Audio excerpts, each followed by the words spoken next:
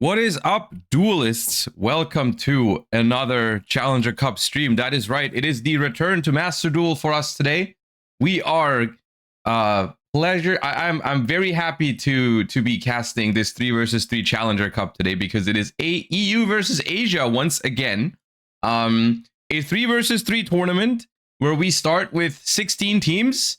Half of them are from the EU, half of them are from Asia. And in the first round, we have 8 pairings of EU versus Asia, and we're going to see which region will come out on top. Actually, let me turn on my lights here. I forgot to turn on the lights. And the players have just started. Let me actually pull up the in-game music for this one real quick.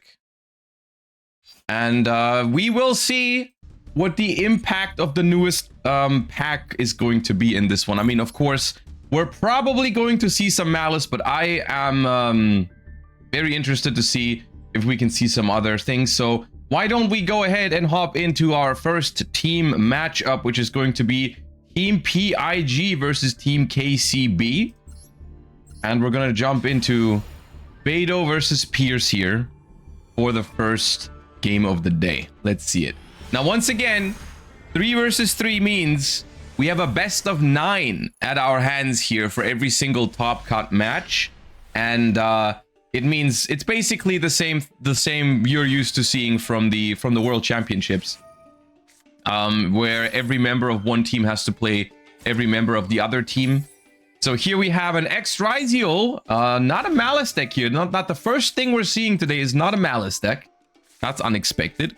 But I mean, Ryziel close second in terms of deck representation at the moment in Master Duel, I feel like. I wonder if this is going to be a pure Ryziel variant or if we're experimenting with the new heraldic cards here, because that is something that people have been doing. So far, we see some standard Ryziel plays. We see a duo drive after the cross is activated, and we grab a 7th Tachyon. We go for Dugaris here. Okay. Trying to draw 2. Discard 1. Discard another 7th Ascension. Node Ryziel sends the Revive Star. That's going to be our detonator. So is this it? Are we playing pure Ryziel here? Looks like it so far. Yeah, usually the heraldic deck sends a different card with X-Ryziel, right? They send like the heraldic Patriarch or something is what it's called. And we used that 7th Tachyon to search an artifact Lancia because we were already able to basically combo. We didn't need to use the 7th Tachyon to search a combo piece. We can just search a Lancia and we go artifact Lancia in response to the set. And I feel like the opponent is on Malice here because they just set a monster in pass.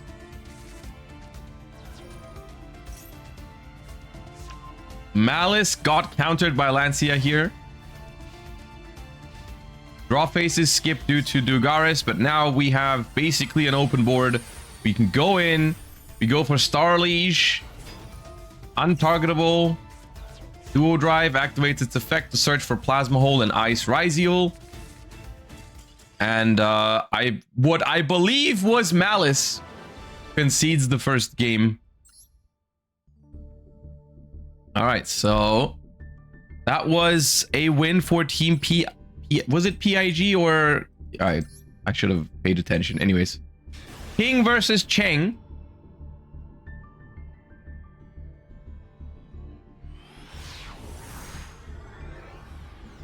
Maybe they were just pretending to be Malice, right? Maybe they thought they couldn't beat the board and so they just scooped. Do not reveal the deck they're playing. Who knows? 7th Ascension for 7th. Another Ryziel here. Okay, from Team PIG though this time around. We ash the 7th Tachyon, hoping that they don't have a starter. They do decide to Called by the Grave that, because I assume that means it is their only starter, so they need that search. They really need that search, so that Ash Blossom is going to be negated here. And we grab X Ryziel. We have to return a card. And if that... Oh, we see some Heraldics. Okay. Here is Heraldry Patriarch, sent for X Ryziel. If this card is sent to the graveyard, you can send 2 Heraldic Beast monsters from your deck to the graveyard, where we send 2 Heraldic Beast Leos. And Leo says, if this card is sent to the graveyard, you add a Heraldic Beast monster from your deck to your hand. So this is how access to X Ryziel or this Heraldic Ryziel deck ends up giving you access to the Heraldic package. And then the stat whale is discard a card to add 2 Heraldry spell traps from your hand. We are being met with a Molcharmi Fuvalos here, however, which is pretty good because we can't really call by, we can't ash it because we called by it and we used the call by already, so it's gonna resolve. We're gonna overlay all 3 for an Evil Swarm Ouroboros, which gets impermed. Kind of odd to give your opponent a Fuvalos draw to then rip a random card out of their hand. It's kind of like doing nothing, but okay.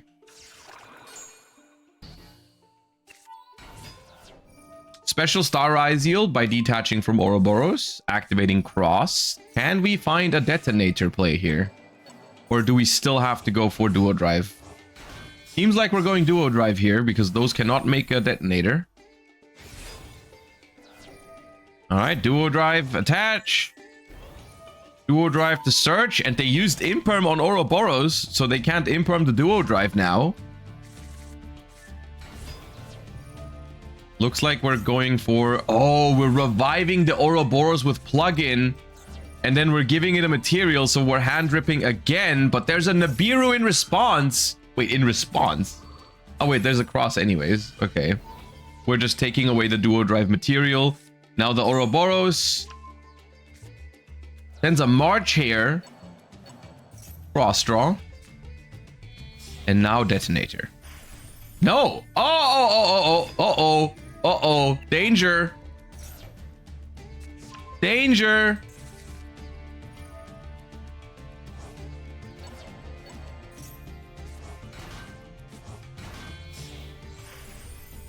Oh, untargetable Protoss. Okay. Ooh, Dominus Impulse was picked up. Okay, wait. Wait. No, okay, that's it. They have no interruption. They have nothing. This is 0 interruptions now because they went for Protoss instead of Detonator. They have no material on a Ryziel Xyz. No material on any of the Ryziel Xyz, so like the Malice just plays now. Okay, well maybe we were a little too focused on Protoss.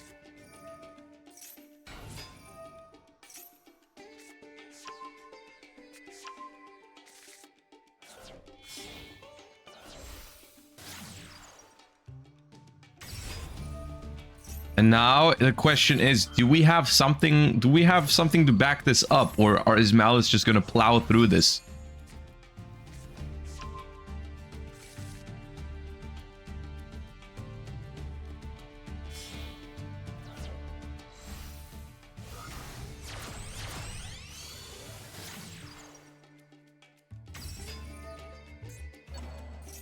They did have a really strong hand, right? The Fuvalos resolving, because they had Ash, Fuva, and then they drew into Imperm, Impulse, Nib, which is pretty good.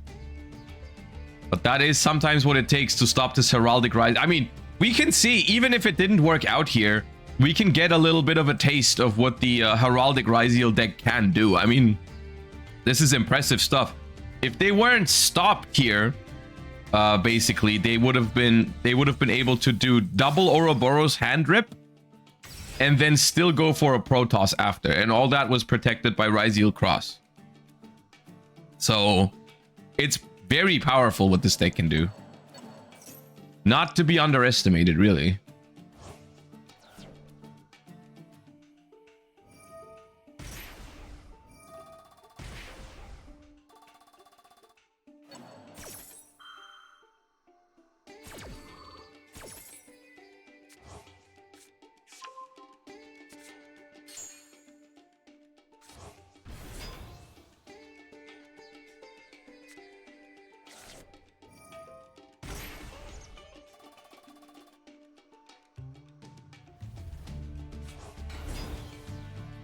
But now we're seeing Malice do Malice things, and unless there is a Nibiru in hand, which I'm gonna be honest with you, Nibiru normally not a card that the Heraldic Ryziel deck plays, simply because all of this extra power for the Heraldic Ryziel deck, it does come at a cost, which is that you have a lot less space for those kind of cards in your deck, right? You basically play the full Ryziel package, and then you also have to play a lot of extra engine requirements from the Heraldic cards. Like Heraldic plays like, you play like 2 of this spell card, you play 2 Leos, you play the Whale, you play the Tachyon spells and everything. Like the deck space is really tight. And then of course you're playing the Protoss cards, you're playing, you have to play your standard like Called by the Graves, Ash Blossoms, Maxis, and so on and so forth. There is not that much space for all kind of non-engine you want in this Heraldic Ryziel deck. Maybe there is like 1 or 2 Nibirus in it, who knows, but I would honestly not expect it here.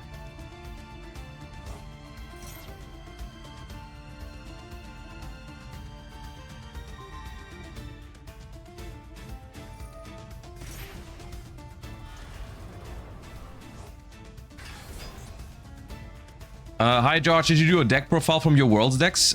We've talked about them on stream. Yeah, I haven't uploaded it on the main channel because we didn't do super well, but it should be like, it should be in the very first VOD after the World Championships. You can still watch it on Twitch.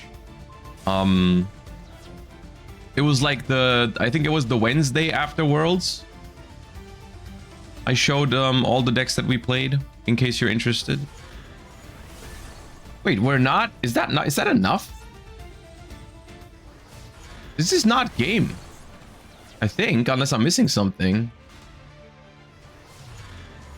Am I missing something? BWC, but like we're banishing Binder, and Binder has already returned this turn. So we're bringing back Ransom. We're getting 2,300 life points. Oh, we haven't used Cryptor yet. Okay, my bad. Yeah, okay, that's the one. We haven't used Cryptor yet, so this Ransom now attacks directly. That makes sense.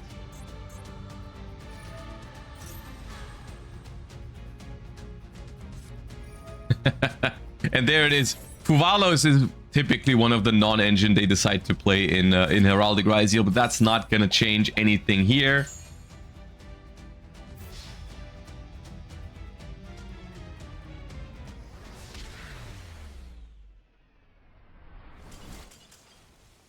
And Ransom is going to give us the first Malice win of the day. All right, so far, we're keeping track.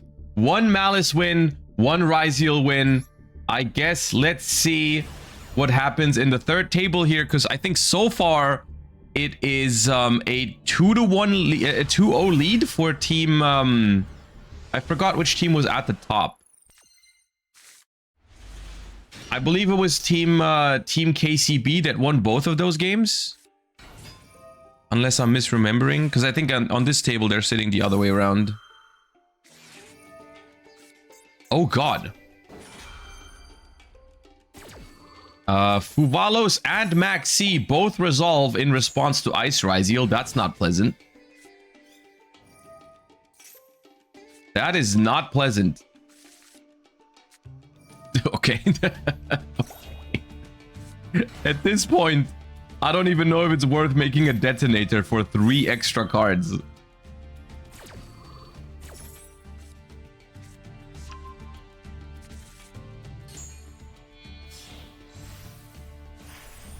What? Duo drive? Okay. We're going in, okay? Well, alright. I mean... Sure.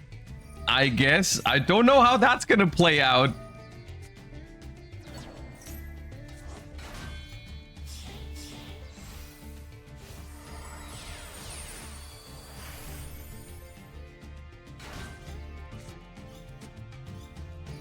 That's a lot of cards.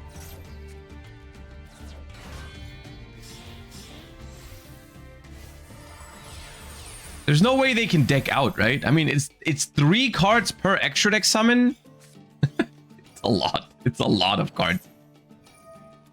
Dominus Impulse. It's another Malice versus Ryzeal. We're seeing Malice versus Ryzeal 3 times in this first round of the Challenger Cup.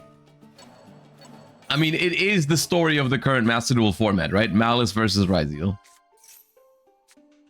Okay, there's Ice. Special Star. 20 cards left in deck. Overlay. For Detonator. 17 cards left in deck. Nope. Okay, I guess the Fuva puts a bunch of cards back now. So how many are we going to be left with? 5 plus... What is it? Plus 6? So we're going to have 11 cards.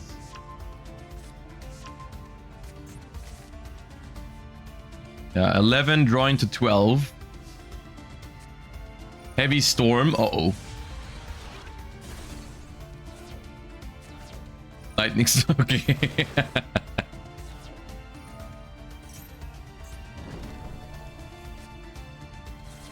Blast. It's Tenpai. Oh god, you gave Tenpai 20 cards. That's not good. It's funny, the Lightning Storm, I don't know if you've noticed too, because the Lightning Storm just didn't do anything because the Detonator was protected from the Star Liege. So the Lightning Storm literally just like, it was just for the animation. Wait, what? Typhon?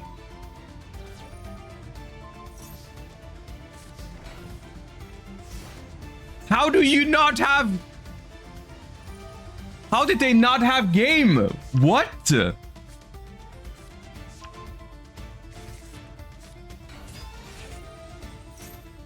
And now we're doing Heraldic. How is... Okay, how are we winning this game? Can we talk about that for a sec? How are we winning right now? Are we winning right now? I'm...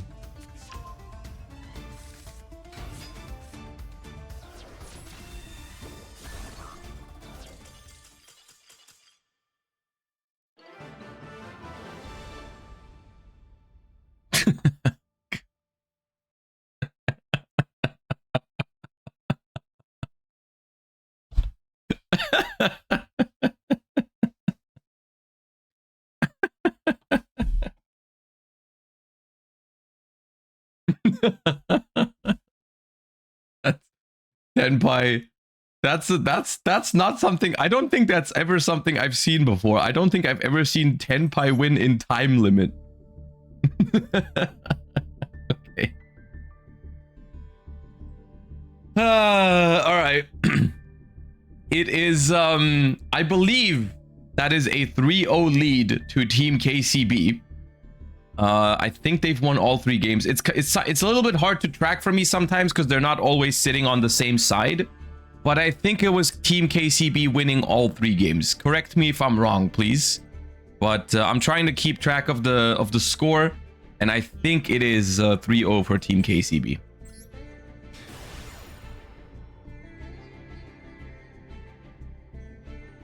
I mean, to be fair, we watched that last game in the replay function, right? Like, we didn't see how long they were thinking on the first turn when they were under double Fuvalos and Maxi, right? We didn't quite get to see how much thinking went into that first turn. So I assume it was just like they took a long time for that first turn. All right, we see a Molcharmi Purulia, which is really good against Ryzeal, so we decide to Ash it. And we do not get hit with a Maxi or Fuvalos for now. So we're going into the X Ryzeal, and once again we're showcasing the heraldic combos. We're sending a Leo, and then we're special summoning Sword to grab a star. Normal summoning the Stad Whale. Stad Whale, discard 1 to add 2 copies of Advanced Heraldry Art. And then we make a 3 material Evil Swarm Ouroboros. That's going to be a hand rip, and we're taking away Sangan Kaiman, the one-of. Okay, that's going to be annoying. Special Star Ryzeal, activate Ryzeal Cross, and then now activate Advanced Heraldry Art to special summon out 2 Leos and make a duo drive immediately.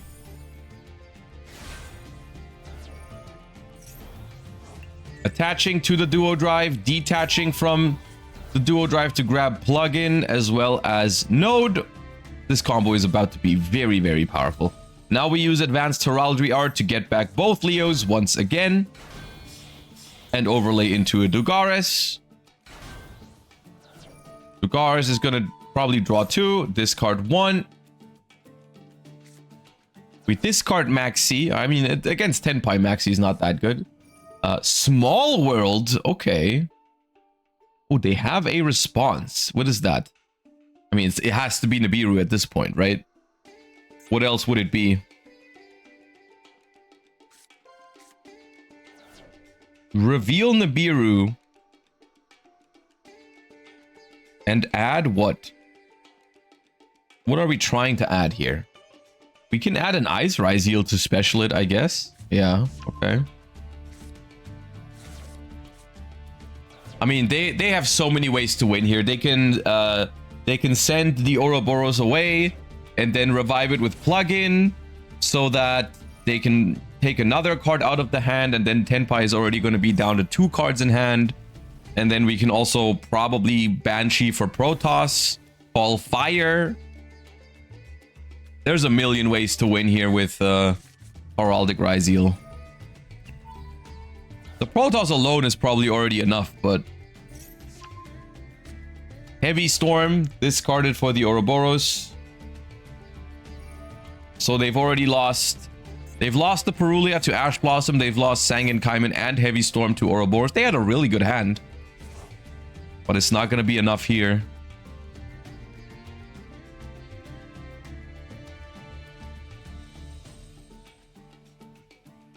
And I think this is looking very good for Team PIG, and they might be closing the gap a little bit. There's the Star Leash. Okay, where does the Banshee come from now? Oh, Node. All right, Node. Send Dugares. There still is a response.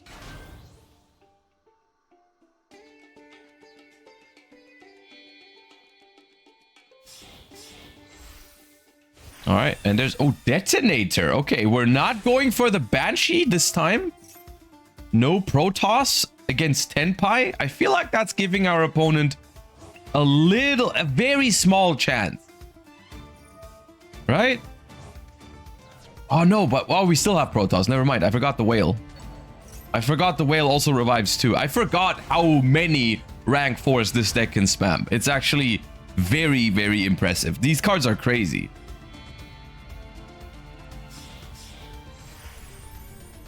Okay, but how do we... Oh, we can banish cards from the field for Protoss, right? I was about to say, how do we make room for Protoss even? Because we're going to summon the flag and then we're going to have a full board. But I think Protoss can banish monsters from the field. And then we're going to have Protoss call Fire as well.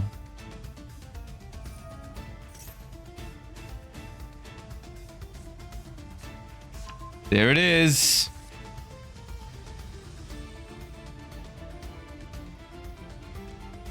And it is an untargetable Protoss as well because of that Star Leash. So even if we had like an impermanence, we couldn't use it. So Protoss is going to declare Fire.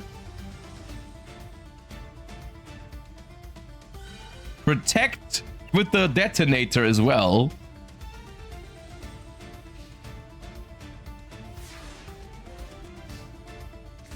And we pass. And I don't think Tenpai has a way to beat this with 3 cards in hand.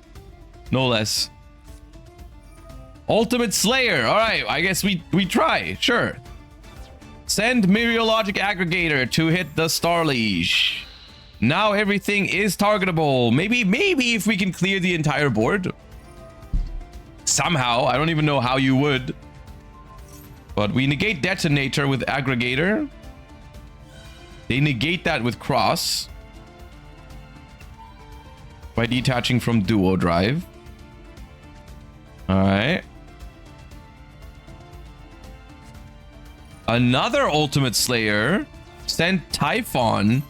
Spin the detonator. Alright, Raigeki now, I guess, or something. I don't know. Maybe if we can survive one turn. No, end phase. Okay, or sure. I mean, here's the thing. Even if somehow Ryziel does not find game here, they have another Protoss Call Fire. But they can also just search a Pyro monster with Banshee, so they will have another Ryziel.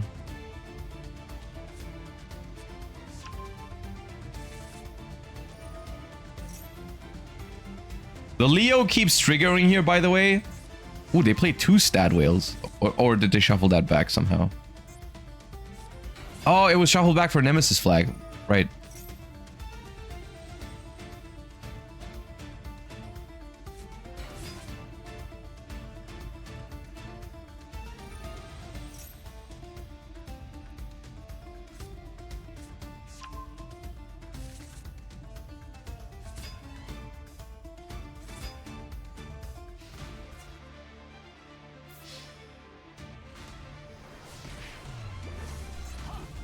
And that is going to be, indeed, Team PIG catching up a little bit. Maxi to add insult to injury. And Ryziel takes down Tenpai here with some heraldic combos that are very, very powerful, as you can clearly see. Let's see what's going on down here between Piers and Zines.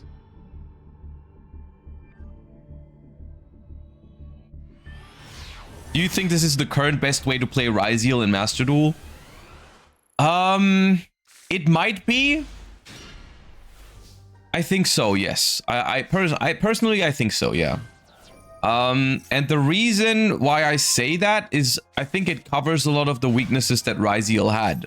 I mean, Ryziel was already a pretty good deck, but like with this version, you can no longer get countered by like board breaker decks, for example, right? Like board breakers were pretty good against the traditional Ryziel deck because like Detonator, Cross, and Plasma Hole as your end board, like it was pretty solid. But like if your opponent is playing like board breakers, Heavy Storm, Lightning Storm, Ultimate Slayer, Droplet type of stuff, then you could have just lost to that.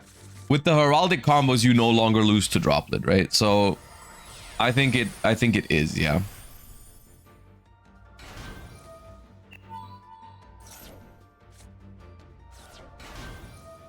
And I think we're seeing this here. I think we're seeing a more traditional Ryziel approach here by Pierce, who is not playing any of the heraldic card, it seems like. So we're just going to go Detonator, Duo Drive, Cross, draw 1. We have a lot of cards in hand. We special the Ice and set 1. Discard a Nibiru for that Ice. Okay, sure. Small World gets Ash. Small World? What do you mean by that? Is that a Ryziel mirror? Seems like it. Yeah. Special Ice by discarding Leo. So Leo activates to add a heraldic monster from deck to hand. Detonator pops the Leo, the Ice. We negate the Leo. Normal summon Ice. I mean, that was obvious. Obviously we had 2 Ice.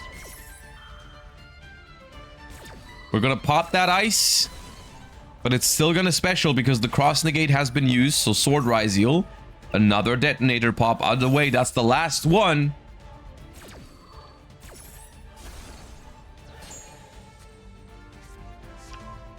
X Ryziel, and that can send the Patriarch.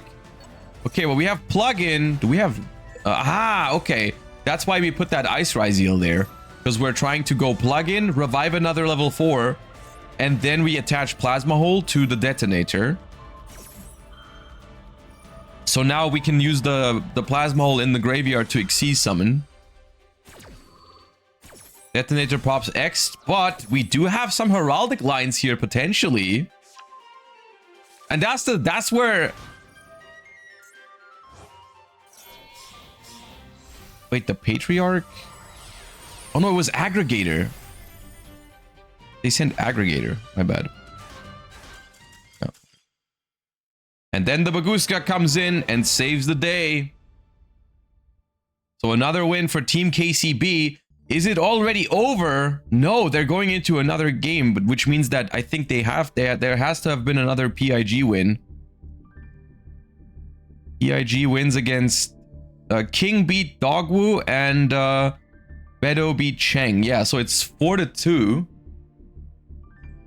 I believe. I believe it is 4-2 in favor of Team KCB, unless I made a miscalculation somewhere.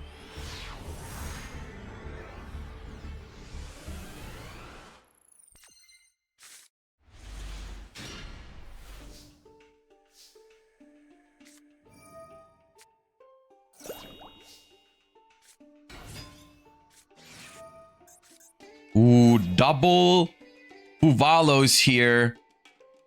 No, Purulia and Fuvalos. Okay, that's inconvenient for Malice, at least. Especially when you start with normal summon March here. I assume that's not what you want to see. Because normal summon March here probably indicates a backup Adignister in hand. Because they probably want to go normal. But actually, if you have March here and backup Adignister, do you go normal summon March here? I feel like you go normal summon backup and then search a Malice name and discard it and then banish it for March here, maybe? But okay. Getting hit with both of those prompts us to just pass the turn, and it's another Malice versus Ryzeal here. X Ryzeal being added by revealing Masquerade for 7th Tachyon. And I would be shocked if that wasn't our next step here.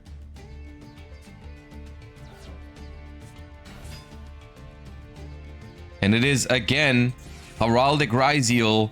So this X Ryzeal represents a lot of pressure.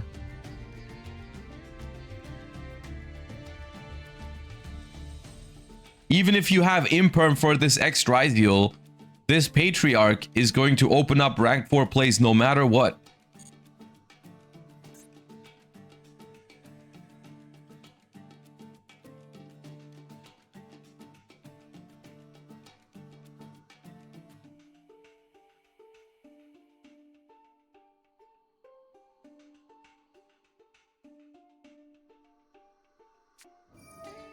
We do decide to negate that X Ryzeal with Malice in the mirror.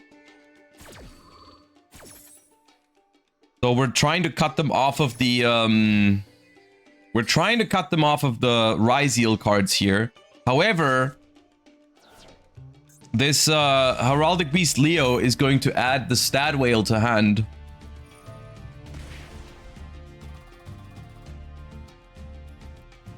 And that Stat Whale represents a lot of pushes.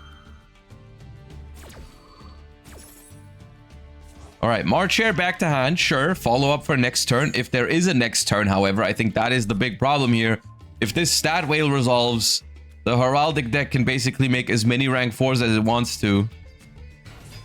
Normal summon Ice instead of normal summoning the Leo, the Whale. The Whale also needs to be normal summoned, right? Normal or special summoned. Okay, but how do you special summon the... Can you still special summon the Stat Whale? I guess you can do Garrus for it.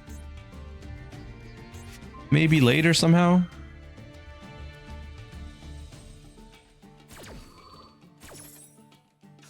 You'd have to like send it for Node or send it for Ice and then bring it back with Dugaris. Okay. But an Imperm on the Ice Ryzeal here. And now it's Ryzeal Cross being activated. So we could see a Detonator or Duo Drive, depending on what they feel like.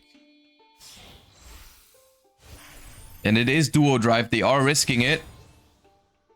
The thing is, this does not really work against Ash Blossom, because if you get Ashed here, you can't really cross-negate it, because if you do cross-negate it, you would have to detach a material, and then you wouldn't have 2 left. So Ash was pretty good here onto this Duo Drive or Ghost Ogre or Veiler or something like that, but they didn't have any of those. So the Duo Drive is going to be resolving. I mean, to be fair, if they had Ash Blossom, they probably would have ashed the Fuvalos last turn or the Purulia. So I think it's a fair assumption to make that they don't have Ash Blossom.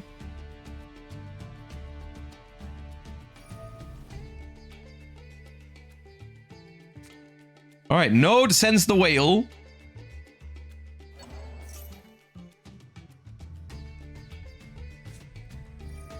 Dominus Impulse is pretty solid here. That's going to destroy the Node because we do have an Imperm in the graveyard. So that's pretty massive. Okay. We still have the whale in the graveyard now to use the effect to banish itself to bring back 2 Heraldics. And we have the cross to draw a card.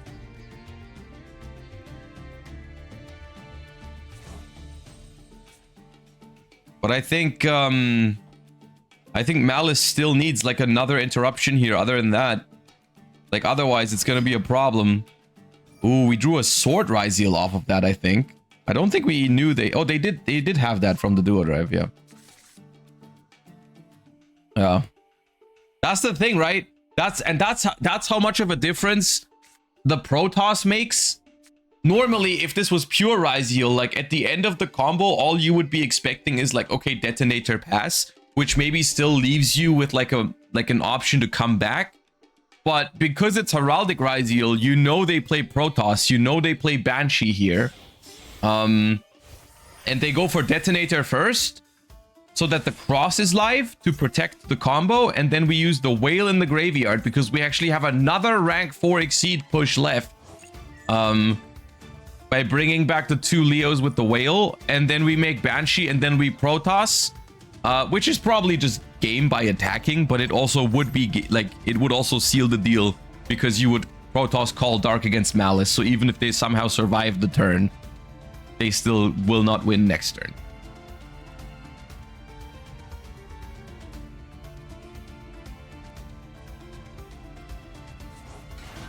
So here come the 2 Heraldics.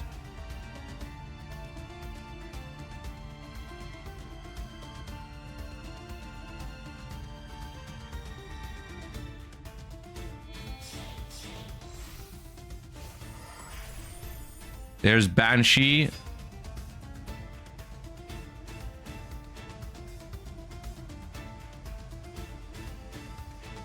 The synergy between these archetypes is just so amazing. Because, like, normally, that's also something you have to realize. Normally, this Banshee combo, it doesn't work in every single deck.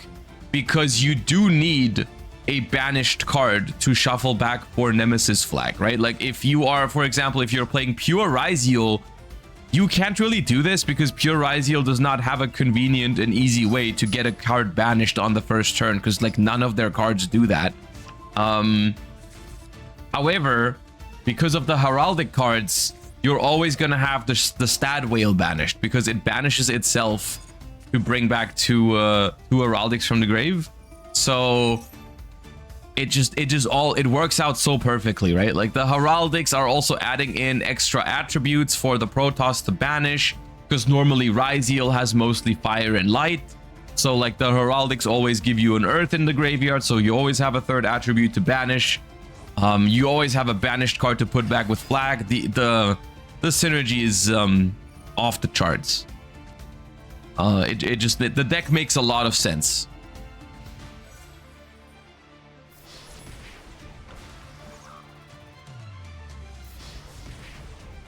And so we do attack for game right away, but even if there was another turn, Malice would not be able to special summon any dark monsters, which is all of the Malice cards. So there would be no way to win for Malice regardless. And Heraldic takes it. All right, let's see what's going on between these two down here. So currently the score is 4-3 in favor of Team KCB, I believe. There was another game that already finished, so there is a chance that the match is already over, but I don't know the result of that other game. Pierce shotgunning a Maxi in the standby phase here, resolving it against Ryziel. So let's see. We've seen Ryziel push into a Maxi before, and they do decide to do so here as well. Sword Ryziel summoned by Ice. So one draw. Do we go in, or do we just go like Detonator or Baguska? Now we go Duo Drive again. Okay.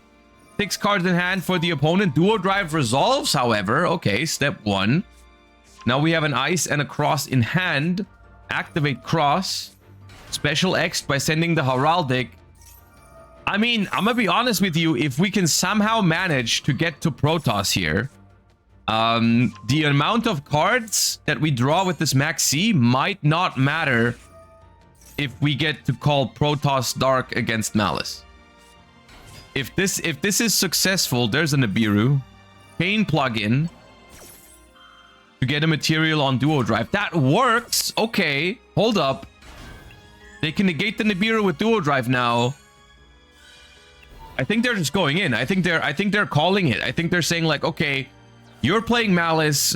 I'm going Protoss Call Dark, and I don't care how many cards you have in hand. Now there is ways how Malice can prevent this. Of course, there might be like a Dominus Impulse on the Nemesis flag. I think is one way to do it. Imperm no longer does it because the Banshee. Yeah, maybe Imperm on Banshee could work. We'll see. I think it's unlikely to actually work, but we'll see. Sword. This is the Banshee. No, it's Dugaris first. Okay.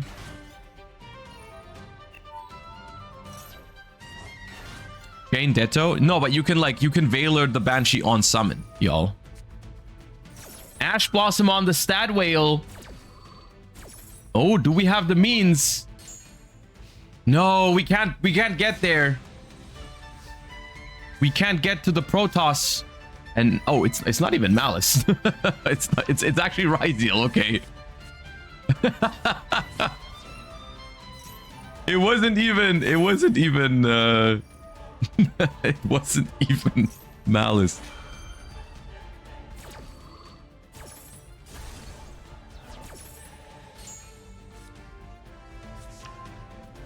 Yeah, that's a lot of cards. 15 cards.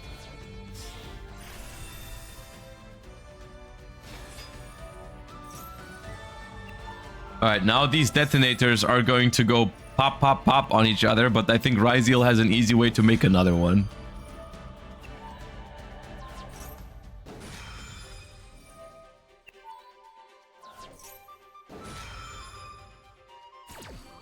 Alright, both detonators immediately offloading all of their materials. And that's already basically the entire board gone here for King. And I think now it's just a matter of executing this turn well, because I can't imagine they don't have what it takes to finish the game this turn. There's a Duo Drive. Detach 2, search even more cards because don't have enough cards in hand yet. Plug in and Plasma Hole. Send Ascension for Node, special. Make Dugaris. Activate plugin. Bring back Detonator. Attach to it. Dugaris, double the attack of Detonator. Make full armored Utopic Ray Lancer. And I think that's more than enough. We are live now, but I think KCB is going to move on into the top 8 here. And so far, the story of the day absolutely is... I mean, here it's Ryzeal versus Ryzeal, but so far it's Ryzeal versus Malice. Is the only two decks we've seen so far in the top 16, because, I mean, let's be honest, they are by far the best decks in Master Duel at the moment, so it is to be expected in a 3 versus 3 tournament where no one wants to let their teammates down, everyone wants to win for the team, everyone is playing these decks, at least for now. I'm sure we're going to see some other stuff today as well. Interesting to see the Heraldic deck in action, though, today. That deck was very impressive, I think. That deck looks scary, so I think we're going to see more of that. Even though if Team PIG is eliminated here, who were playing that deck, I think on multiple of their players, they had the Heraldic Ryzeal. But yeah, that was our first top 16 match. Let me just quickly check how much time we have left. There's about 10 minutes left in the round. Maybe if there's another match still going. Does not seem like it in this room. There's another room we can check, however. Let me find the other spectate ID.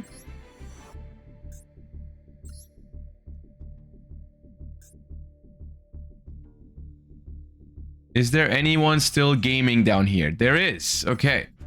I have no idea what the score is here between these two teams, so I'm just going to reset it to 0-0. But I assume, since we are very late into the round, there's a chance that these two are playing for their teams to advance. Alright, we see a Max C activated here by player 2. Normal summon Sword Ryzeal. Special summon X Ryzeal. Or search X Ryzeal for now, then special summon X Ryzeal. Search for Sword. And then probably just make a detonator with 3 materials. No, Bagooska. Okay, fair enough. Set 1 and 60 card deck over here. Alright, that's not Malice or Ryzeal, most likely. That is probably Branded. Branded can have a tough... You opened Maxi in 60, by the way. I'd be furious. Anyways, Branded can have a tough time with Bagooska sometimes.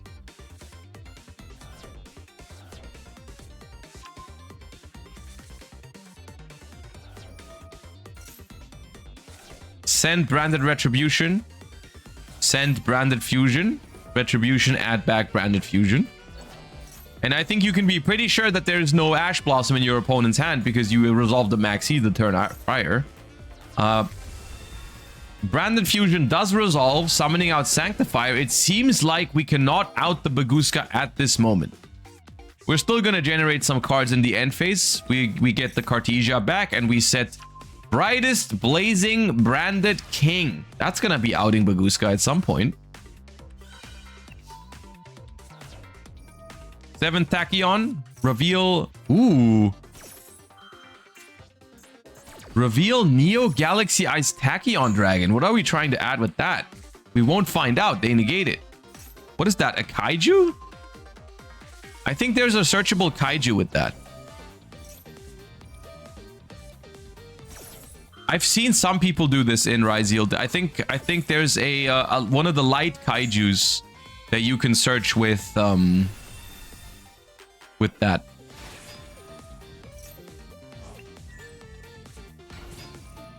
It's an interesting tech. All right, Ice summons X, searches Node. Is Protoss level 9? Maybe. I don't actually know, but Protoss is a dark, so they reveal a light. I think it's like it might be higher level too than. Protoss is 11. Okay. Oh god, hey, we have a Called by the Grave. We have a Called by the Grave for Duo Drive, which is already in the graveyard. And then we also have Fusion Duplication, which is very rough.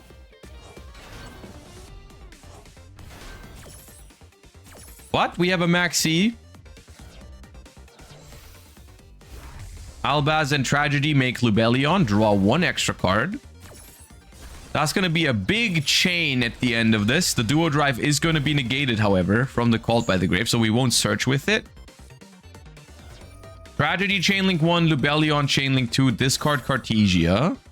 Chain Detonator. Destroy the Lubellion. Okay. That's probably going to get shuffled in anyways. Yep. And then they make Mirror Jade. Draw another card for Maxi. Tragedy adds Aluber. Special Node. Activate Node. Send the Maxi that we've gotten from the Albion. Overlay. For Exo Sister Asophiel. To bounce the Mirror Jade. Okay, interesting.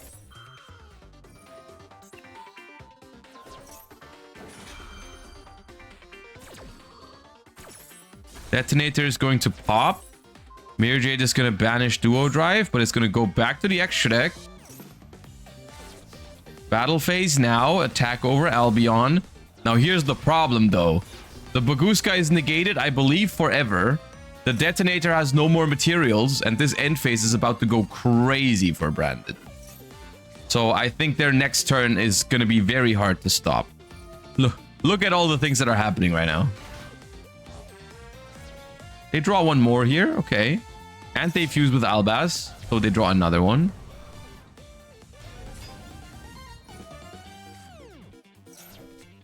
And dude, this end phase is longer than the rest of the turn.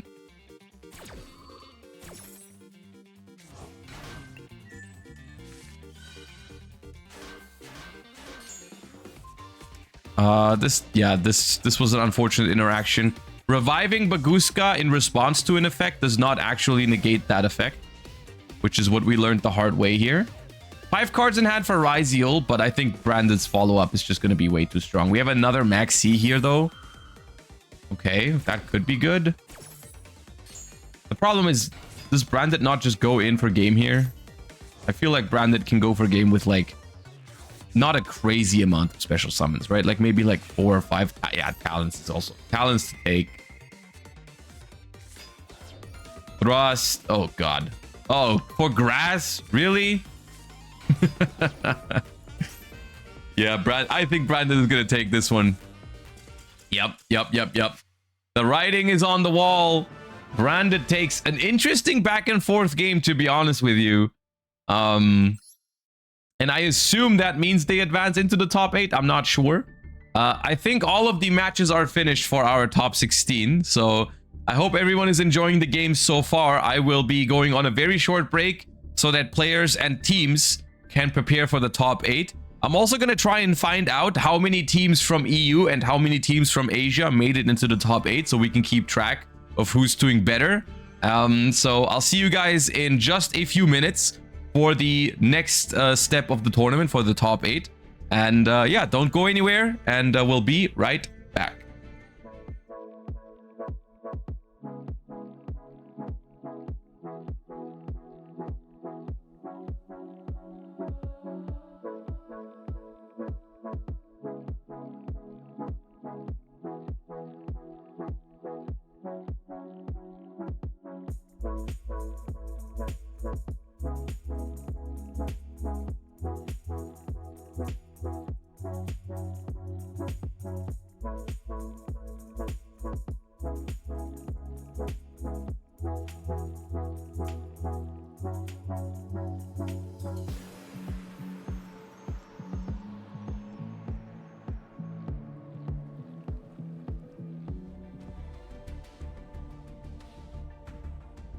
That was a short break, wasn't it? Let me update this thing, because we are in top 8 right now. We are in top 8. That Branded game, apparently the replay took so long. I didn't even realize the top 8 had already been, like, they already were seeded and starting right away. I have good news, or at least I think it's exciting news. The top 8, we started with 8 teams from Europe and 8 teams from Asia. And in the top 8, we have 4 teams from Europe and 4 teams from Asia. So it is still all very much up in the air. Both regions represented in equal numbers in the top 8, which I think is awesome. So we're going to jump into our top 8 matches right away. Since we have spectated Team KCB in the top 16, let us go ahead and check out a different table over here. How about we go into Mirio versus Shady, which is Team SBL versus Team EOS. Let's see what's going on here.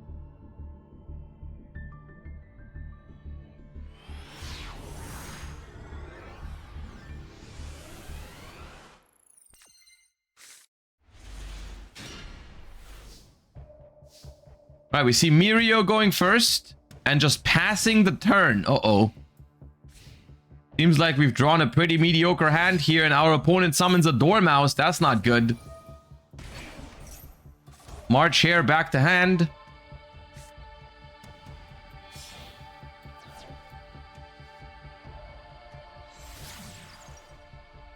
Linking off the Dormouse for Link Decoder. And now we activate March Hare, and there isn't even a Max C. So that's going to be very rough. Dormouse effect in the banished pile is going to return. And that's going to give us the 3 materials needed to make Red Ransom and bring back the Link Decoder to make Appaloosa with. And from that point on, it's going to be a struggle for sure for Mirio here.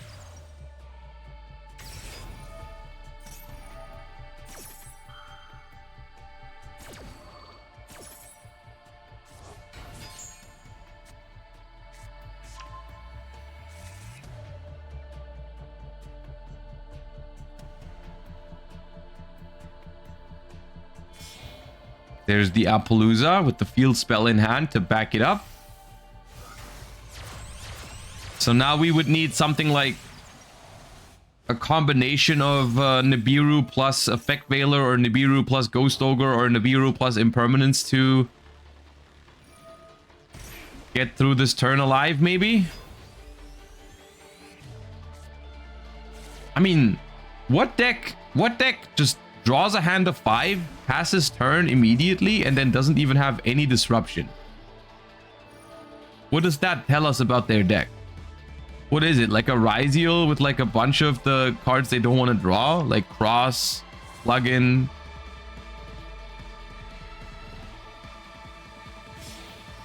Memento? I mean, judging from my Memento experience at the World Championship, it could very well be Memento, yeah. Going second 10-pie? Yeah, but they went first. They select. There is an Nibiru. Okay, well. Can we make it resolve? We can make it resolve. Okay, you know what? Maybe we're in for a little bit of a game. I mean, Malice still has 5 cards in hand and a set card, so they are still very much ahead here. They might still be able to do a lot more. But at least we're resolving this Nibiru.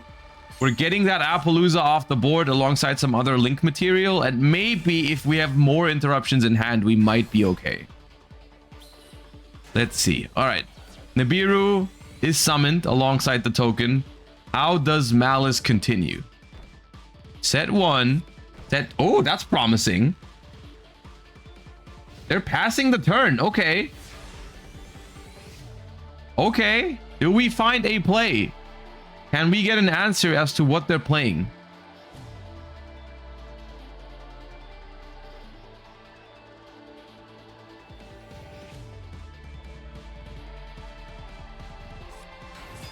It was Malice themselves. Okay, Malice not opening a play in Master Duel is certainly rare, because that deck is so consistent in Master Duel. 3 Dormouse, 3 White Rabbit, 2 Gold Sarcophagus, 3 field spells, Allure of Darkness, backup Ad Ignister now. But okay. It is Malice versus Malice after all.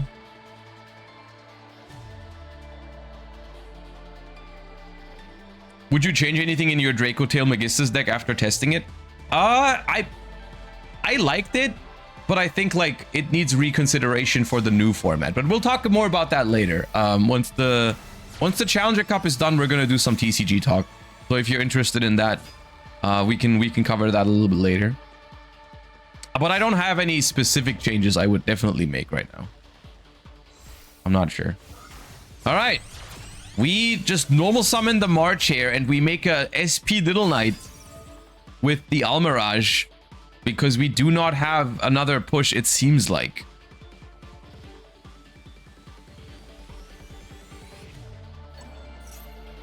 We're going to go SP Little Knight, banish our own March here to try and recover it back to hand.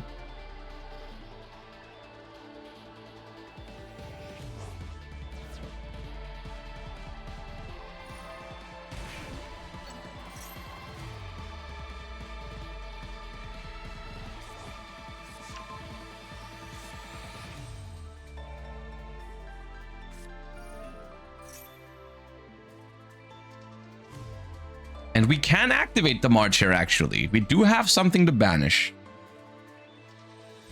It would have to be from hand, right? I don't think we have anything in the graveyard. Yeah, okay. Dominus Impulse without a trap in the graveyard, however. So the March here is going to stay in hand. That's not the worst news. Probably 2 March here. Could be. Druis Worm. Druis Worm. Banishing Nibiru, but what does SP plus Druis Worm do in Malice?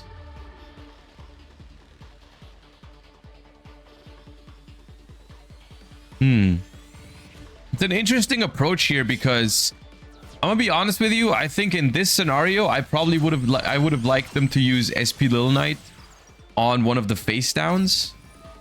They make Transcode Talker. But Transcode Talker, I believe, cannot activate because it says you cannot special summon the turn you activate this effect except Cybers. That's the entire turn. And because we've summoned Druisworm and SP this turn, we cannot use Transcode.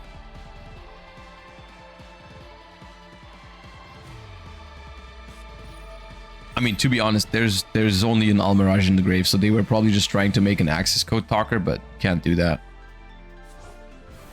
And here is the GWC in the end phase to summon back Red Ransom, and that's going to search another Malice spell card. And I believe it's fair to say that Malice, there's no realistic way to stop Malice here on the next turn. The Ash Blossom is going to be used on the Red Ransom, which might look strong. However, this also tells your opponent, if they paid attention, they will know exactly what this set card is now, because if you put 2 and 2 together, they had a March here in hand last turn that they were able to activate. So the set card has to be a Malice card. It has to be one of the Malice traps or Malice in the mirror, and none of those is going to be good enough to stop this turn. And so Malice is going to win against Malice here. Yeah. And now we're going to see Fox versus Poke. Or Pokey.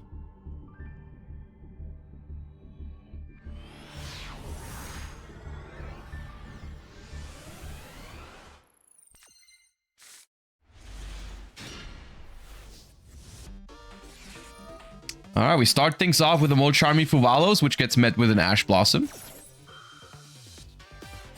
We're seeing a 43 card deck here against the 40 card deck. Set 1, activate Allure. Banish Dormouse. Dominus Impulse is live because we set a card. So the Dormouse is going to be stopped here in the banished pile. And we have a Drollin Lockbird in response to the Dominus Impulse. Set 1 end phase. Oh, we played into that impulse. Okay. Oh. What is up with the Malice players not drawing playable hands today? Okay, pass, sure. Now we activate MTP07 to get a Dormouse. Now we can play. It just took 4 turns. Lancia, though. It's going to take some more turns. Chain March here. Okay.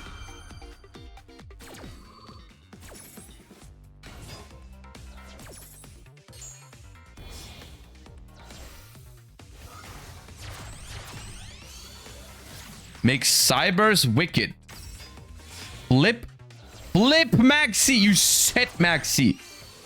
Okay, you make Almirage, but like Wicked also needs to banish, so...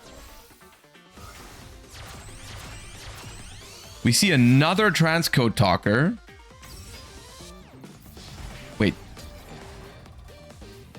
Were they also not able to activate Transcode Talker? Why were they not able to activate Transcode Talker?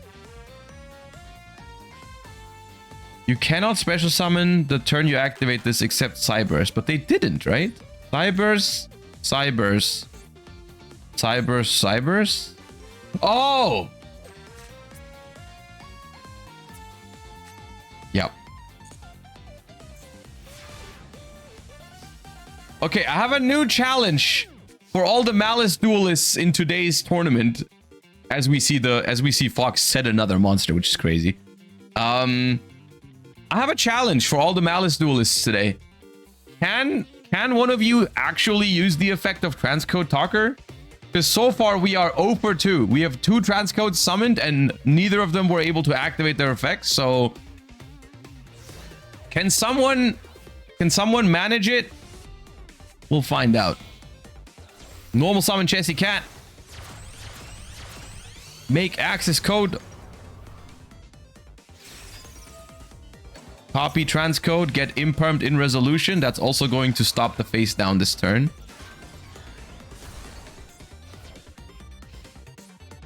The set card was another... Dude, there was 2 set maxis this match. End phase again. Oh my god.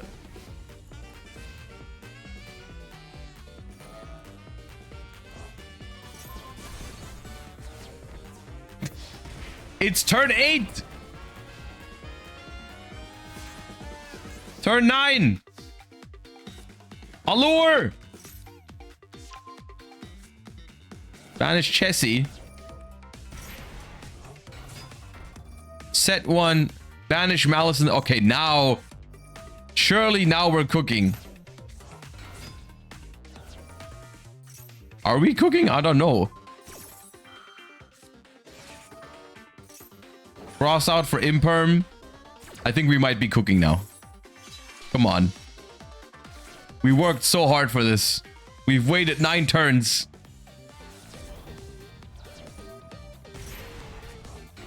There's the White Rabbit with the set MTP. March Hare back to hand. I think we got it now. Barely.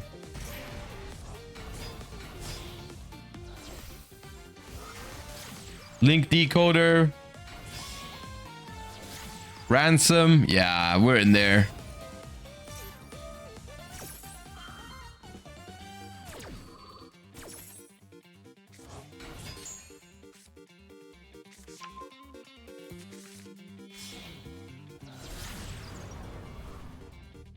Alright, access code Talker Stare Down.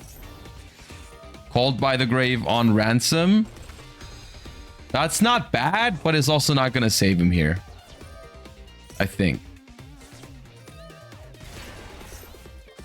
Maybe it actually gets you through the turn? Maybe.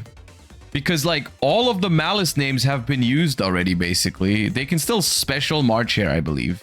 Yeah. But they've used the banish effect of Rabbit, Dormouse, and Chessie Cat. Yeah.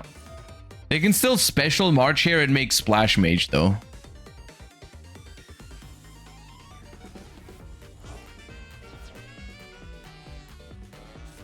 But is that game? I don't think so. I think they're better off just attacking. Yeah.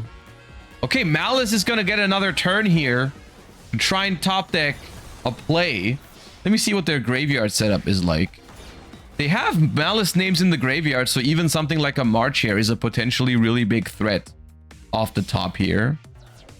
So, okay.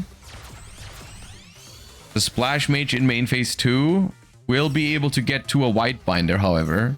So there's gonna be at least MTP 07 as a disruption.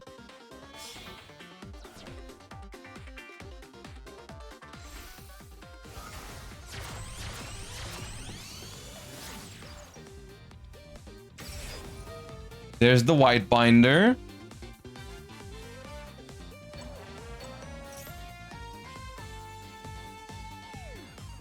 Banishes some trap cards out of the opponent's grave to make their Dominus Impulse worse. I get it. That makes sense.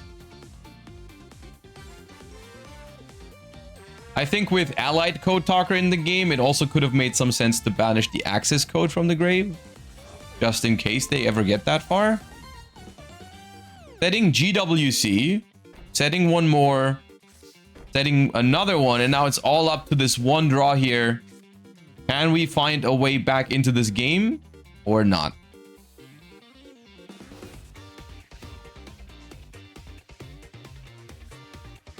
Gold Sarcophagus is a way back into this game for sure. No, okay. Never mind.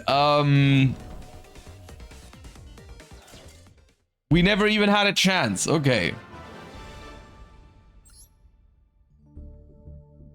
And once again, Malice defeats Malice. Okay, let me quickly see the score between these two teams. SBL Fox defeated Pokey. We just saw that. So that's 1-0 to SBL. That's a win for EOS. And another win for EOS. Okay, so Team EOS is up 2-1. As we are waiting for the players to come back to their tables and play their next opponents. 2-1 lead for Team EOS.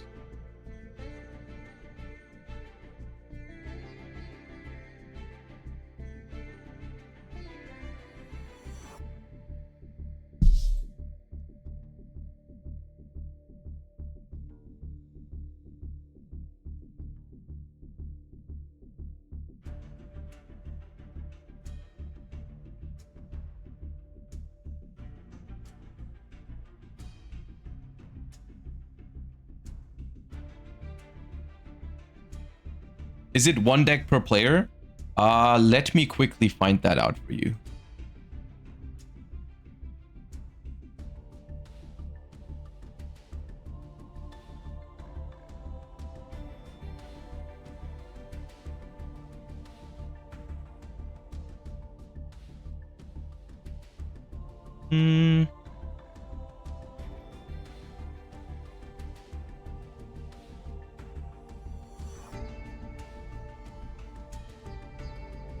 One deck per player, yes. It is 1 deck per player.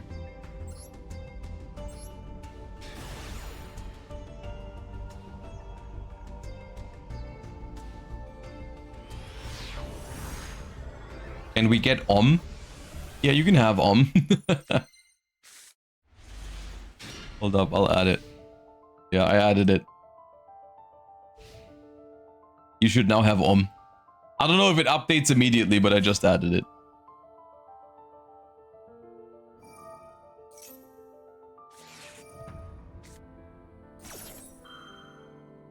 Does it work for you guys? Because I can't see it in my dashboard.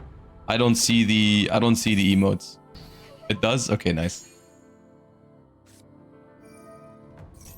Alright, we have Malice getting ashed on Chessy Cat, but opened the field spell so we can still play.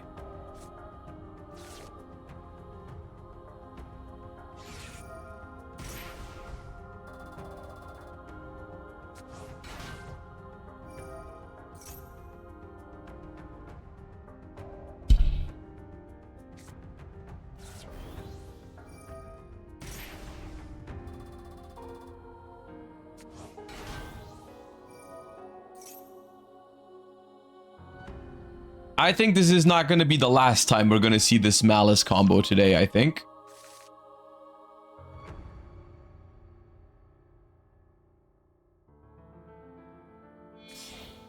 Do they incorporate Cyber's Wicked into the standard combo now?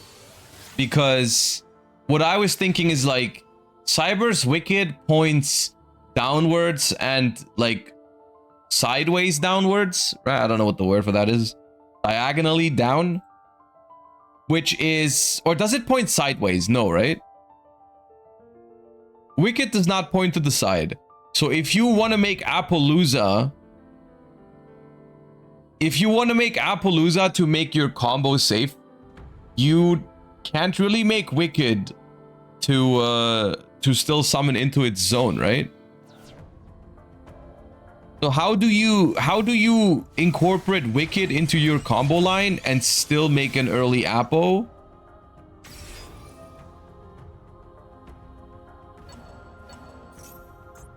I guess we might be finding it out now because they're already doing something different here. They're going for White Binder and not Ransom. I mean, maybe also just because they drew the field spell.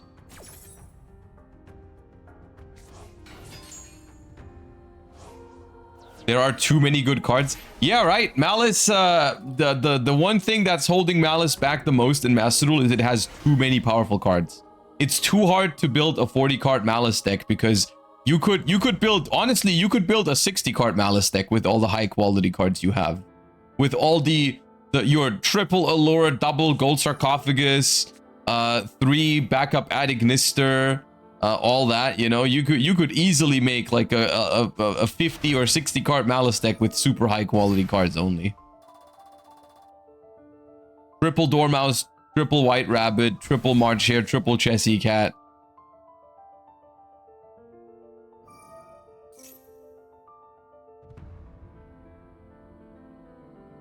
Oh, you play Malice, name every Cyber special summon?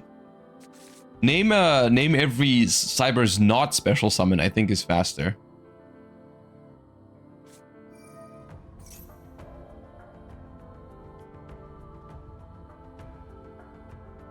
Okay, March here. Banish March here. Power play.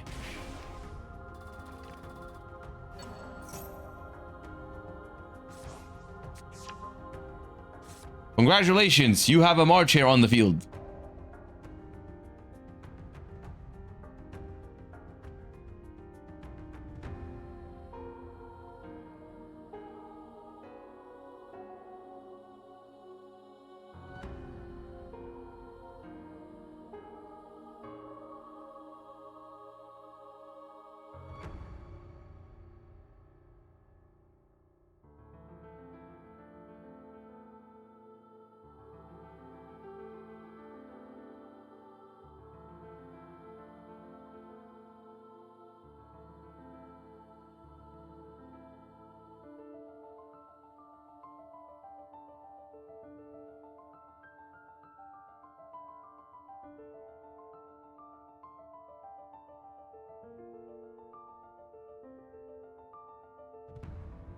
Waiting.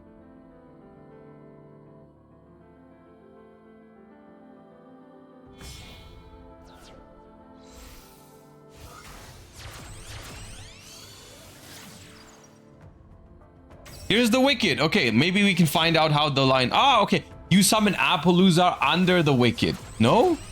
Are we already... Okay. Flash. This seems risky into Nibiru right now, to say the least. There's backup Adignister. Which, yeah, in case you haven't noticed, is a tuner. Which is very important with all the countless synchros you're summoning with it. So Cyber's Wicked can search it by banishing a monster from the graveyard, which is very convenient.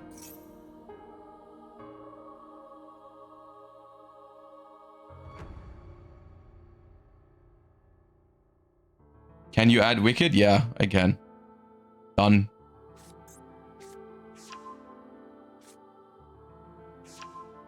But that's the thing, right? If you had Nibiru in hand, would you really have summoned Marchair there? Probably not.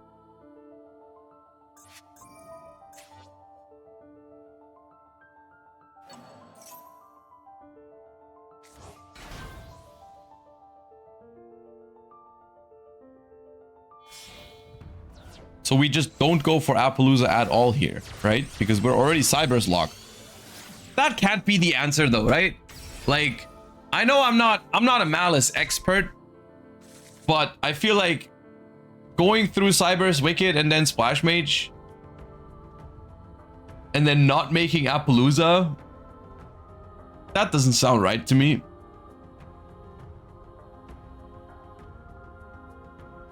I feel like you should still always make Appaloosa.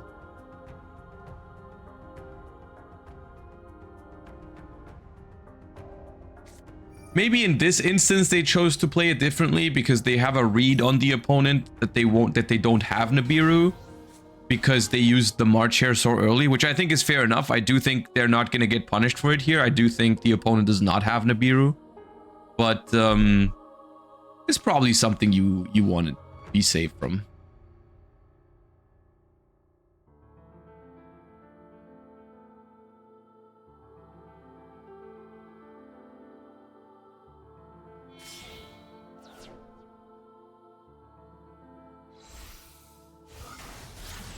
There's Heart's Cryptor, which is going to be able to banish this Marchair for free, basically.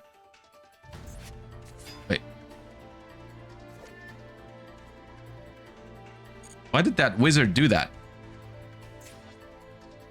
Did we just banish wizard from the field to change the Marchair to attack mode? Why?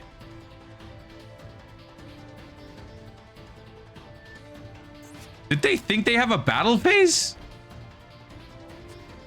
Nah, this is not your end board. You're not done. I know you're not done. They didn't even use Cryptor to banish the Marchair.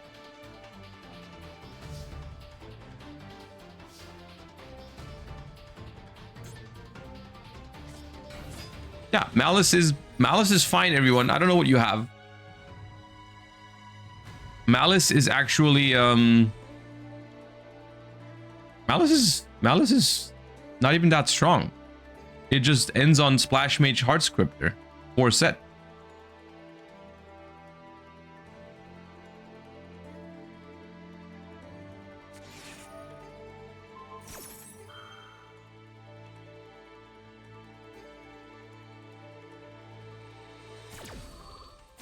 Old man yells at Malice players. That'd be a dope title for today's stream.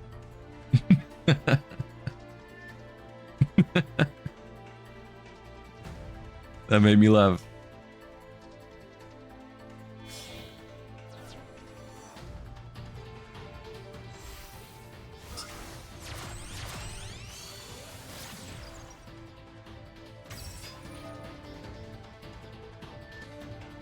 Alright, Heart Scriptor is going to banish the Wicked.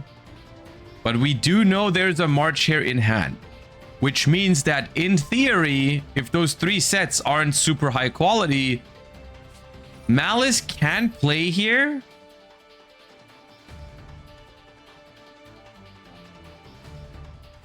But I would assume that there is something back there, right? Like a MTP07 or another Imperm or Dominus Impulse, even though Dominus Impulse was really good on this March here and they didn't do it, so I don't think there's an Impulse.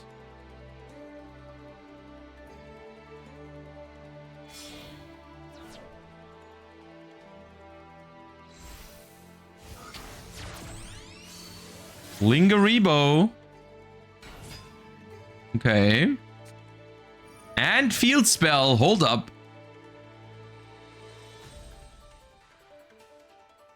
That resolves. Wait a second.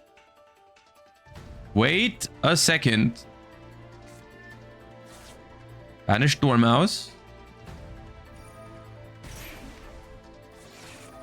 Cross out for Dormouse is brutal here because it's not a trap card. Oh, that's so mean. That's so mean. They had everything covered with the Lingeribo. They were covered for Imperm. They were covered for Dominus Impulse. They were ready for MTP07, but not for Crossout. Now I think all that's left is making Splash Mage, unless you have a Bestial in hand, or backup, or Wizard, or Gold Sark. There's actually a lot of things that could still happen.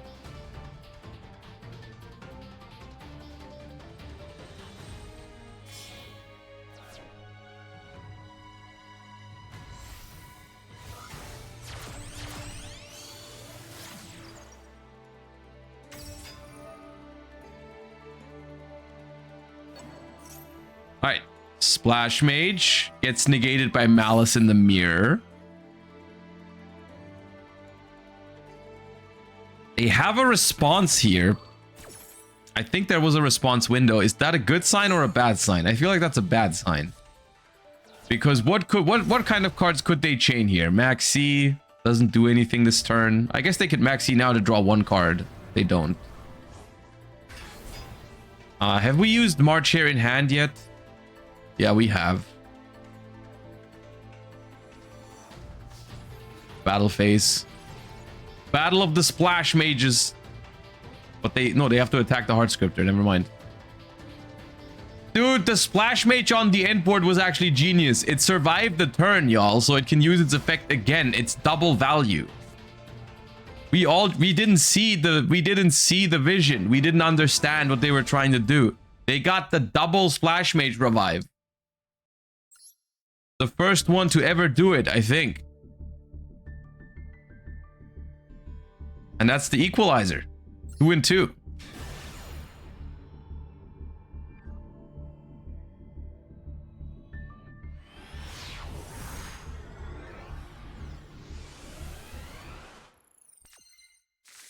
All right, we see SBL Fox going first.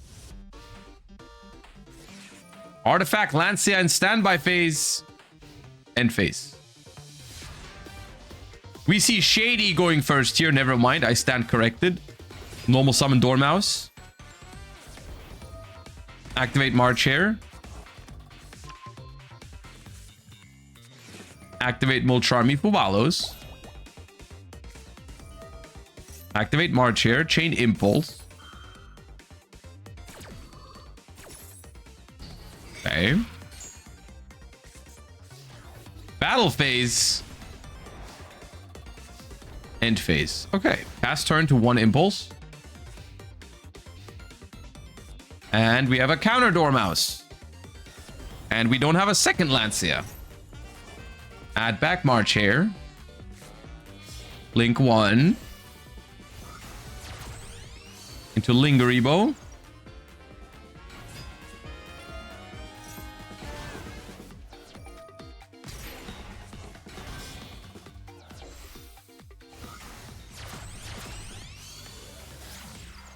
Then we make Splash Mage under this Lingeribo. Presumably, we don't want to link off this Lingeribo. We're trying to keep the trap negation alive. I get that. That makes sense. Red Ransom. Searches for the field spell.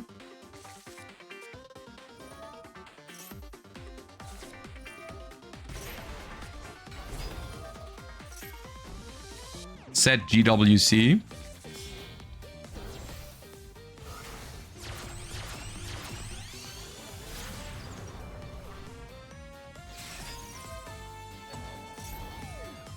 Access code, banish ransom, destroy the set Dominus Impulse. So the Lingaribo was pretty good there.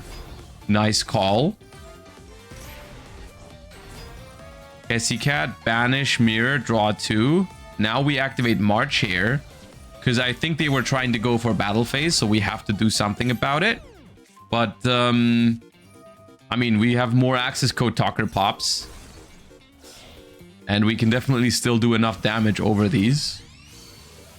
There's Link Decoder.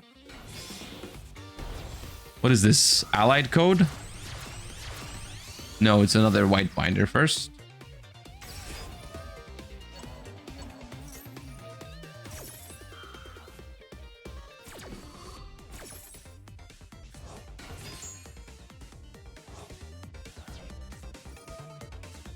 BWC, banish binder, summon ransom, gain 23, binder effect. Second impulse in hand, however. Hold up. Do they survive? I mean, even if they survive, though, they have 1 card in hand. The opponent has 4. They do survive, and they even keep March here on the board. For now.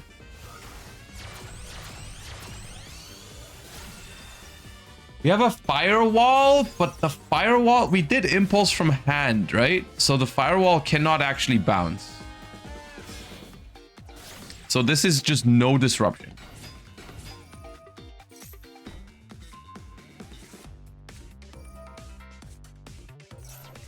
Okay, Ash here is pretty good.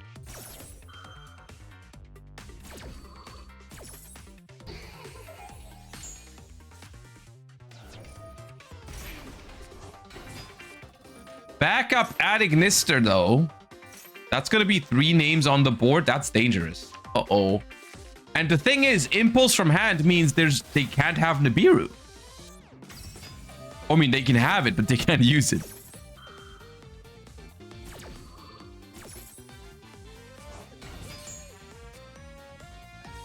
Malice in Underground. Access code talker. This game went a lot differently than I thought it was gonna go. I feel like Fox had it. But suddenly no longer. I mean, that's the thing, right? Even with Malice being as powerful as it is, which it is very powerful, you still have to play it well, though. You still need to know your ways with it. You know, it is a combo deck, and it still needs to be played. It needs to be played properly. You know, it's not that easy. And we see Shady take down Fox here, bringing Team EOS the 3-2 lead. Let me very quickly check in the replays. EOS Shady versus Fox, GFAD versus Pokey. SPL, I think it's 3-3. Yeah, it's 3-3. Okay, exciting. Pokey versus Mirio, let's go.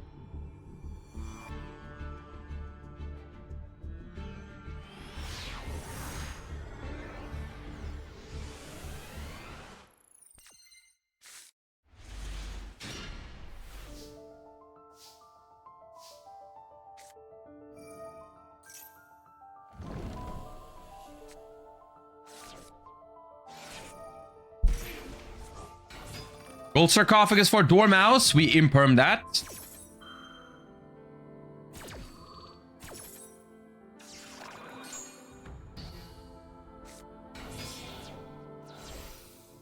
Any GK so far? So let me clarify, because as an Unk, when you say GK, I think you mean Gravekeepers, but I'm sure you mean something else, but I can't think of what you mean. Because, oh, Gem Knights. Ah, okay. Dude. I really thought you said you meant Gravekeepers. No, we haven't seen Gem Knight yet. Not yet.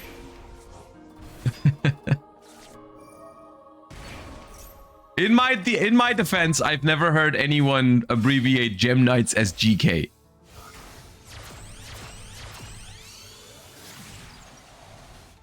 That's always been Gravekeeper's abbreviation.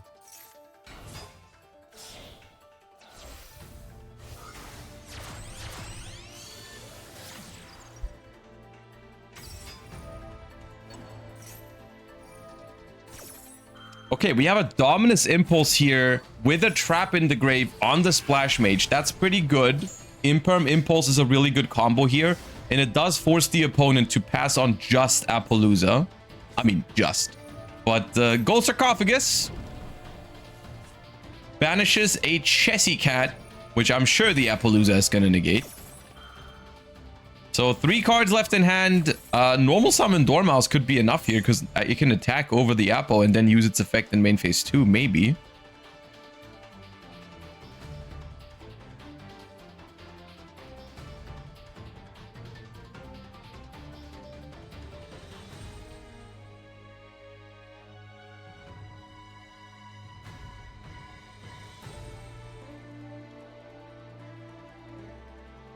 Anyone played Sky Striker yet? So far, just to answer all of these questions at once, the only decks we've seen so far are Malice, Ryziel, and 1 single branded player. So that should answer all of your questions.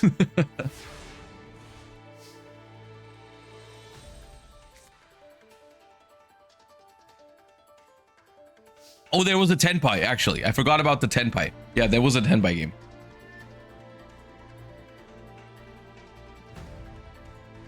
There was, in fact, a Tenpai gamer earlier. I think they advanced too. I think their team won in top 16, if I remember correctly.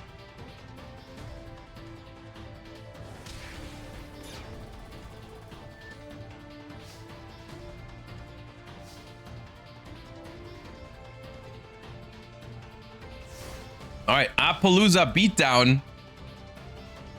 How many more attacks do we need? 7? 5? No. 9. Oh, set 1. There's no way you set Ash to counter this Appaloosa.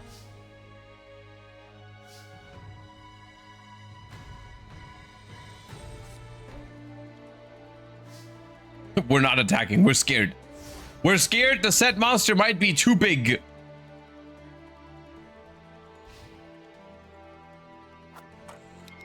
The Gold Sarcophagus.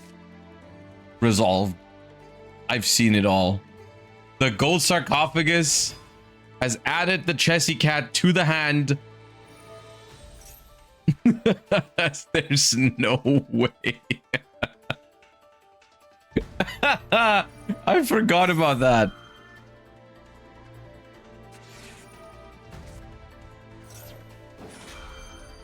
Okay, we have a Max C. They have Ash. I feel like we maybe should have Max C'd before we used Apo on the Chessy Cat to make sure we can negate the Max C with the Ash with Appaloosa. It was Ash set.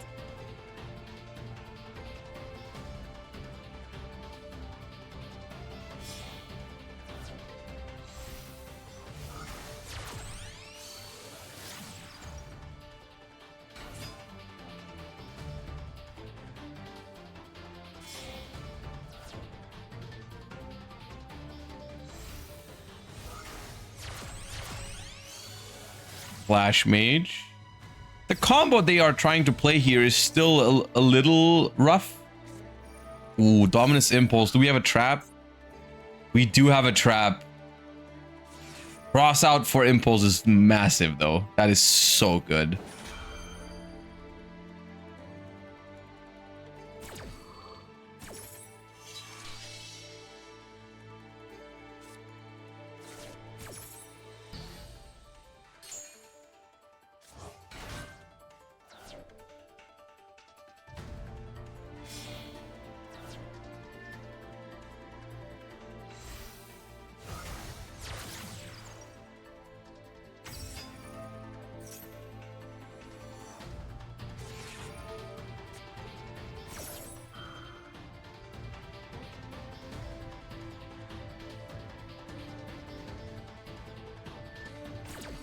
Flip summon can Almirage? Yeah. I think so, yeah. I think a set is still considered a normal summon, right? Because it uses up your one normal summon of the turn. So like, it only works if you are flip summoning a monster that you previously set for your normal summon of the turn. It doesn't work if you if like another monster just gets like Book of Eclipsed or something, but it was special summoned beforehand, and then it you know, and then it gets flipped up. So you cannot Almirage with any flip summon, but you can Almirage with a flip summon of a monster that you previously set as your normal summon for the turn.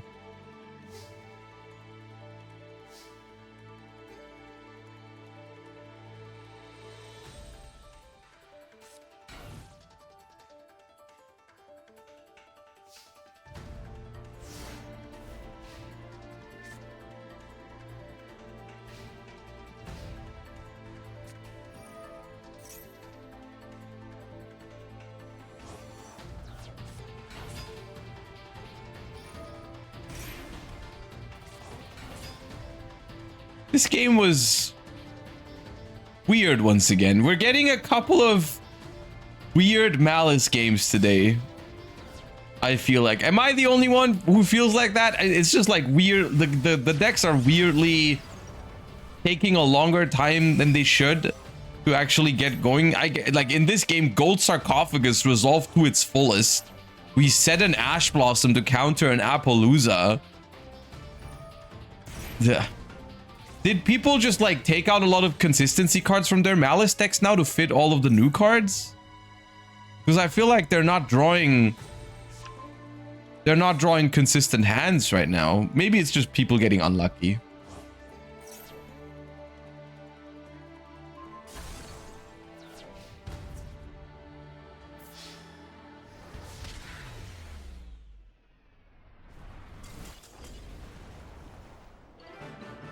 Some play 1 or 2 field spell now.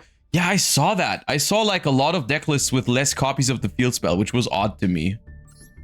I don't know, like I get it. Like the combos when you draw the field spell are a little bit weaker and a little weird because you can't just Red Ransom for the field spell and that makes things awkward.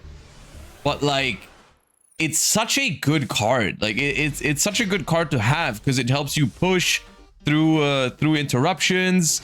It's also a starter in itself. Yeah, okay, like your combo is a little weaker, but still, I feel like it's still such a high quality card. And I mean, okay, to be fair, we do see a lot of Lancias today as well, which is to be expected. And it does show that Lancia, even though the backup Adignister package gives you ways to play around it, Lancia is still potent against Malice because they don't have the backup Adignister every time. So Lancia is still an effective card a lot of the time. So simple as that. If you want to beat Malice, all you have to do is Lancia them on their turn, then Ash their Maxi on your turn, and then have combo yourself. It's a simple 3-step process. Oh, never mind. We didn't have combo. Yeah, these people, they have got to have, they must have cut some copies of the field spell. I feel like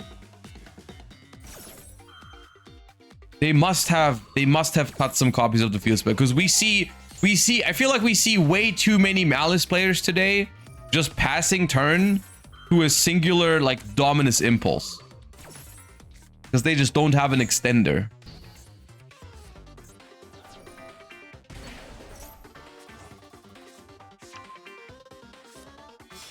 Is backup Ignister mandatory? I mean, okay, mandatory, no.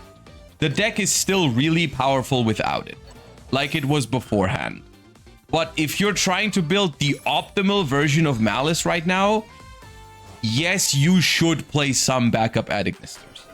I don't know if you need 3, but some amount of backup Adignister to just help your deck play through Lancia is something you should do if you can.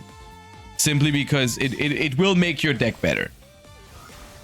But it does not necessarily have to be all 3 copies. I think you can get away with like one or two backup and then 1 wizard or something. I think that's fine. But it is a really good card in the deck. But it's not like your deck is going to be terrible if you play without it.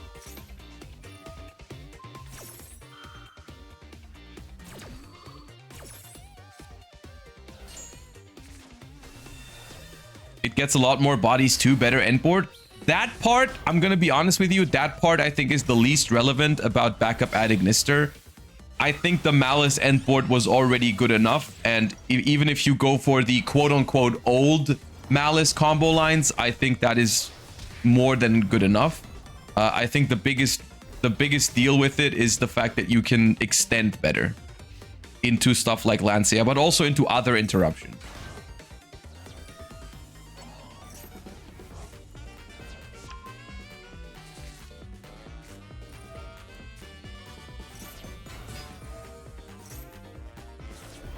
I'm noticing today, I feel like something that's happening right now is I feel like a lot of the things that are happening right now are kind of similar to what happened when Malice first came out, is that people are still getting used to those combos with these new cards. I think that's what's happening, because yeah. Sometimes it just feels like people are not used to the new cards yet and are playing the combos in like ways where they suddenly lose to a certain interruption in a certain spot that they normally wouldn't lose to if they played even just the old combo. Sometimes like people are like super focused on trying to get to Cyber's Wicked or something, and then they like skip making Appaloosa and then they get punished by something else. That's definitely happening right now, a decent amount, I feel.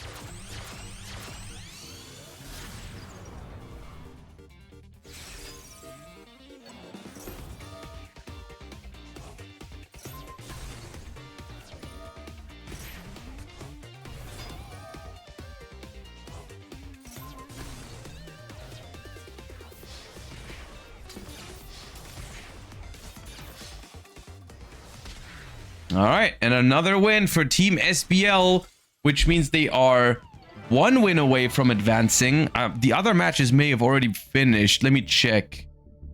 Yeah, we're gonna have to check here. SBL. The last set it was 3-3 when we moved on into the last set, and SBL won 2 out of the last 3 games, so they will advance into the top 4 with a 5-4 score. Congratulations to Team SBL defeating Team EOS in the top 8. Do we have other matches still going on here? Or are we all finished? Ooh, we might be all finished. We might be all finished. Okay.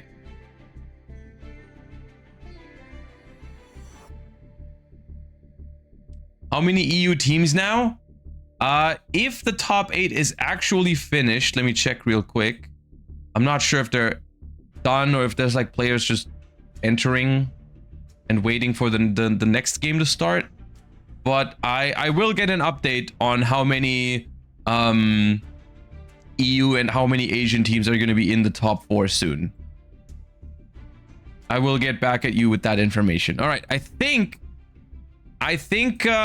we're gonna take a short break and then we're gonna hop into the top 4. Someone in chat is saying top 4 is 3 EU versus 1 Asia, so we're gonna see if that's true in a second. I will report. I will get that info, and then I will see you guys for the top 4 of the EU versus Asia Challenger Cup in just a moment. I hope everyone is enjoying the games so far. We'll be right back. Just a very short break since all the teams are done. I don't think it should be long. I'll see you guys in a few minutes for the top 4.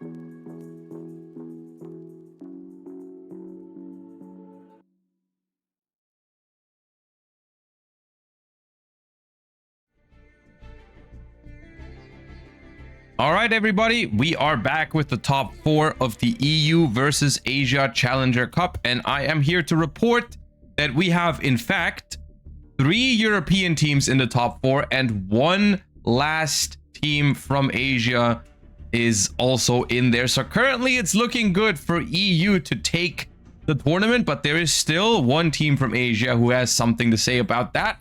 We are going to jump into Team 101 versus Team PG here in the top 4. So let's go ahead and check that out.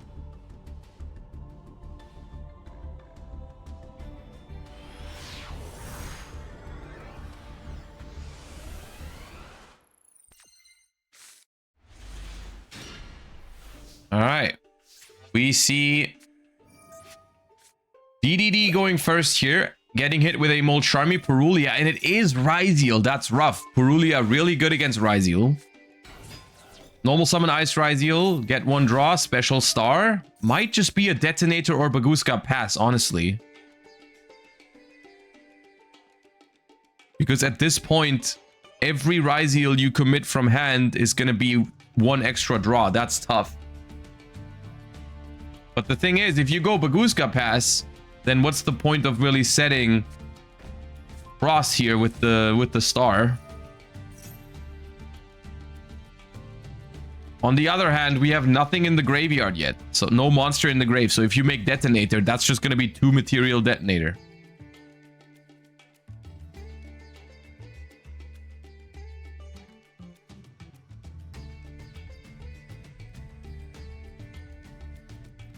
Could maybe go for a duo drive line if you play plugin.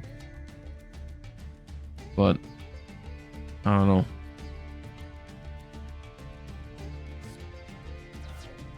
We decide to special X Ryziel. That's going to be another draw.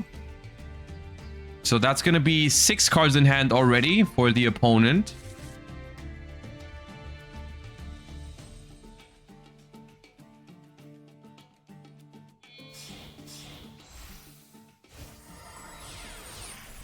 And we also go through the duo drive here. So we're attaching another duo drive from the graveyard. The thing is, you can make a Detonator here without special summoning from the hand another time, because if you play plugin, you can just revive from the grave instead, which means no more summons from hand for the Purulia, which isn't the worst, you know, like, there's the plugin. I like that. Nice. And there's the Plasma Hole. So we're gonna have Detonator, we're gonna have Plasma Hole, and we also have the duo drive there, which is gonna provide material for the cross negate, so we don't have to detach off the Detonator. I don't actually mind this line too much into a Purulia. It's still honestly a pretty respectable setup for being hit with the Purulia. We're getting hit by Nib here, but we have cross for that, so honestly not a big deal. And we also will get the cross draw. So, and we know there's 1 out of those cards is in a Biru now, so that's solid information to have.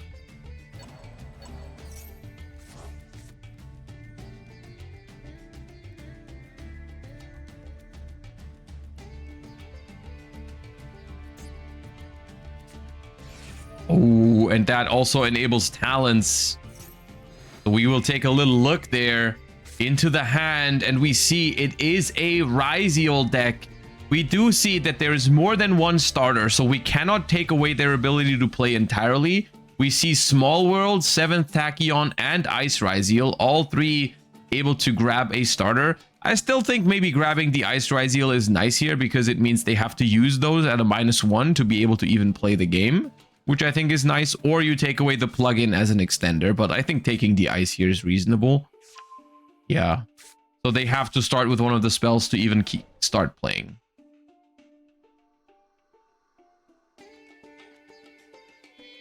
But they will be able to do something at least. And we go for Baguska instead of Detonator. That's interesting. I don't know if I would have done that myself if I have a... Because we know they have the Plasma Hole as well. So the Plasma Hole is going to be able to only destroy 1 card now. Now, of course, we know that there is currently no answer to the Baguska here. So they will have to go for X Ryziel with Aggregator, but we can negate the Aggregator with Cross. So in theory, this is really, really strong. But the thing is, this is also a little risky. And they drew X Ryziel for turn. Okay. They drew X Ryziel, and the Maxi resolves as well behind, so that's tough. Like, we know they have X access, that's true, but we also have Ryziel Cross, and they currently cannot out that. So it still is a really strong Baguska, to be fair. Like, it is still a very, very strong Baguska. The only thing that could have backfired, in my opinion, here is we saw it earlier. Some Ryziel decks actually play a Kaiju as a target for 7th Tachyon. Because if you play the number, I think it is number C107, like the Galaxy Eyes Chaos Exceed, you can actually search a Kaiju with 7th Tachyon, and we've seen some people do that. Because of how popular Baguska is, I've seen some people play that Kaiju. So that, and we know they have 7th Tachyon in hand, so if they did do that, but it seems like they don't have that. But if they did have that, that would have been a problem.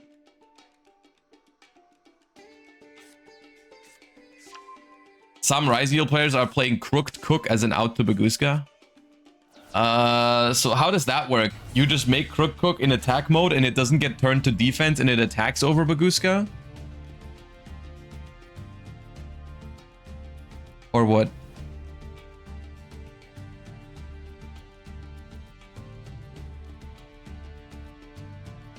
Yeah? Oh, okay.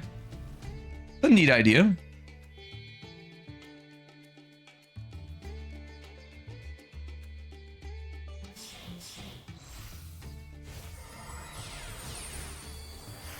Nope.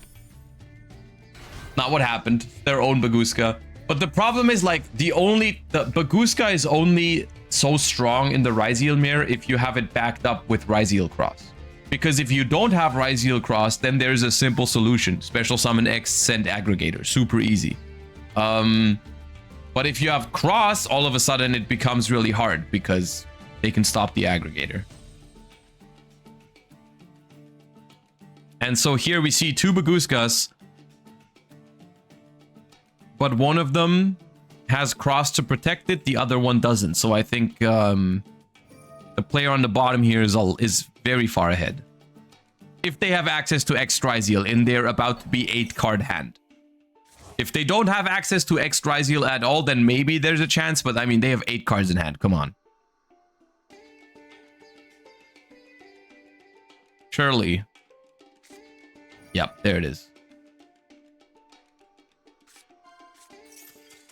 And we go. All right. Ryziel defeats Ryziel going first.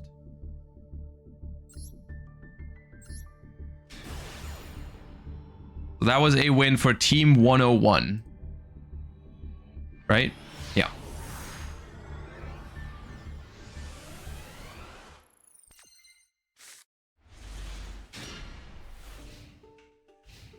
Let's see if Matrix can equalize the score here for Team PG. We start with Malice in Underground and banish a Dormouse. Dormouse goes for White Rabbit. There's a Molcharmy Fuvalos now. Chain Cross out for Fuva. We have it in our own deck. Now the Max C hits though. Oh, and they don't have a second out. That's rough.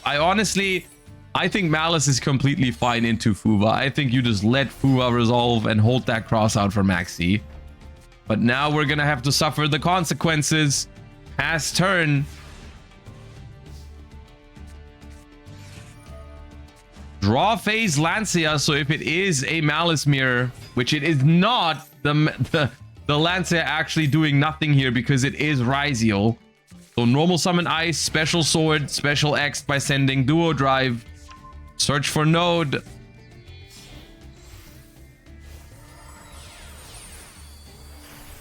Special their own Duo Drive. Attach the other one from the grave.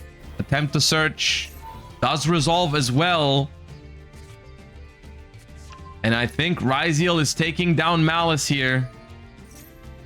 And we see the Lancea backfire, as we don't even have to worry about cards like Called by the Grave anymore. I mean, they didn't have Called by, obviously, because the Maxi. Light Dragon Agnister is going to destroy the Dormouse. Frost is going to shuffle back to, or put back to the bottom, rather. Special node, activate node, discard Ash to bring back Ice. If we make Detonator here, is that game? We popped the bigger, we popped the smaller monster. 84. They paid 600, so yes, it is going to be game, I think. They have the GWC to survive though. Yeah, they can put something in the way, but they're gonna have like no cards left.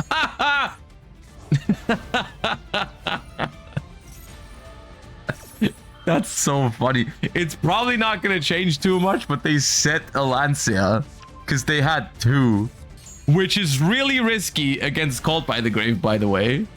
But the Detonator pop means they're gonna take significantly less damage now because of that Lancea.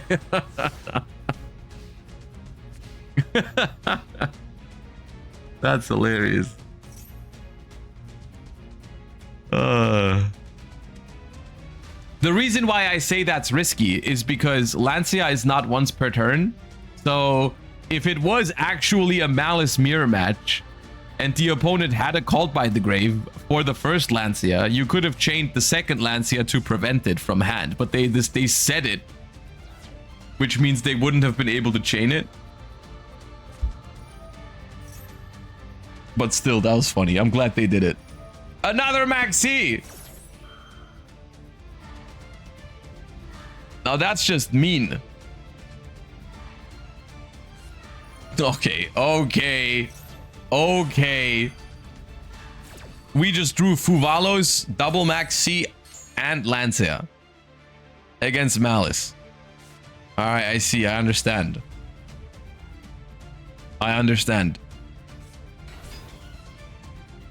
Normal Fuva.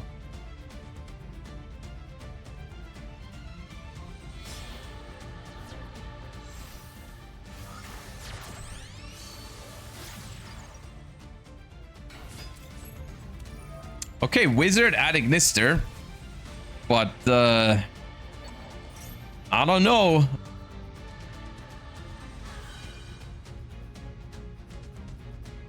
The Ryziel Cross looking very good here because we know the last card in hand's March here. I think this is just going to be game no matter how you look at it. Maybe, do we play Typhon? No. All right, Malice goes down to Ryziel here. And Team 101 goes up 2-0. Let me see how the other match ended so we get a good overview. The other one went in favor of Team PG. So it's a 2-1 score at the moment. And we're waiting for the second round of games as the players are finding their way back to the table.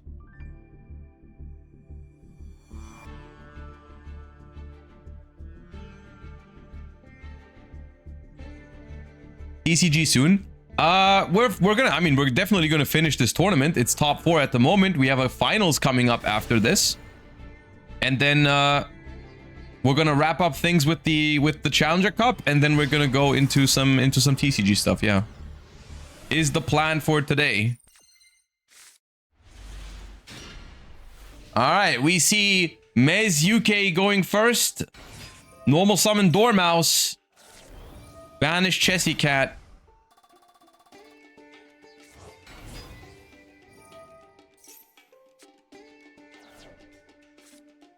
Draw 2. White Rabbit effect.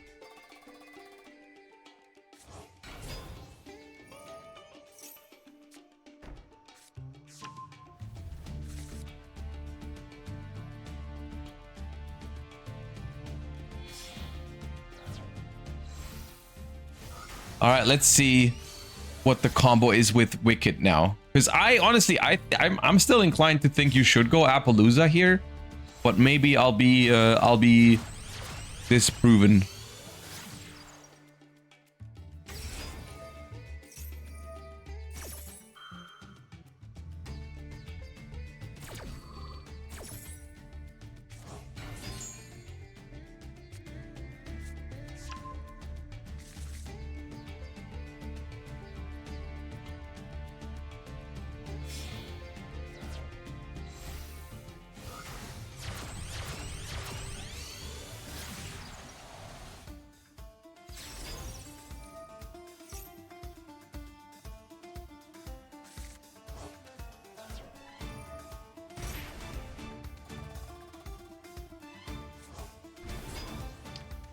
Real question, would unbanning Metamorphosis be fine and even interesting? Metamorphosis probably could come back realistically. I don't think a lot of people would play it. My concern is that Metamorphosis can be used in theory for some really, really ridiculous stuff. And I'm not sure if that's worth the risk. Because I think there's two possible outcomes for it. Either no one really plays it, and then what's really the point of bringing it back if people aren't really going to play it? The other outcome is people actually do use it, but then what are they going to use it for? Right? What are they realistically, what are they going to use Metamorphosis for? They're probably going to do some really crazy stuff with it if they're using it.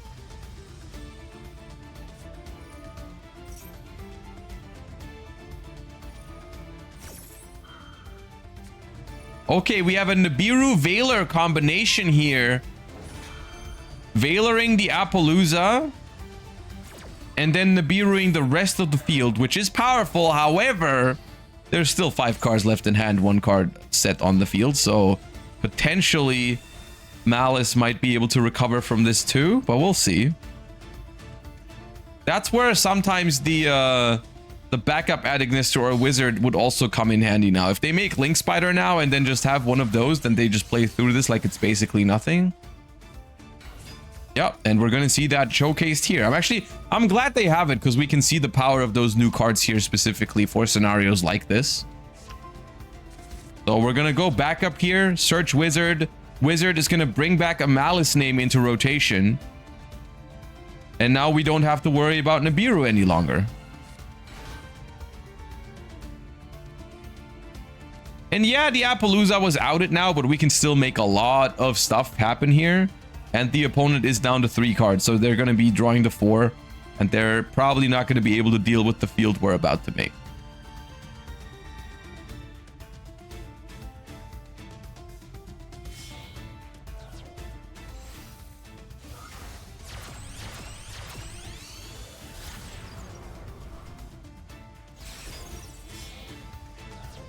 Making Cryptor, and now Wizard into a Splash Mage. Splash Mage is going to bring back a Malice name, and then we can make White Binder, banish our Cryptor.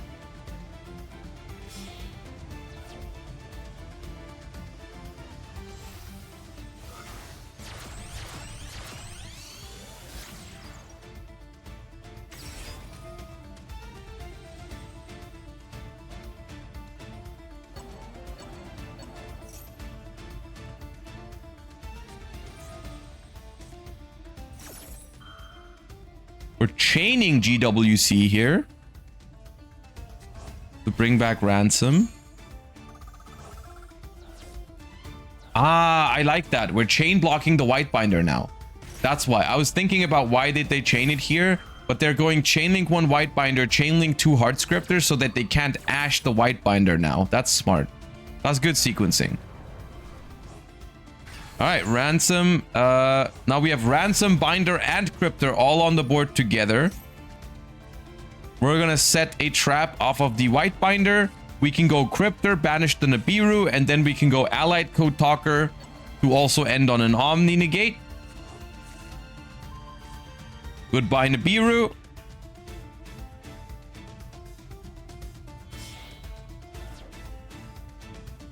And now we basically have the full Malice setup for the opponent's turn. We have the Allied Code Talker Adignister, which can negate anything. And the opponent has used Veiler and Nibiru, so they're down 2 cards.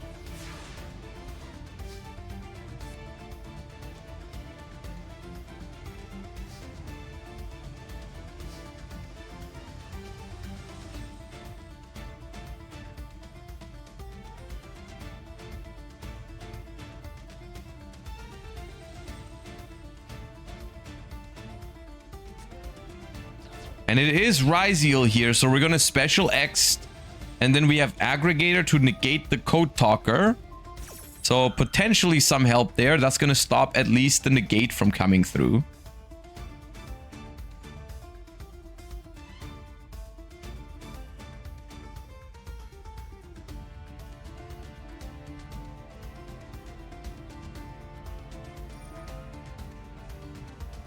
We're still gonna tribute because we want the white binder in the graveyard. That makes some sense. We're also gonna negate the X-Dryzeal with Malice in the Mirror.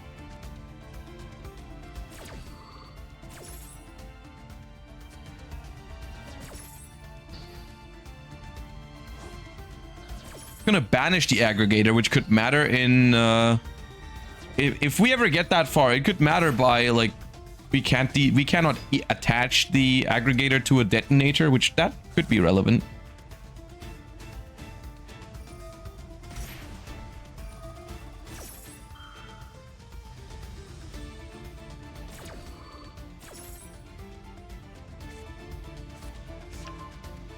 We're gonna grab a Malice in Underground for next turn.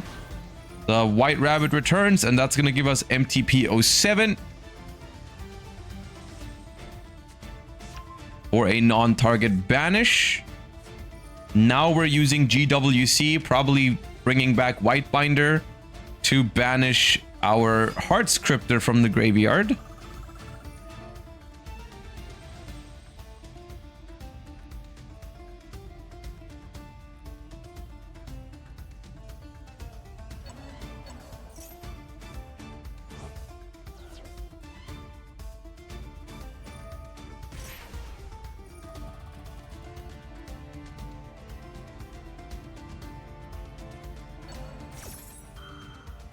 As well as Malice in the Mirror to search for a March here by banishing another White Rabbit.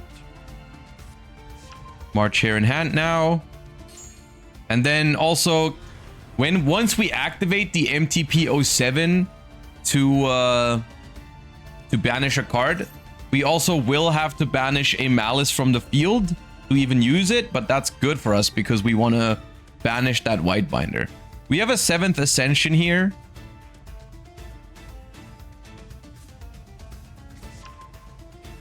At 7th Tachyon, we're gonna have to put a card back for that though. That means we're gonna be at 2 cards in hand.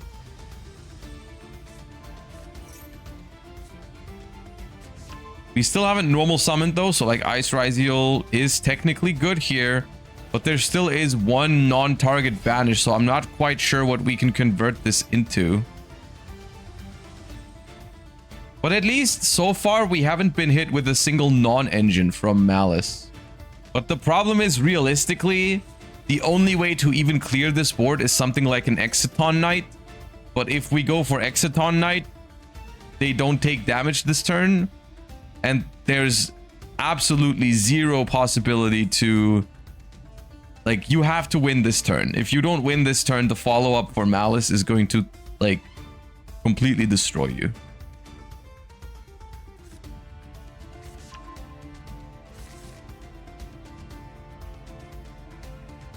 Right? Which I think is also why, like, they don't have to do the MTP now. Because normally with Malice, like, in some game states, you really want to prevent Exciton Knight. In this game state, if they Exciton here, there's no way you don't win next turn. Right?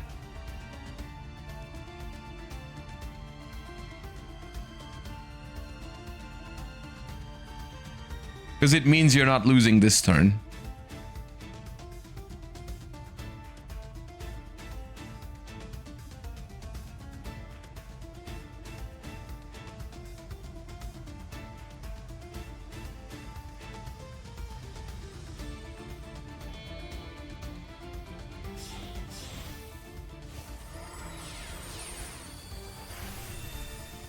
Here's Detonator. As I said, they are not aiming for an Exciton Knight because they know they can't win if they do. So they're gonna go ahead and MTP07 away that Detonator right away, which is also going to trigger the White Binder to draw another card.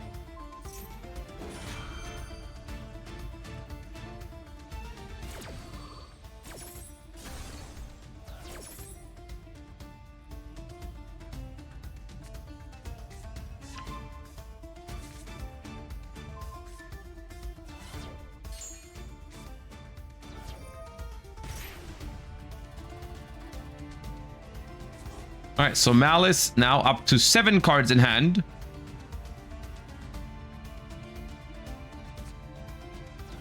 We're gonna send the last card for Special Summon Ice, but I don't see what that does. Yep, battle phase.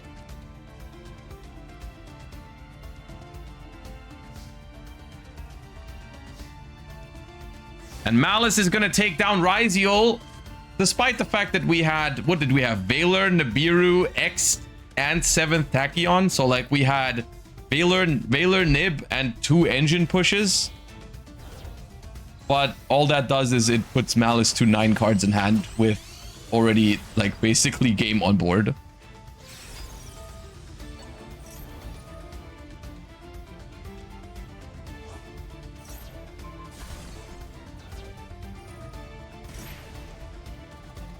All right, now we're just showing off.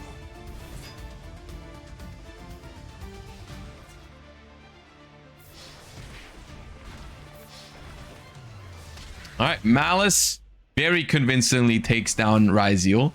And this, I gotta say, this is what happens when this deck is played properly. This was a very cleanly executed combo, and it definitely was good enough to take down Malice here.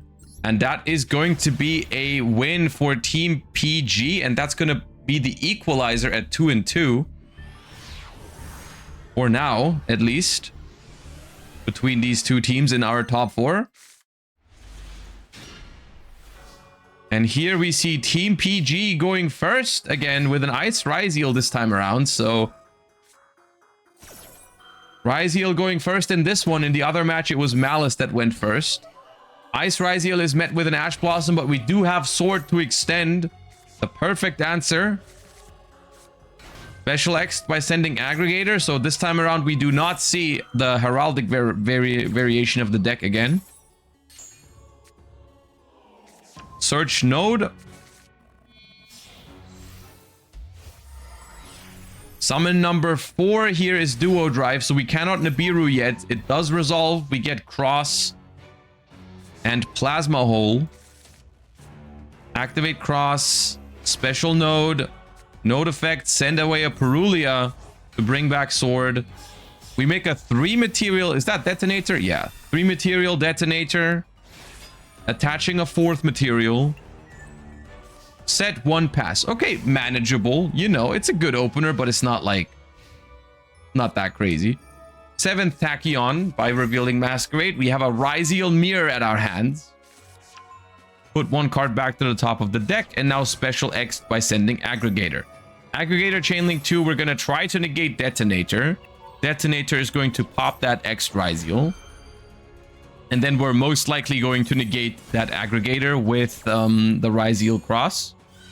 No, okay. We let the Detonator get negated in order to negate the X Ryziel. But now we normal summon Ice, Special Sword, and they can actually play, which is rough. However, there is a negated Detonator. Not live. But Light Dragon at Ignister. Wait, are they turning this around? They are turning this around. How did this happen? Oh, the nib though. Okay. Well done. That's a strong nib. Cross putting back 2, draw 1, Special Sword, end phase. Why did you special that sword? Max C in the draw phase, but they drew a Called by the Grave off the top. Perfect answer.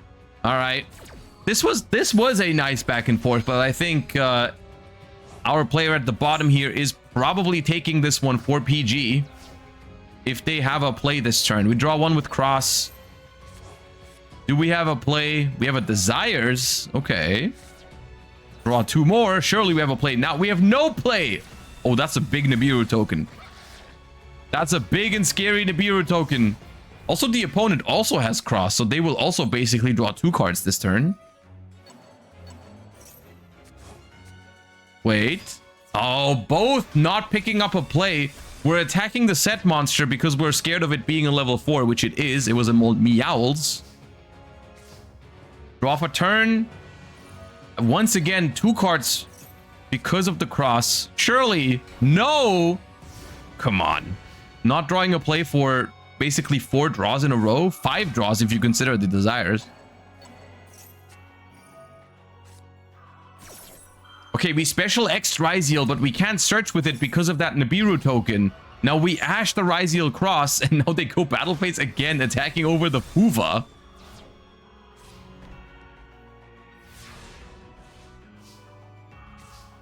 Come on. This time for sure. Special sword, there we go. But there's Imperm. Do we have another level 4? Was that a special or a normal summon? Do we have Ryziels left in the grave? We do. Alright, cross now, puts him back.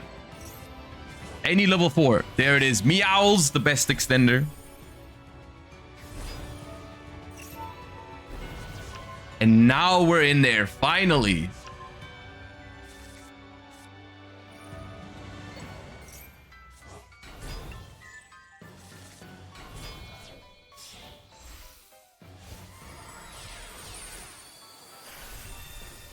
So we need to out that token and then we're good. We can't out the token. Oh, we have Plasma Hold, right? I forgot. It's not game, but at this point with 2 cards in hand for next turn, I don't think it'll be enough. Max C to add insult to injury. And that's going to be a concession from Young.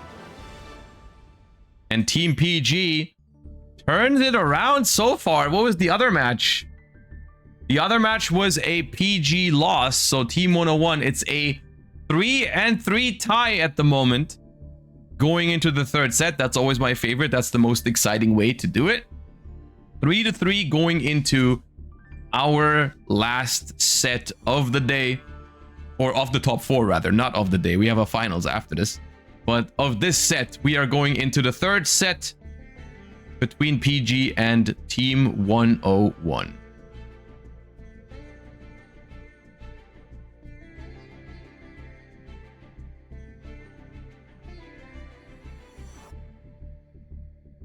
Waiting for players to assemble. In the meantime, the other match is still going on as well. We can get a brief overview of the score over there. It is 1-2-1, 3-1, 3-2. The other match is also at a 3-3. Exciting. The other match between Team DNA and Team SBL is also at a 3-3 score. Both matches going into the final set tied at 3-3. It is best of 9, yes. So the first to 5 wins.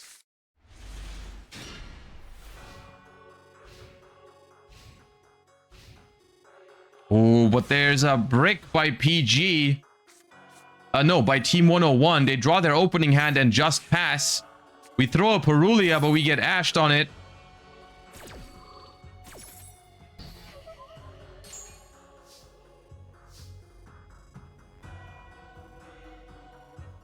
So it's going to be NF here, basically going first with a battle phase. Bonfire.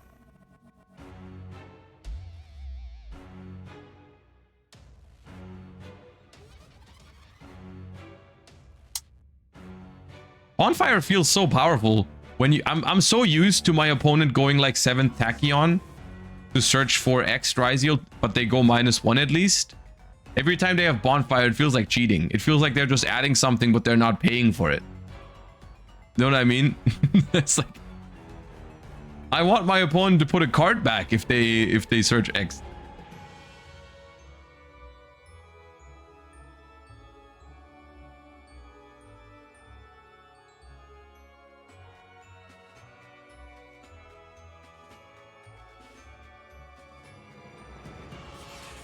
We max C on resolution.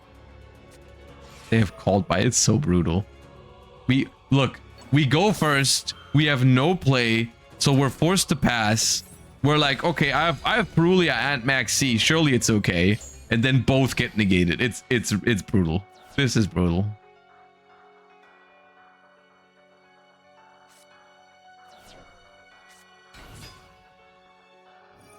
This is one of those it's not meant to be type games, but we'll see. I mean, maybe there's more. Maybe there is more. Maybe like an Imperm or a Veiler on the X Triziel, and then we force them to have another level 4, maybe.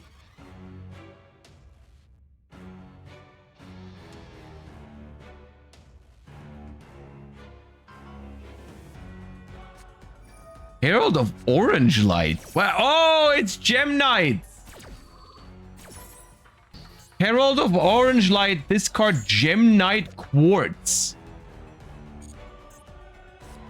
But they have Sword anyways. Okay. I mean, sure.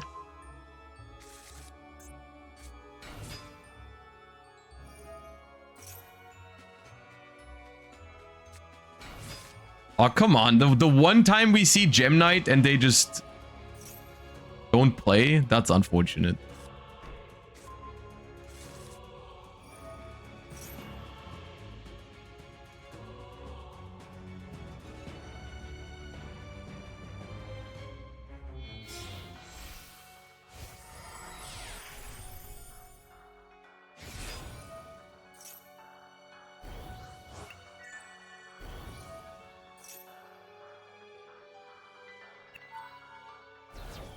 They already have 3 copies of Brilliant Fusion, right? So they should, in theory, have access to those plays more often. But sometimes you still get unlucky.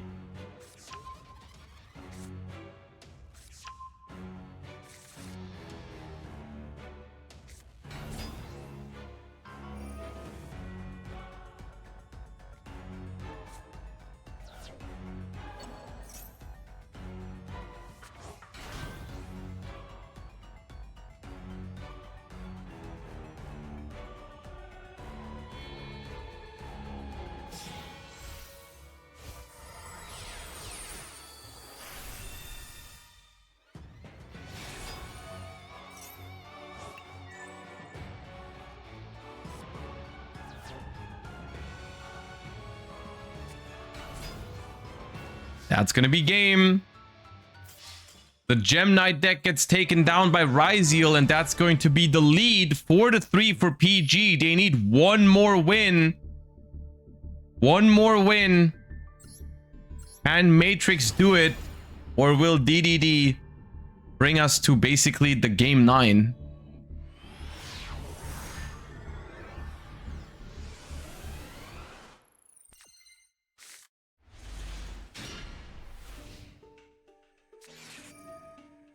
Good start, Max C, but it gets ashed. Okay.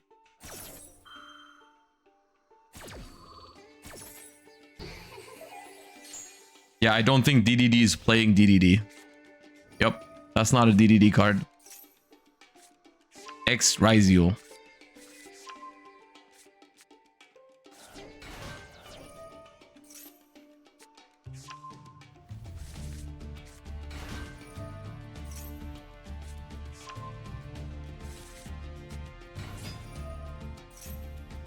Dominus Impulse on Ice Ryziel gonna stop the star from coming out. But at the same time, the star is like so good because you don't have to worry about Nibiru anymore. With the Dominus Impulse, you also don't really have to worry about Nibiru anymore. We really would need a way to negate this duo drive as well. Like an Ash or Imperm, which we didn't have. So the star is still here.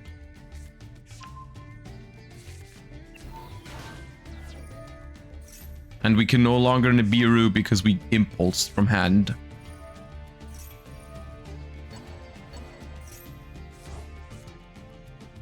Draw one for cross.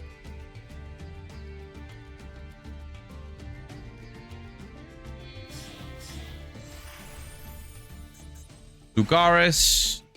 Maybe try draw more non-engine. Seems like the plan here.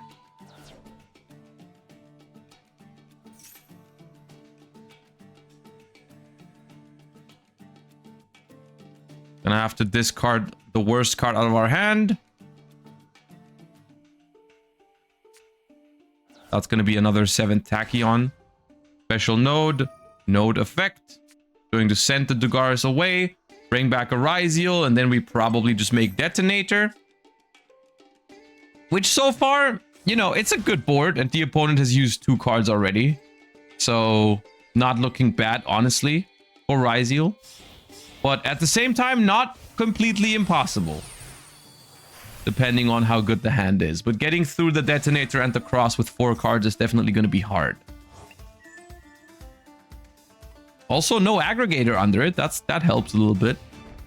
And the duo drive also has no material, which is good, because that means that if they want to use the cross negate, they're going to lose a material from the detonator. They can't just take one from duo drive.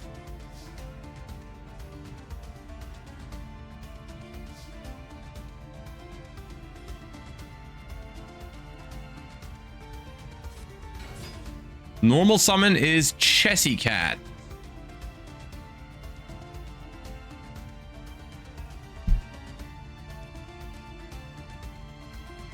Okay. Activate effect. Could just cross that, honestly. I think just cross is nice here because you don't make talents live.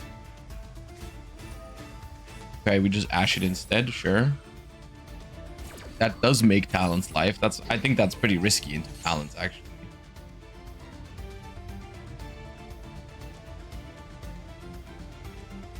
Talents take detonators, like potentially a way to lose here. Now, granted, even if they have talents to take detonator, they still need an extender because the detonator would pop the Chessy Cat.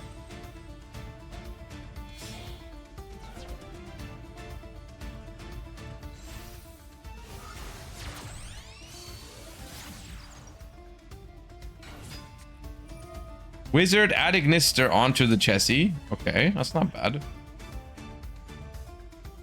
I think now that Talents is already live anyways, and they definitely didn't have it, you can just start popping with the detonator. Like pop the Linguribo, then negate the Wizard with Cross or something.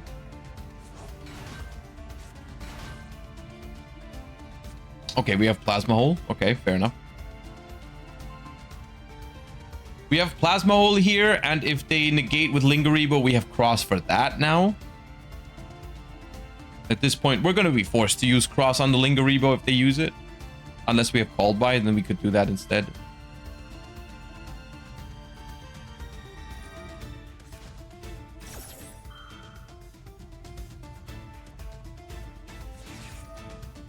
Sure.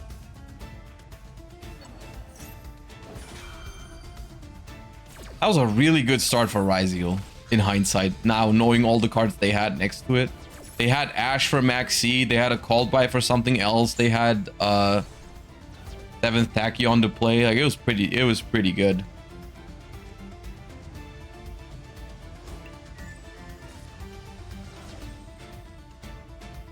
And I think this means, right, at the moment we're 4-5, right, for Team PG. But I think this is going to be the equalizer, 4-4. So it's going to come down to the last game of the series on whether PG or Team 101 advances. Banish Wizard to put Detonator into attack mode, sure. Activate Underground. That's just going to get detonated.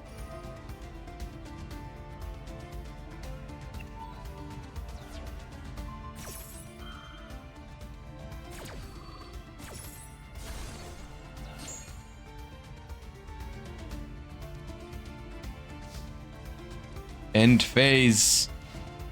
Draw phase is skipped, but we already have everything we need because we can just duo drive detach from the detonator. And we also have a cross live to draw another card. But like I said, duo drive effect here is a guaranteed follow-up. Yep. All right, let's go. This game is basically the equalizer. There's no one card that'll stop this. So I don't want to miss the other game. I hope it's not finished yet. The other match, let's see. Okay.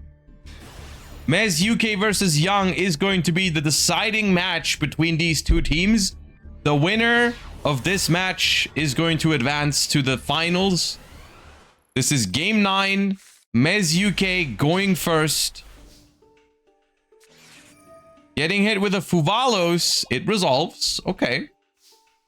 All right. Normal summon White Rabbit. Set MTP 07. Activate MTP07, banishing White Rabbit. Searching for Dormouse. Activating the White Rabbit in the banished pile. Chain Max C as well. And that also resolves. Oh, that's so brutal. Oh, God. Okay. Set 2 pass. Draw for turn. Can we hide behind our non-engine here? We have our own Maxi. That's a start. That also resolves. Can we survive the turn? Do they go in or do they not? They do not go in. Okay. Ice Ryzeal attacks. Star Ryzeal attacks. Main phase 2. We are still going to commit to the detonator. Another draw to Malice. Attach Fuva to detonator. Pass turn. Malice is going to start with a 5-card hand, but there is a Lancia. Did they find a called by? No. Set, pass. Rough. We're in turn 4. The previous 3 turns have kind of all been skipped. Imperm on the sword, but detonator can pop. Popping the set monster. Not worried about the set spell traps at all. Pops a Dormouse. Special is Node, and I think we just tried to go into the battle phase there. Activate March here. Chain Imperm on the detonator.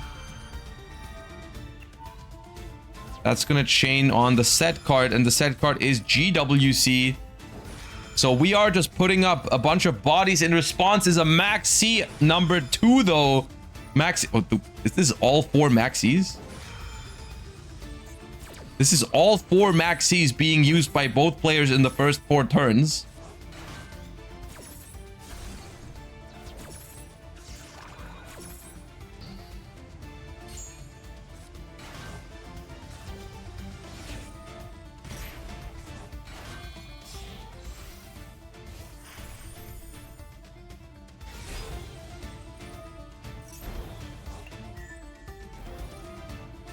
Is Ryzeal gonna go for a game here, or are they just gonna try to set up a solid board? I'm gonna be honest with you. Malice with... Yeah, they're gonna get another turn. But Malice with... They're gonna have 3 cards in hand. The detonator has no material at the moment. Right? We'll see. Maybe it's possible. They have so many cards in hand. Oh, they search another Lancia. Okay.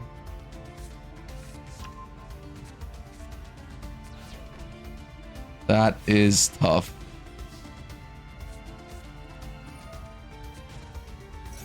Yep. Normal Fuva.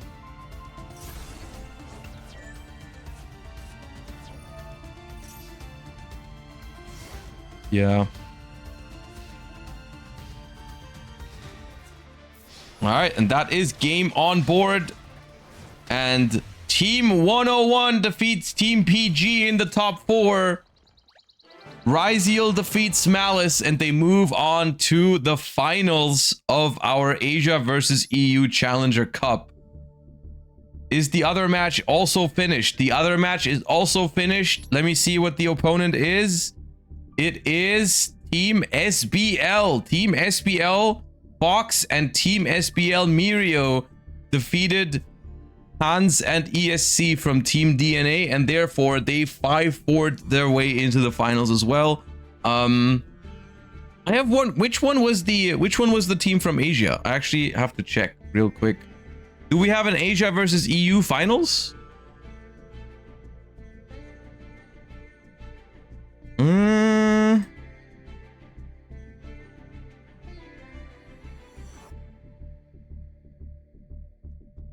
Yup, it is Asia versus EU finals. I just got confirmation.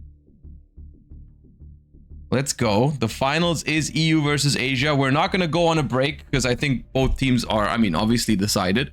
So, gonna have the finals here in a second. Let me just adjust my overlays a little bit.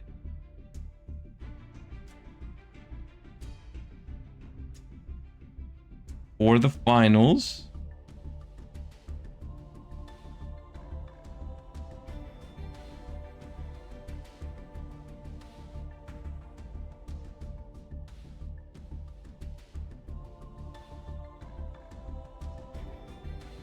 All right. Constellar support in Big 2025. Yeah, we're gonna look at those in a second as well. So yeah, even before we start with the finals, I hope everyone enjoyed the Asia versus EU Challenger Cup. I'm mostly excited about the fact that we have one EU versus one Asia team in the finals. That's always cool to see. The stream is not going to end after this one. We're obviously going to watch the finals now together. After that, I'm going to keep streaming normally, and we're going to do some TCG for the rest of the day, so you can stick around for that if you feel like it.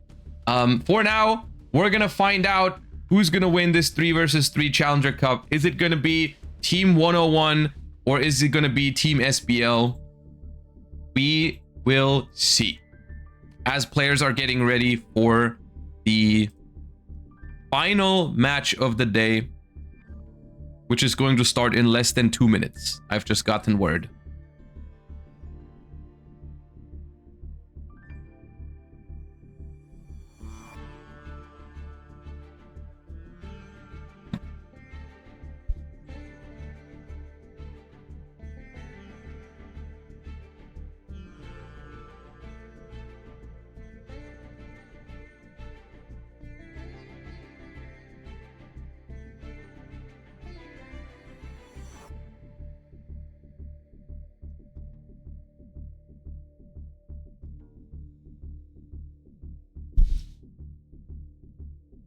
Which team is EU? That's a good question. I'm gonna find out for you real quick. Hold up. I had the list of teams somewhere.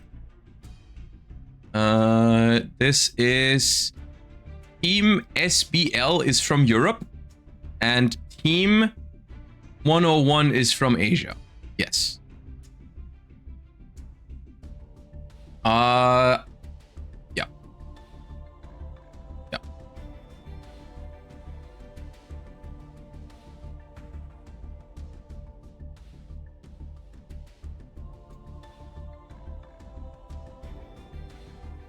All right. So our matchups for the first round of games are DDD versus Fox, Young versus Mirio, and 101 versus GFHD.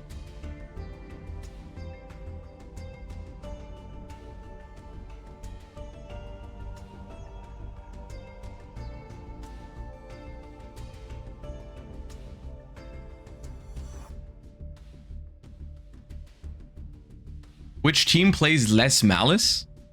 I think both of those teams are exclusively Malice and Ryziel, I think. But I mean, we're gonna see.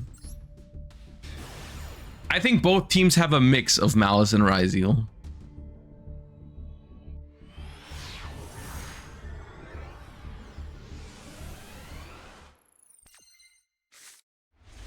All right, here we see Fox going first. Team SBL versus Team 101. Let's see.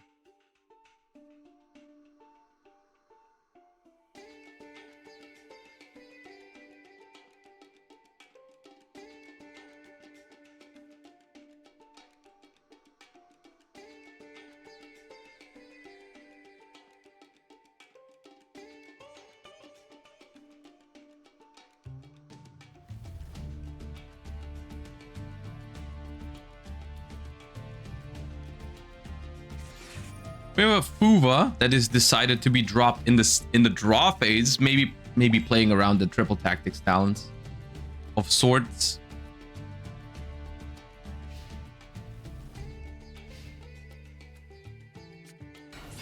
And Fox is on Malice.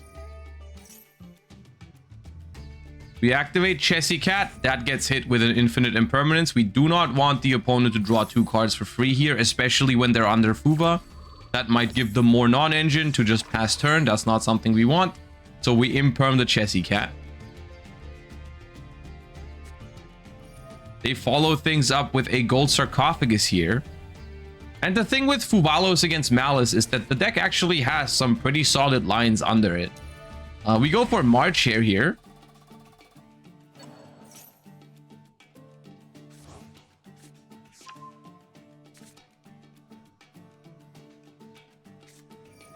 We activate March Share right away. We do have another Malice in hand. Do they have a maxi as well? In response to this March here. They have something. They do let it resolve, however. Ooh, and that's a white rabbit. That's a white rabbit banished. That's going to be a very, very solid board, even under Molcharmi Fuvalos with very minimal draws.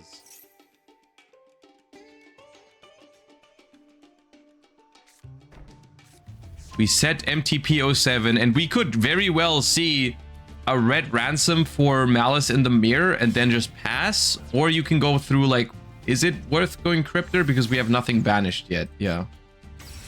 We go for red ransom, activate red ransom effect. Go for Malice in the Mirror. And I think that's going to be it. So the Molcharmi Fuvalos against Malice does make their turn weaker. Usually they will make less of a crazy board, of course. But the thing you have to realize with this is it's still very solid interruption. Maxi behind it. It's still very solid interruption and really, really good follow-up for Malice. So DDD is being put in a rough spot here, especially if you consider the Maxi, because I think what this means is if they do not win the game this turn, Malice is going to be able to finish the game next turn no matter what. So that's going to be rough. And we do just pass, so let's see how this plays out. They definitely need they need like multiple defensive cards here probably to be able to survive this turn.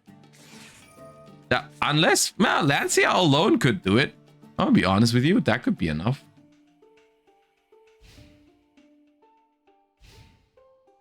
So basically, maybe the way this works out is if we just exchange a Maxi for a Lancia and then the game continues. We skip both turns.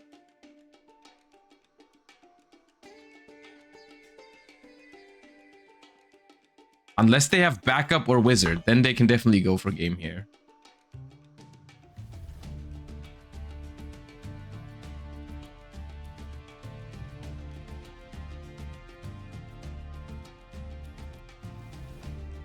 But other than that, even if we can't do much this turn, we can still pass, and we basically have the same setup as last turn, minus the Maxi, of course. Which is a big deal, but still.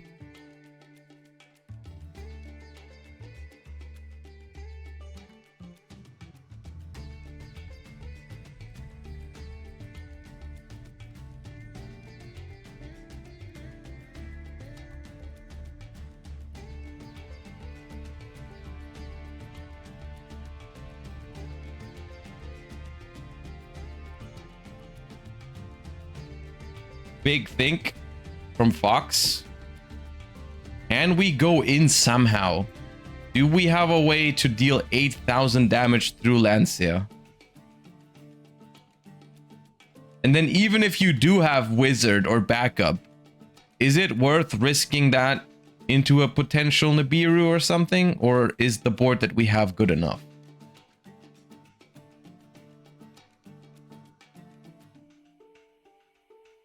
Taking some time to consider it here. And we normal summon Chessy Cat. Won't be able to draw with it, of course, under Lancia.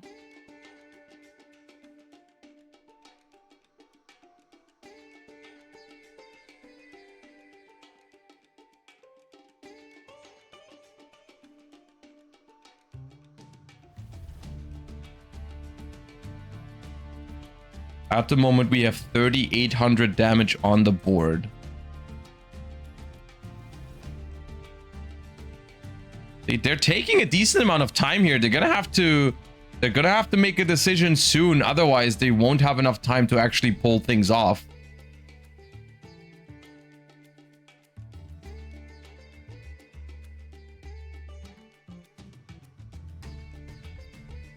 Appaloosa. You can make Appaloosa after attacking. However, that kind of like it disables the two sets you have, right? Like you have MTP07 and Malice in the Mirror. And unless you have specifically March here in hand, then those are not going to be like great interruption anymore. under, like, if you get rid of the ransom, right? Having the ransom is kind of important. We go to the battle phase. Chessie attacks, ransom attacks. So we're gonna do 3,800 damage here. Not gonna be able to win the game this turn. The Lancia did stop us. Now, will we just call it a day here, or will we, like, extend further? There's other things we can do too. We can go Splash Mage, revive a Malice name, potentially, to get the GWC as well. By going through Whitebinder is a possibility, right? We just passed though. Okay. I mean, making Splash Mage is also risky, right? If they have Imperm for it, you might have nothing left.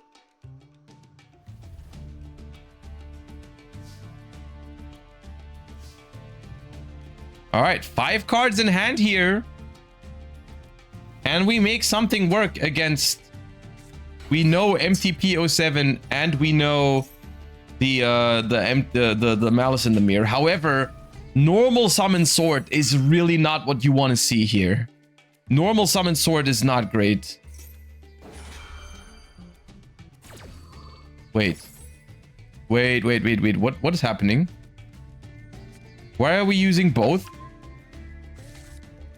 If you banish this sword now, it searches. Oh, they realized. Okay. Okay. Yeah. Okay, we kind of...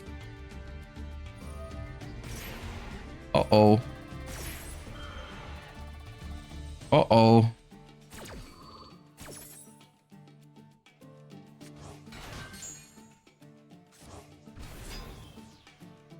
So now, 1 extender, and we might be talking. If they have a second sword here, they're going to be really sad. Because I think they don't have X, they don't have Ice, obviously. But they could have a second sword. And if they have a second sword here, messing up the order there is going to be huge. They could get punished for that. So just as an explanation for people that may have not caught that. If we go Chainlink 1 Malice in the Mirror, targeting the Sword Ryziel, trying to negate it, and then we chain MTP07 and banish it, it's no longer on the field, so the mirror will not negate it. So they want to... Oh, Talon's Draw 2 is massive. Talon's Draw 2, if there's no Ash. Oh, there's so many top decks here. Now they could have Ice X'd or another sword. Or Tachyon or whatever. Bonfire. So many cards that do it. Did they find one?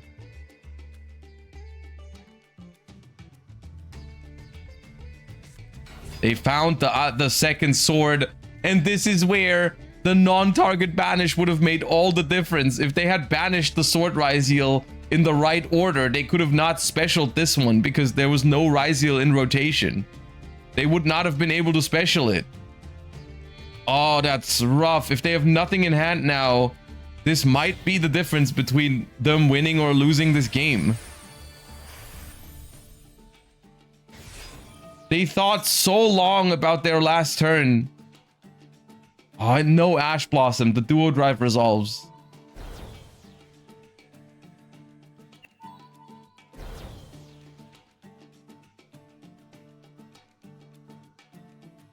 The Duo Drive resolves, and that's gonna be tough.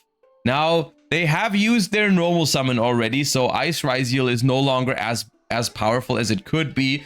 And Malice still has follow-up, and I don't know if Ryziel can actually go for game here. It might be difficult. So maybe there's a world where it's still okay. We will have to see exactly how good of a board Ryziel can make here. Then we have to check how strong is Malice's follow-up, and then it depends on, you know, what other cards does Ryziel have in hand. Because if they have another Lancia, then of course, that's going to make things a lot harder.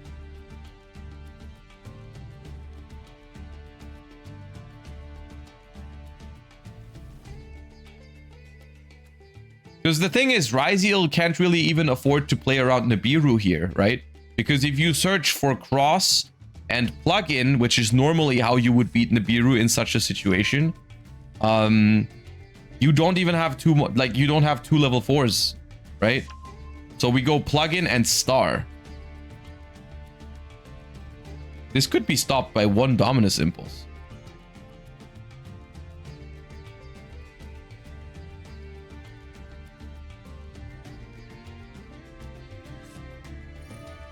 One impulse on the plugin here could be it.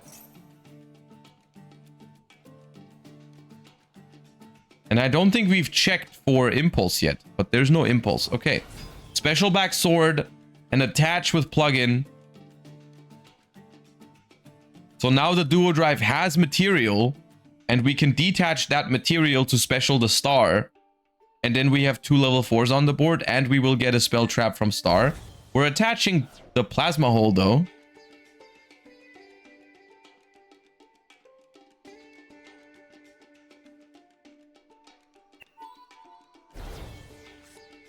So here's star. Star is gonna get us cross. Cross can draw us another card.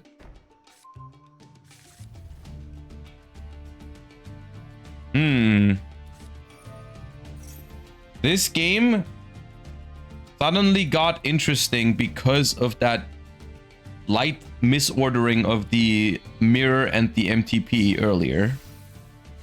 All of a sudden, it's very winnable for Ryziel.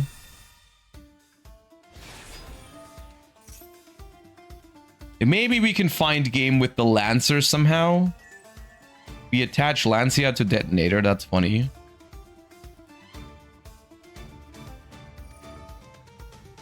I will say there was a possibility for them to revive Lancia with the Dugaris, because you can also tribute Lancia from the field. So when if they don't have one in hand already, that was something they could have considered. But now that they've attached it to Detonator, it's no longer possible. So I think they should have probably just attached the Fuva, because I don't think having the Lancia under Detonator is like, it doesn't do anything for you. But you now, right now, with those 2 level 4s, you cannot make Dugaris to bring back Lancia, which is something they could have done otherwise. But maybe they can find game here actually. 5900 with a Utopic Ray Lancer in the battle phase move, maybe something like that. Maybe. Dugaris now, maybe to double the attack of Detonator or something, move into the battle phase. We'll find out. This is finals, yes. This is the finals.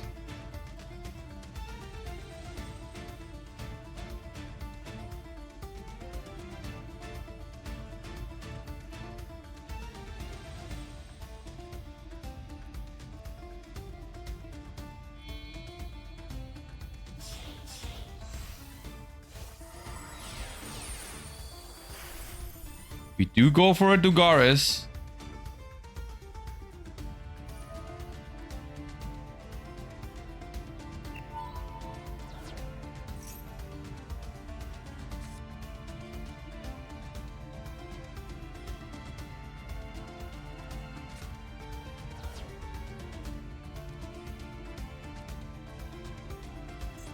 We went for the draw too? Now we're going battle phase. Is this game, if we go for the Ray Lancer?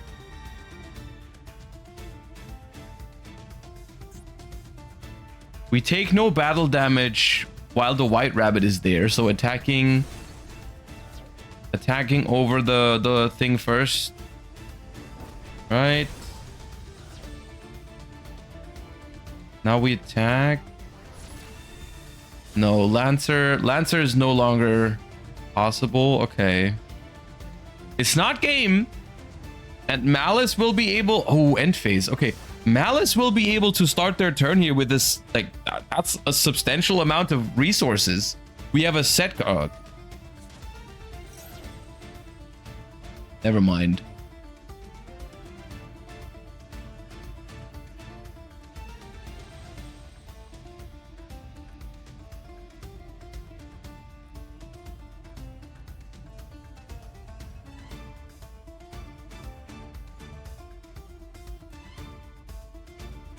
You sound disappointed. I mean, this could have been... This was not like a clear-cut turn. It was not like Malice was going to crush their opponent this time around, right? They would have actually had to maneuver this through a detonator with 3 materials and a Ryziel cross. Now there's not going to be much of a game left. If that Lancia resolves, they're probably just going to be winning.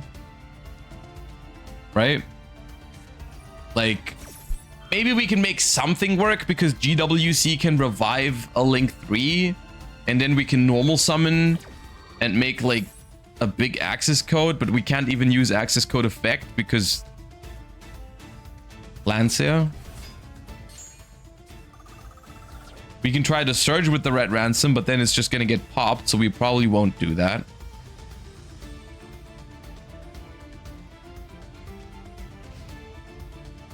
So we're back to 7,500 life points. We're normal summoning Dormouse.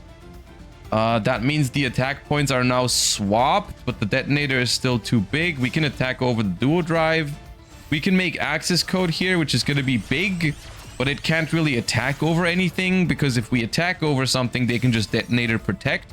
Or honestly, they could just cross negate the access code attack boost as well to make it easier to out. Because it's just going to stay at 23. It can't destroy anything anyways.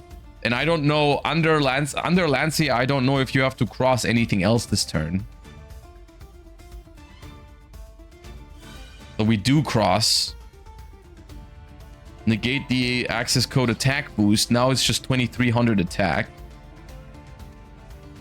Battle phase. It can only attack over the Dugares. And I think it's just going to be no problem for Ryziel to finish the game next turn. I thought Axis's effect was unresponsible. You did, yes, but that's because Ryziel Cross does not respond to the effect to negate it. Ryziel Cross works differently. Ryziel Cross negates the effect in resolution.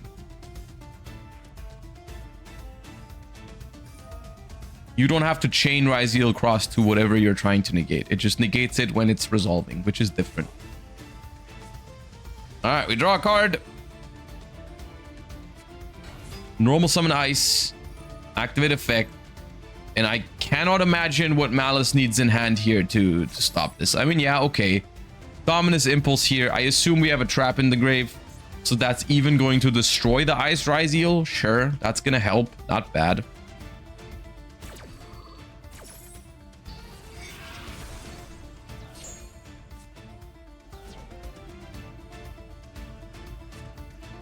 But we do have an X Ryziel also.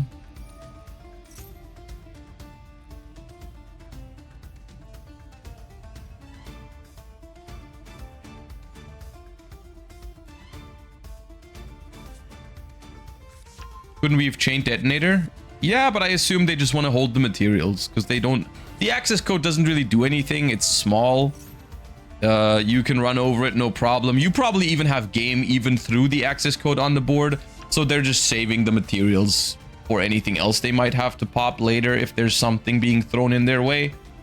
And if they, like, you know, they want to negate maybe with cross, and so they want to keep the materials as high as possible.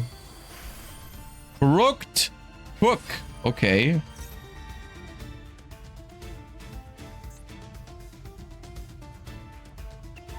This is a tech.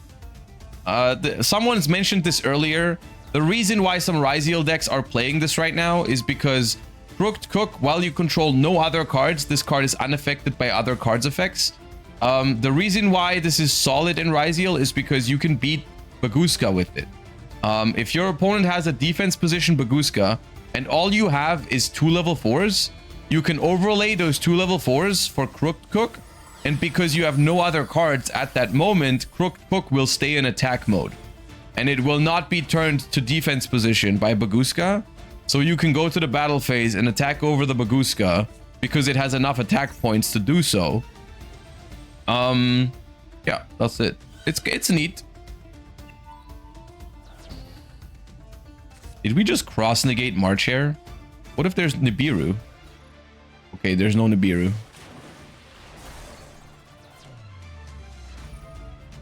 And Ryziel, with the help of Utopic Ray Lancer, and some other lances as well.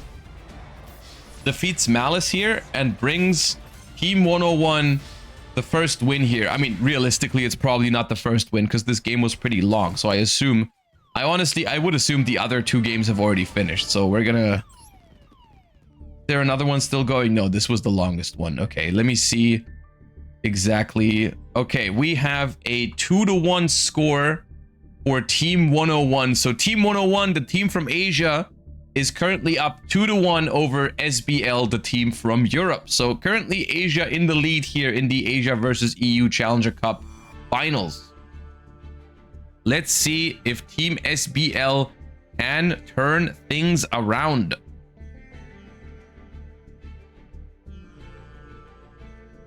Couldn't nip because he used Impulse on ice. I wasn't sure if the Impulse was set. I didn't pay attention to that. All right. Players are assembling for the second round of games here.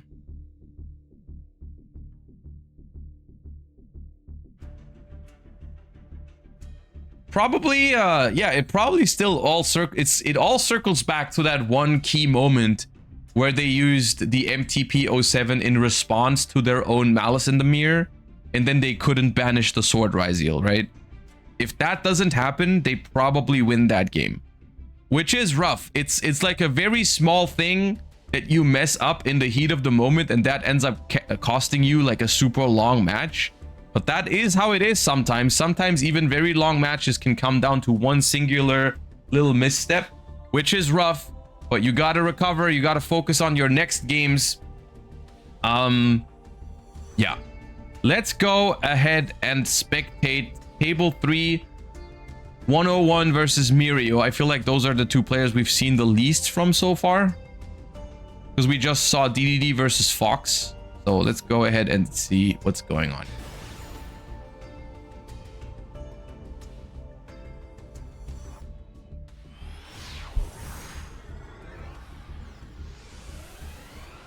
All right, we see Mirio selected going second. Was Mirio the Tenpai duelist earlier? I forgot. Maybe it was. Maybe it was Tenpai.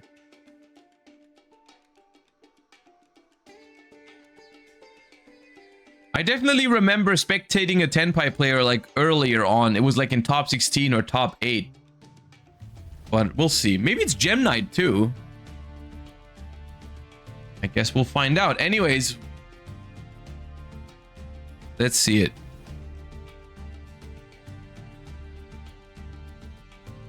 Every player has one deck here. End phase. Or maybe they're just a genius and they saw into the future and they saw their opponent not opening a play, so they went second. Molcharmi Perulia resolves. If it's actually Tenpai though, that's not gonna matter much. Gold sarcophagus. All right, what's in the sarcophagus? I don't think it's a Malice this time around. I don't think it is a Malice. Selected going second.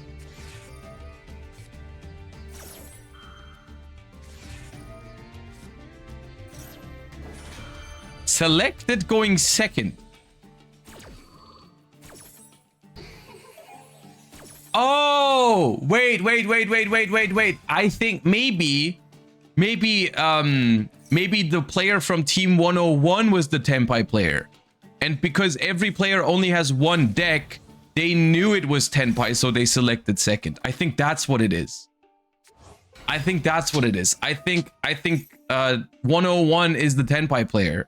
And I think we saw them earlier on in the tournament. And of course, at this point, we're in the finals. All of these players know what the others are playing. So they won the coin toss. And so they selected second because they knew it was Tenpai. Okay, that makes sense.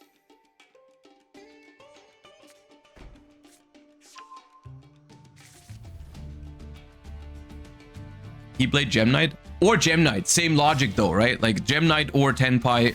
We saw one of them before on one of those decks.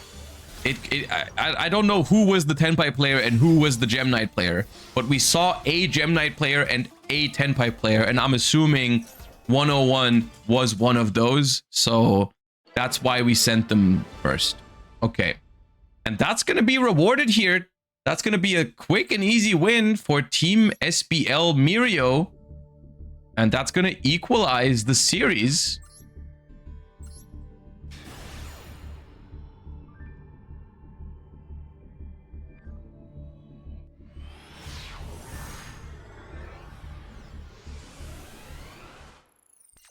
All right.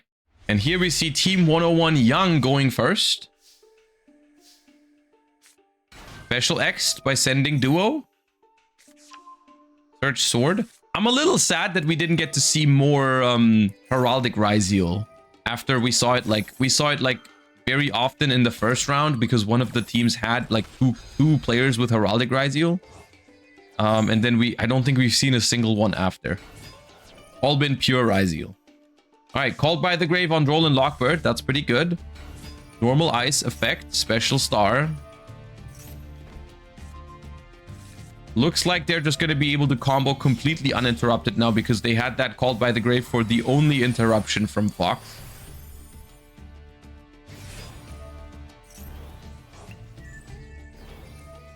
Was this invite only? No, I don't think so. I think people just had to sign up for it. But there wasn't that many slots because it was 16 teams, I think.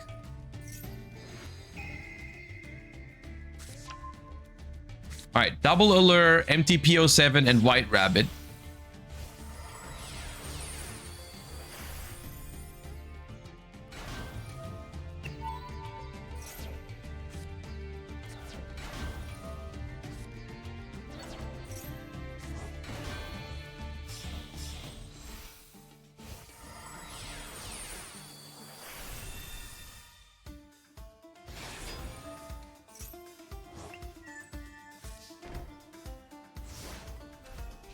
All right, so we know 2 Allure, MTP White Rabbit. We have Max C.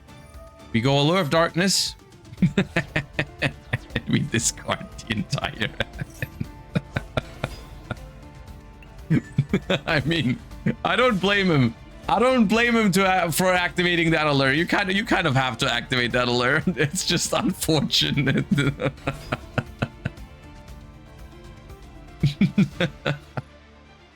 And that's going to be quick work here from Ryziel for that Malice hand with double Allure but no dark monsters. So we just went for it and we discarded our entire hand.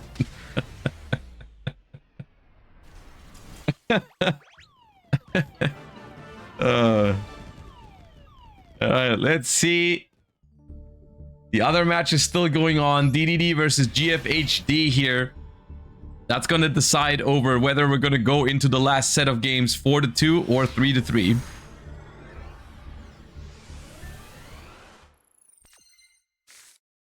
DDD here is going first for Team 101, and they are already up 3-2.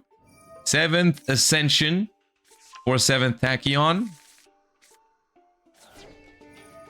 And then 7th Tachyon for X'd Ryziel.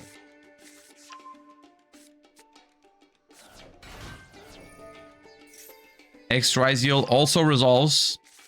Grabbing sword, special sword, grabbing ice.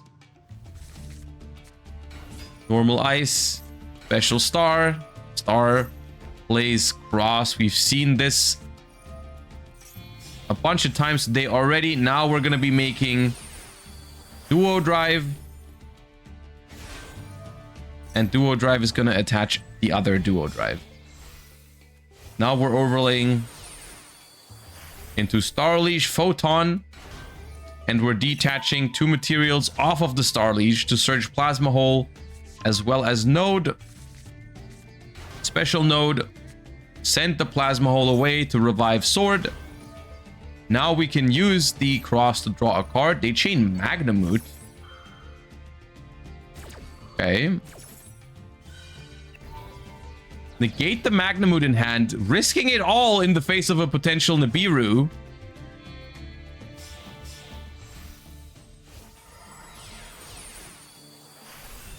Making Detonator, not Baguska. Okay. Set 1, pass. All right. Max C in draw phase. Gets hit by Crossout Designator, though. So we just exchange one card. No Chain Lancia this time around. That's important news for Malice, if it's Malice. I'm assuming Malice because of the Magnamute, and it is Malice.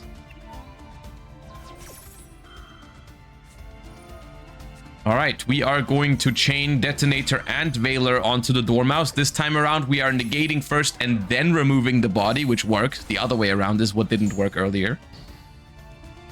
So it's going to be negated. We have the Magnamute to extend, though. We know that. So we're going to negate that in hand. And that's going to prompt an end phase. And I think Ryzeal is going to take down Malice in this one for Team 101. And if they actually manage to close out this game, then this is going to mean a 4-2 lead for Team 101. Honestly, I think this Maxi is fine to resolve. They just need to, they need to add very little damage to this board. It's already 7,600, so any normal summon will do it, probably.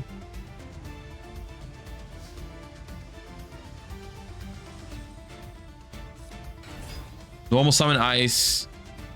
Not even using the effect. We know there's a Magnamute in hand, but we also know there's a Cross. So everything to attack mode. And then going into the battle phase will be enough here as long as we just negate the Magnamute with the Cross. And, I mean, there's not going to be another Bystial because they could have done that last turn. Cross negate, detach from Detonator to keep the attack boost from Duo Drive alive. Go to the battle phase, and that is way more than 8,000, 9,400 to be exact. And that's going to be the 4-2 lead for Team 101. Our Asian representatives in the finals are one win away from taking down this 3 versus 3 Asia versus EU Challenger Cup. Team SBL will have to win all 3 remaining games in the third set. Remember, this is a best of 9, so we have potentially 3 more games to watch. But if Team 101 wins even a single one of those games, they will be the winners of today's cup.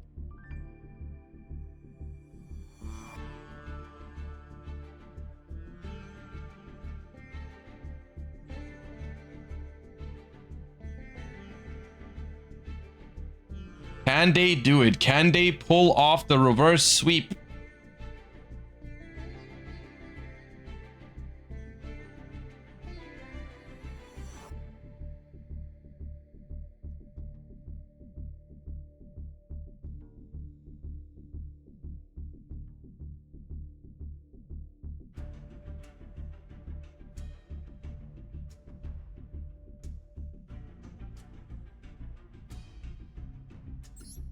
Let's see it.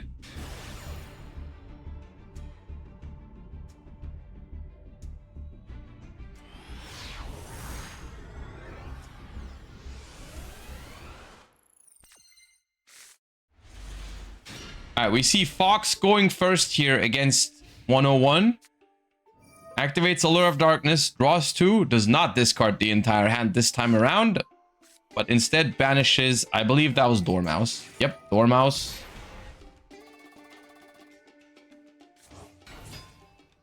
That's going to hit the field and activate its effect and resolve. Now, remember, 101 was the player that previously was sent first. So, Henpai or Gem Knight potentially. So, only because we're not interrupting early here does not mean we don't have a chance in this game, depending on how that deck is built.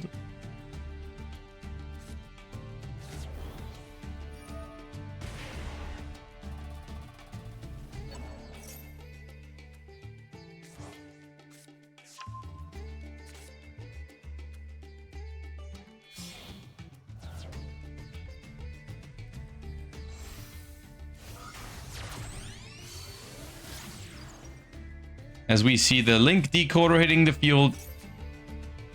These are the Malice lines we've seen a couple of times already. I still have yet to see one of those lines that actually incorporates the Cyber's Wicked in a way where I where it convinces me. You know what I mean? So far, I still think like Appaloosa just seems too powerful to not go for.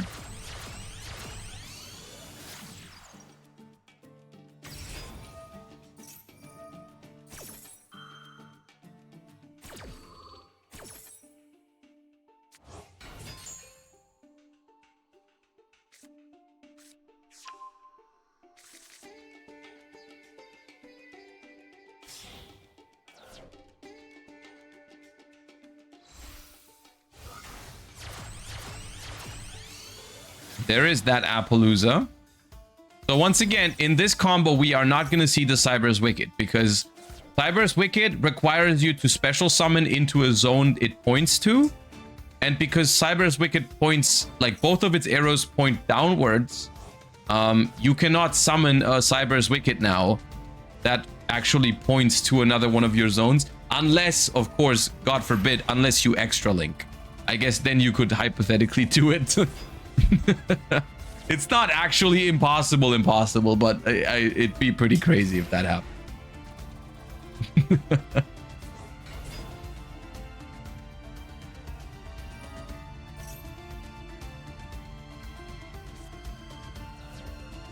Draw 2 with Chessie, putting us to 6 cards in hand behind this board already.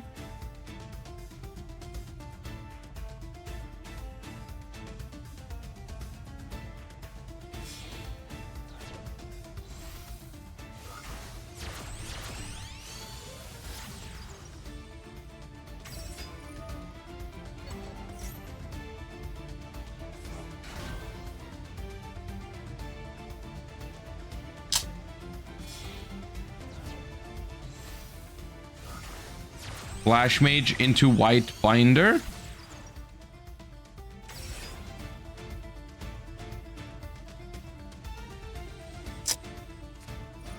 Now we activate GWC so that White Binder leaves the field for a second, then comes back and draws a card. We bring back the Ransom. Allied Code Talker you could hypothetically still make under the Apple, right? Because Allied Code Talker points sideways too. So you could hypothetically make an allied code like under the Apo and then bring back Malice links like next to it. I think that works. I guess we'll see if they decide to go for that.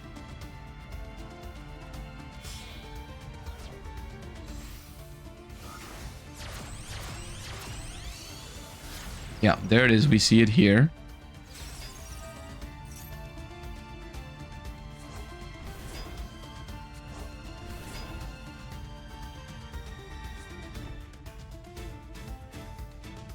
All right, Appaloosa for 2, Allied Code Talker for an Omni Negate, full Malice setup with the non-target banishes and everything. We only didn't go through Heart Script there, but everything else we do have, and then 5 cards in hand, 2 sets. Maxi in the draw phase. Good.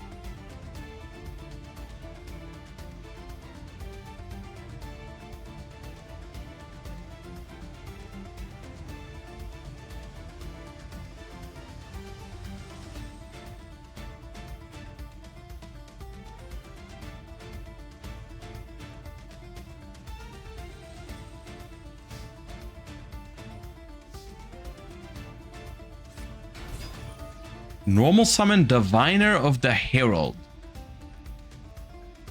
See, this is why I went into this game first, because I really wanted to see more from 101's deck. Because we haven't really seen it do what it does yet. Because it is some sort of Gem Knight brew, I think. As we do see the Forbidden Droplet here. Or 2, so maybe we can see something. Maybe let's see if they can pull something off here. All right, Diviner of the Herald is going to actually resolve because Droplet is going to stop Apo and Allied Code. Also Maxi for turn there.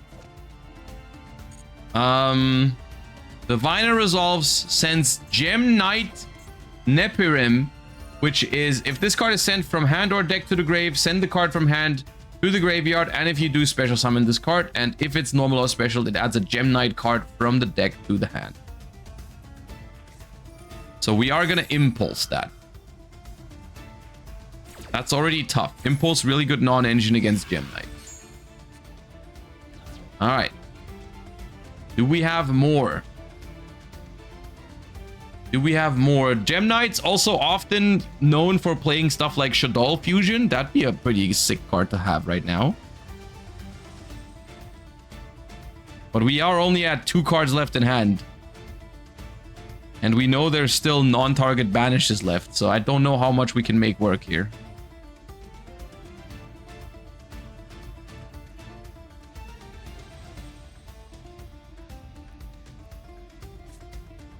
Activate Scatter Fusion. Scatters in chat. During your main phase, if your opponent controls a monster, you can fusion summon a non-rock Gem Knight from your extra deck using monsters from your deck as material.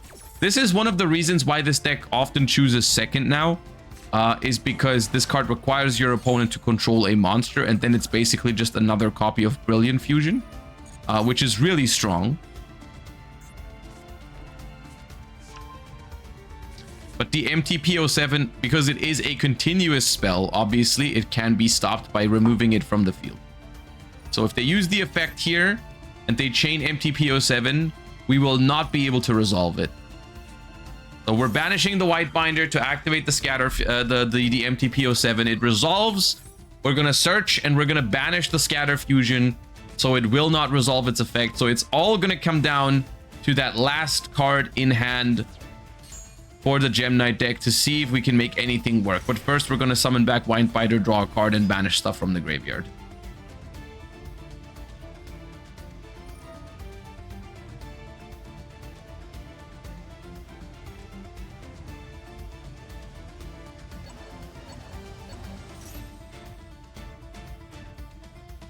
Banish the Nepirim as well as 2 Malice names from the own grave. Both of those I think can still trigger, so we're gonna activate both of them. Dormouse is gonna summon back, and March Hare is gonna add itself back to the hand.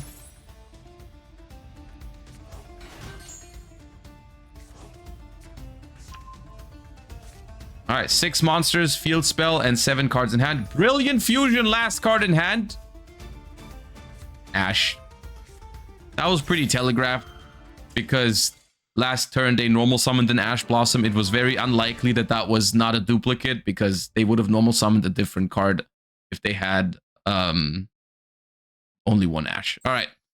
And Gem Knight falls to Malice. So it is currently 4-3. Can SPL pull out the reverse sweep? Pull off, rather.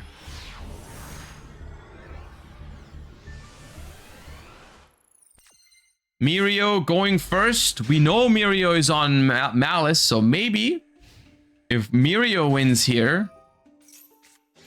Okay, Lancia is rough. Followed by beats Lancia though. All right, mini game 1. Now just don't get max seed on the whatever you banish. Bessie Cat. Didn't get max seed. Okay, looking good for Mirio here. Gets ashed on the Chessie, but that's not going to stop combo.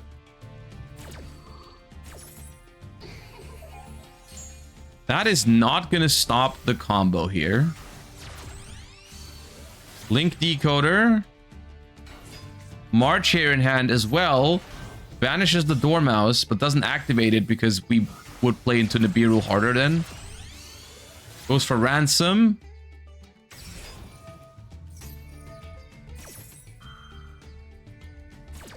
Brings back Link Decoder and searches for the field spell, and then you can just do the good old line from before the backup cards, the Ignister cards rather. But we don't actually. We changed things up. Okay, we're showing off a Cyber's Wicked line here. That's a first. Okay. Bring out White Rabbit, banish for Wicked, and then activate White Rabbit to set a trap. And we are going to search for backup at Ignister. I mean, this also kind of respects Nibiru, right? Because if you get Nibiru'd here, you can still make Link Spider and keep playing with the backup at Ignister, right? So I think just making Apo now, yeah, okay. This makes sense. The way this one has been played, I think it makes a lot of sense. You just have more, yeah. This is a good line. This is a good line because it was never weak to Nibiru.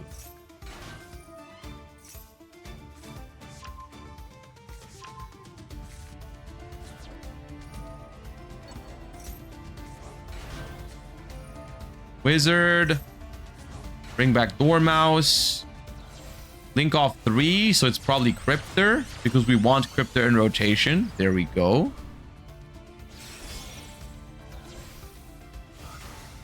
Did we ever use the Splash Mage? We did, okay.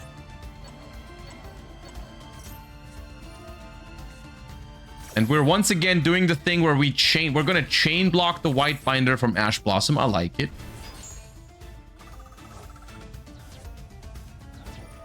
Chain 1 Binder, chain 2 Cryptor, chain 3 March Hare.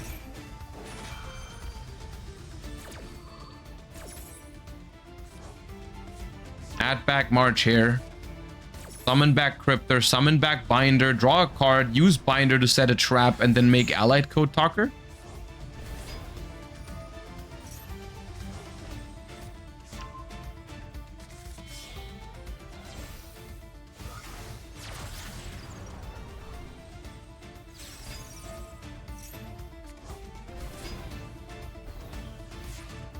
Yep, that's tough. 4 cards in hand, that's tough. Imperm on Apo, lets it resolve. 3 cards in hand, 7 Tachyon, 2 cards in hand. Ash.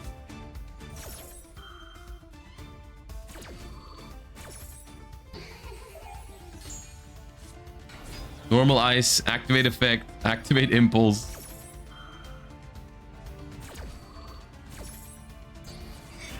Negate and destroy. Special Sword, activate effect, activate allied code, negate and banish the sword. And so Ryziel is on 0 cards here. And that's going to be the game. That's going to be the equalizer for the 4 here in the grand finals. So SPL is 1 game away from the... SPL is 1 game away from the reverse sweep. I hope the other game isn't done yet. That'd be really anticlimactic. I'm actually going to...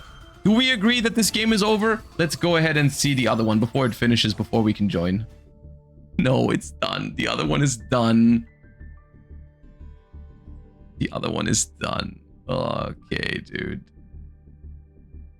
Hold up. I'm gonna pull up the replay without spoiling it. Okay, hold up. I'm gonna go to the break screen just for 1 second, and I'm gonna pull up the replay just so I'm not spoiling the result. Okay, give me a second.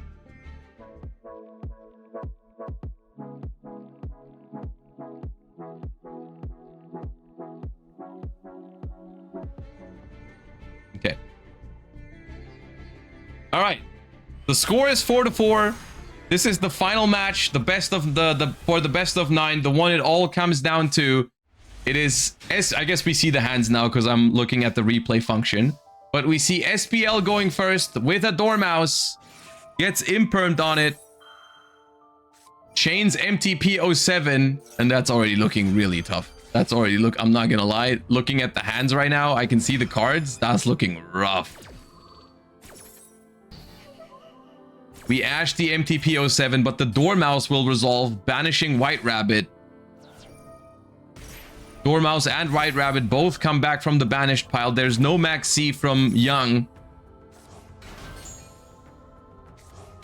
And they have the Field Spell and Magnamute as well to extend. We go for Link Decoder. We activate Magna on the White Rabbit. That is 3 bodies to go into our ransom. And I don't think Sword, Tachyon, and Plugin is going to break what they are about to make.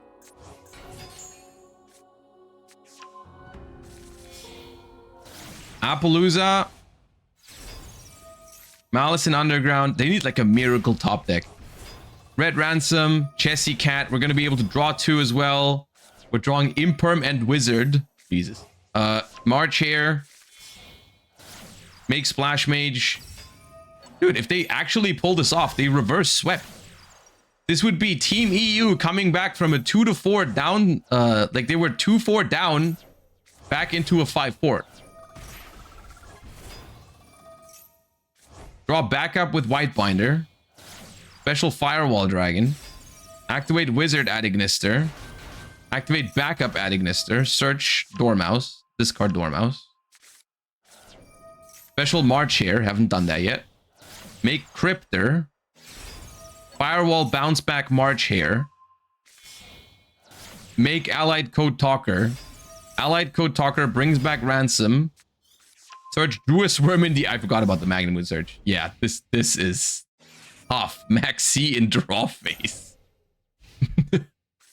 Activate 7th Tachyon. Search X, put back plugin. Special X by sending Aggregator, they draw Impulse. Appaloosa negates X as Chainlink 2. So the Aggregator is going to resolve, negating the Appaloosa. Special Summon Sword, activate effect of Sword, search for Ice. Activate MTP. Search March here, banish Sword. Normal Ice, no effect. Make Detonator. Battle phase. Druid Worm in battle phase. Banishing Cryptor. Cryptor.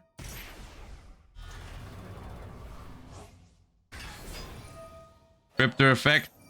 Chain Detonator. Concede. Alright. Very impressive. Team SPL pulls off the reverse sweep and wins the EU versus Asia Challenger Cup. You can see here 3 wins in a row for Team SPL. GG's. EU wins this one. Well played, everybody.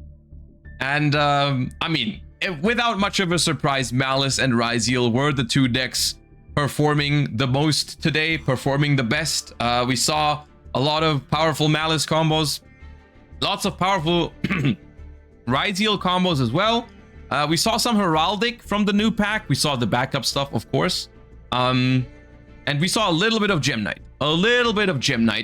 But the Gem Knight, unfortunately, was not able to really shine in the finals as well. So they weren't able to win the entire thing. But it is what it is.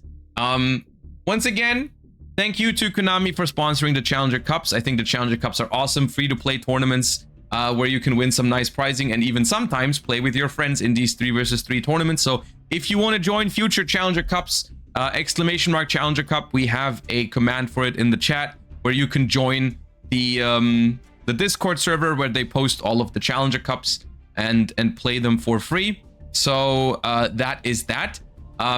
That's going to be the end for the Challenger Cup section of the stream, but we are not going to be done with the stream. I'm planning to go a little bit longer and do some TCG regarding the new Forbidden and Limited list and so on and so forth. So if you feel like it, feel free to stick around. I'm gonna go over to the sponsored thingy, like end of Challenger Cups scene for just a second, and then I'll be back in a few seconds for some TCG on this Sunday. So if you feel like sticking around, that'd be cool. If you're only playing Master Duel or you only care for Master Duel, then that's also fine. And thank you for watching until now. So we'll be right back with the TCG portion of the stream. Thank you for watching the Challenger Cup, and I'll see you in just a second.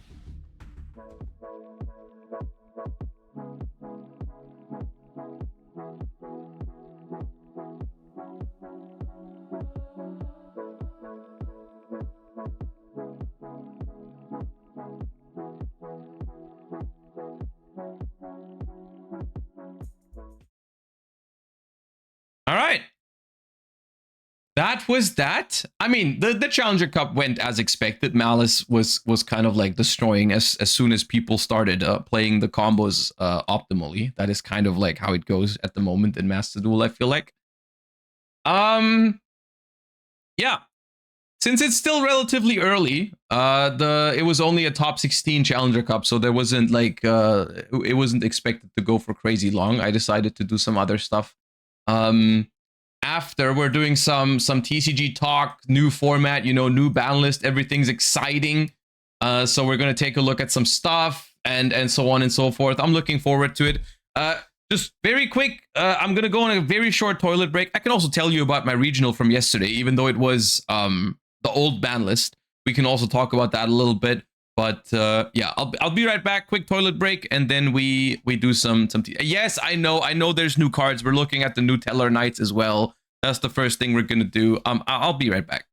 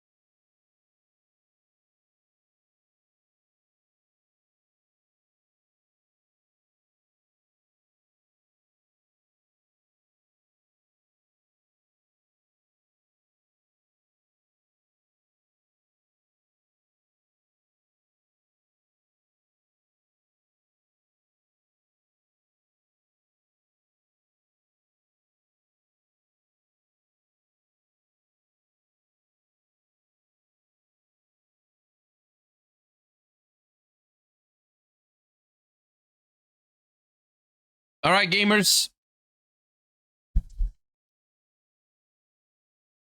Let me just quickly change stream title and everything.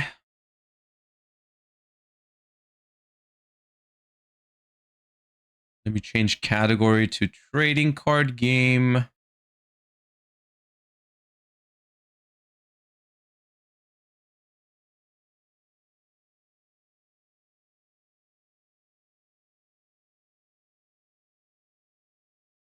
All right. I went to locals and balled out with my raisin for one last time yesterday. That's understandable. I still even a couple of days after the new ban list. Let me pull it up actually. Just well, we're gonna be talking about it today anyways, a little bit.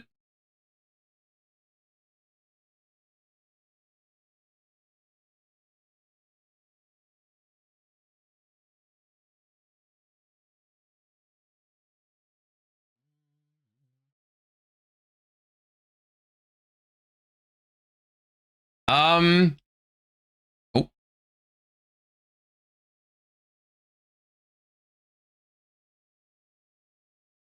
So a couple of days after the list has dropped, I still am a pretty big fan of it, but I still feel the same way about some things. Like, for example, I'm still a little mad that Protoss isn't on here, or some of the other floodgates that are in the game. And I also still think they I feel like personally they did Vanquish Soul a little dirty. Like, I get it. I understand the reasoning behind it. You know, the K9 cards just came out, and the deck was definitely too powerful because of the K9 cards.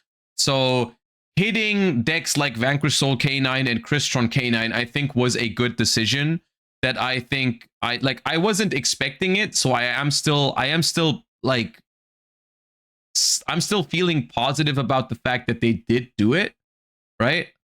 Like, I like the fact that they hit Vanquish Soul K9 and Crystron K9. I just don't like how they did it, because from my perspective, I mean, I said this all in my initial reaction too, but I still feel the same way now, like now a few days later. I still think the reason why K9 Vanquish Soul and K9 Crystron are now considered too powerful is because the K9 cards, right? Like, I think the reason why, and we've had this discussion plenty of times in the past about certain engines that are like super splashable. When a deck is super splashable and then like makes other decks just like stronger and better into hand traps, that's sometimes problematic. Like what Fiendsmith did to Snake Eyes, for example, is like, Fiendsmith inherently, the pure Fiendsmith deck was never a problem, but the fact that like every single deck was able to access it through any two monsters and then make their combos Nibiru safe and everything by making, in the beginning they made Apo, then they made Caesar, or sometimes both or whatever. It's like, that's sometimes problematic in Yu-Gi-Oh! Because then it just like, it's not a problem that Fiendsmith is too powerful, it's a problem that Fiendsmith enables other decks to completely ignore hand traps. And that was not good, right? And the same thing is happening with K9 right now, right? Like, K9 as a pure deck, I think everyone who's played, I've played against pure K9, and pure K9 is a fine deck, you know, like pure K9 is nothing I would really complain about, to be honest with you. At least at the moment. And the problem is that, like, when other decks use the K9 cards to protect their combos from hand traps and make their combos even stronger, because all of a sudden, for example, Crystron, instead of ending on the normal Crystron board, on top of all of it, it ends on, it has Ripper, it has the K9 quick play spell to pop a card and look at your hand, and the Ripper also makes it so that you can't really hand trap them in like key spots anymore, because the Ripper, usually if they draw Jockle, the Ripper is there immediately before they do anything else. So if you have an Ash Blossom, if you have a Nibiru or anything like that, if you're trying to use that in the right moment, you can't do that anymore, right? Because the Izuna, the Ripper just invalidates it completely. Which is why I think it's a big mistake that the K9 cards don't lock you into XYZs. Like, I think that is the biggest oversight with K9. It's just like, it shouldn't have been so generic and so splashable into every deck that has any level 5 monsters, right? Because K9 just locks you into nothing. And so, I think it's a little sad that both Vanquish Soul and K9 suffer from the fact that they didn't design K9 properly. Because both Vanquish Soul and Crystron were actually pretty cool decks before the ban list. At least that's how I feel about it. I know Vanquish Soul is not everyone's favorite deck because it has like a lot of interaction on the opponent's turn and tier 0 interactions. Those are things you can feel about however you want. Like, that's something that it's not what it's about right now. But I think just power level wise, I think both pure Vanquish Soul and pure Crystron were arguably pretty fine decks in Yu-Gi-Oh, right? Like, both of those decks didn't really feel too broken, but they definitely, with K9 in the mix, they definitely did. So I think yeah. Basically, hitting them was necessary. I don't like the way they did it, because they hit the decks that I feel like they hit the part of the deck that wasn't at fault, basically. Because the other part is K9 and the other part is too new. But yeah. But that's honestly, those are my only two issues with this ban list. Other than that, I think it's a phenomenal ban list. It comes at a phenomenal timing as well. And it did a lot more than I was expecting it to do. Because if I have to be 100% honest with you, what I was really expecting to happen was I expected a ban list that like bans Paradise Smasher and then like kind of like does not much else, which honestly would have also been fine, I guess, but it would have left us with a format where decks like VS K9, Crystron K9, and Yummy are like overly powerful. And they were willing to hit those decks immediately, which I think is good and a positive. And so I think it's overall a really good ban list. Even though it's not perfect because of those things I just mentioned, right? Like no Protoss, and like the way they handled Vanquish Soul and Crystron. Other than that, I like it a lot still, and I'm pretty excited for it. I did play my last regional of the current ban list yesterday. I guess I'll quickly tell you about it because it was old ban list. I didn't record it because it was old list. I didn't bother. I played Yummy for the first time simply because I wanted to get a feeling for how that deck works when you play it yourself. I've played against Yummy a lot, but I haven't really played the deck myself, so I wanted to get a little bit of an understanding of it. I went into it with relatively little practice on the deck, but I think that was okay. I think Yummy is a deck that, like, Yummy, it doesn't play itself, but like most of the Yummy gameplay happens when like you're interacting with your opponent after you've made your board, because like the Yummy combos aren't really that complicated. It's mostly about like sequencing your interruptions correctly and stuff like that, which is something that I personally think I can pick up relatively quickly. So I went to a regional in Germany yesterday. I posted updates on my Twitter, which I always do for all the people that are interested in following the regional journey. And I went X3 again. It was kind of unfortunate. I was a little salty yesterday because I went X3 at 3 regionals in a row, which I know it's not terrible, you know, like going 6-3 at a 500-person regional. I didn't feel too bad about it. Even though I was a little frustrated. I didn't feel too bad about it because the losses I had, I couldn't do anything about. Like, for example, I lost round 3 to Vanquish Soul K9 because I went first. Had one play. They ashed it. I go end of main phase. They go Holy Sue with Fire Dark, and I scoop. Then game 2, I go first. I have one play. They ash it. I go end of main phase, and they summon Holy Sue again. And it's like, okay, like I got that match literally took 5 minutes. Like I stood up and like and left the table when there was like 45 minutes left, which was like, what's it like? That was the under the old time rules, we wouldn't have even started the match yet, in theory. Like, we still would have had a full round left after the old time rules. Like, it literally took 5 minutes. Like, the first game was a minute. We sided for two minutes. Then the second game was a minute. Like, it was crazy. So, I lose that. But at the end of the day, I don't feel too bad about that sort of loss because I couldn't have done anything about it except for maybe play a different deck that's more consistent. That is something I will say about Yummy is I played a version of the deck. I decided to play Piri Rise map and the Sky Striker cards yesterday, and I still bricked with it a decent amount, which was a little bit annoying. But alas. Round 5, here's another thing that kind of frustrated me yesterday. So you know how at the first regional I went to last week, I decided to play Vanquish Soul K9. And in that first regional, I played against 5 Yummies. And my Izunas basically felt terrible the entire day because it was all Yummy. And I was never really able to really do anything with my Izunas, right? And like the Yummy matchup is supposed to be one of the harder ones for Vanquish Soul K9 because you can never Izuna them and so on and so forth. And yeah, so that was kind of frustrating. Yesterday, I played a deck without Izunas and I played against 0 Yummies in 9 rounds.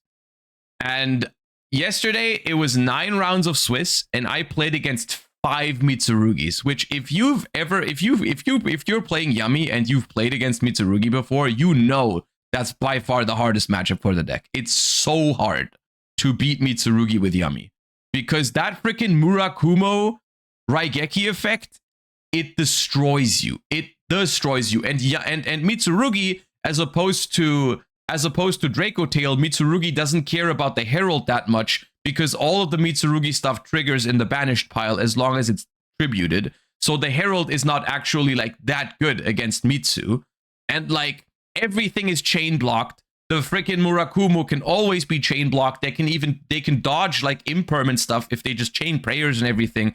It's so hard to beat Mitsurugi with Yami.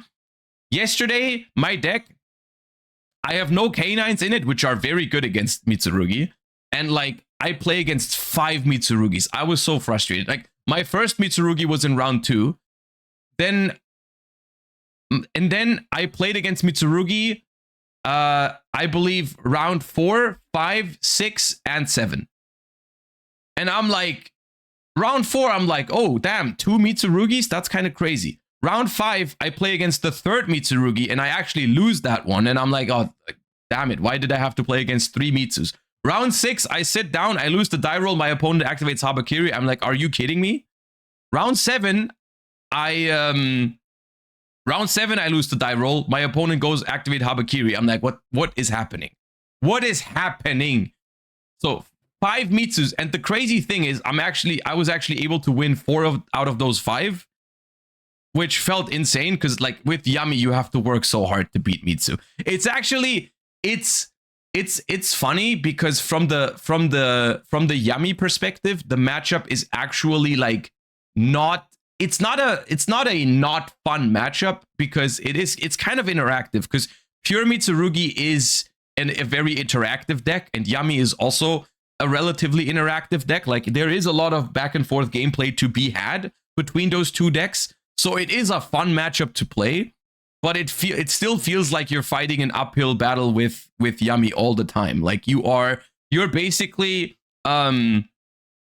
it's very rewarding, but at the same time it's still really difficult. And I will say I went 4-1 against Mitsurugi, but that was only because some of my Mitsurugi opponents did not play optimally in a lot of those games. Like I was winning games that I wasn't supposed to win. Like for example, one of my Mitsurugi opponents in one of the games, they forgot to go battle phase. So they basically just lost out on, they had like double Murakumo on the board. And so they just missed out on 6,400 damage because they made Dynamondo with the 2 Murakumos and then said go. So they just forgot to attack me. And then that's why I survived next turn because I was on 8,000 and they just forgot to attack. And that's why I lived the next turn. And then the turn after that, I was able to actually win. So like I should have lost that. And then there was like minor things in some of the other matches as well, where like one of them like tributed a Habakiri for prayers from the field and then activated the effect in the graveyard to search, but then forgot to bring it back.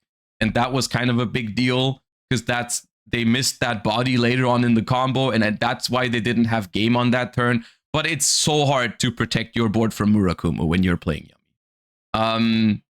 But yeah. And then after all that, look, round 3 I lose to Vanquish Soul because I just couldn't do anything. Round 5 I lose to one of the Mitsurugis, fine.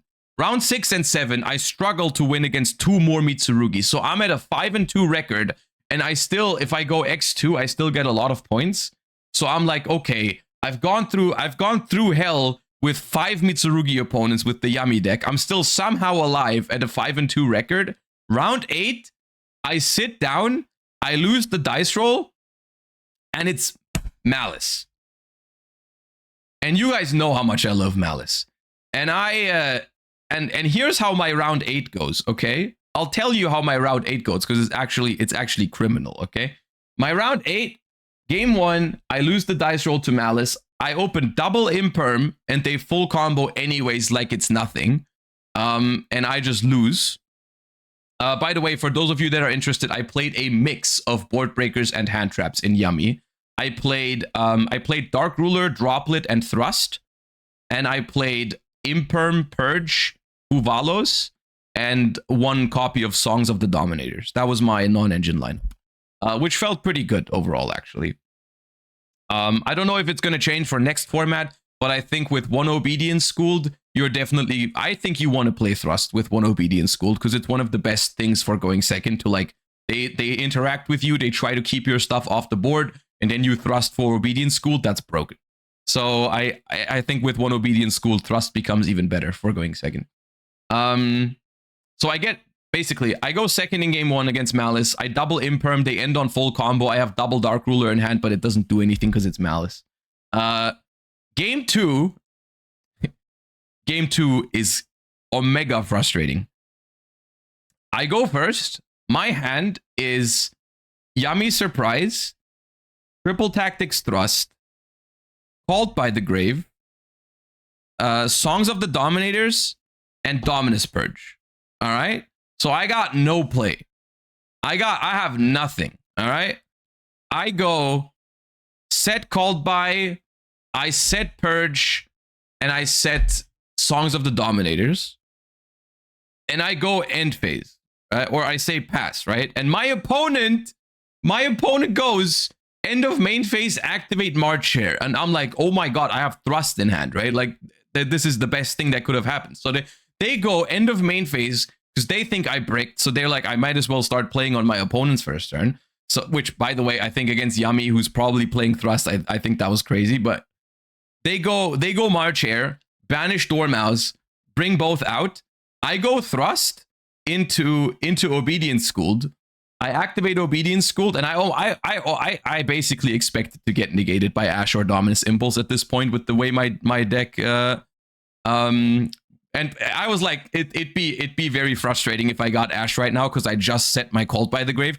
But of course I set my Called by the Grave. I bricked, you know. Of course I set it and passed with it, hoping it would like somehow get me through the turn. But I didn't get ashed. I actually resolved my Obedience Schooled.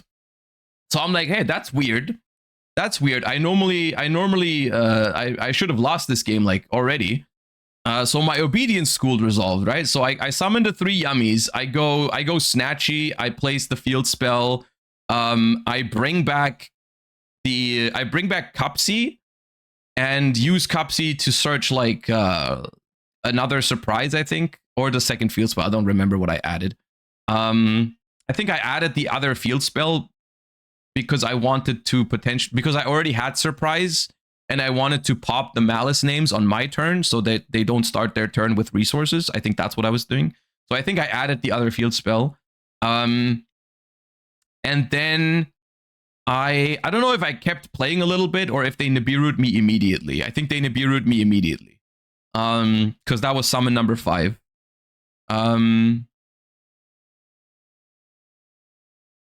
You put Minion under Schooled? Yeah, I put Minion because I wanted to revive the Cupsy immediately to get the search for the other. Maybe, I don't know. Maybe I should have just put the thing. I don't know. But I got nibbed. And I was like, okay, well, I got nibbed.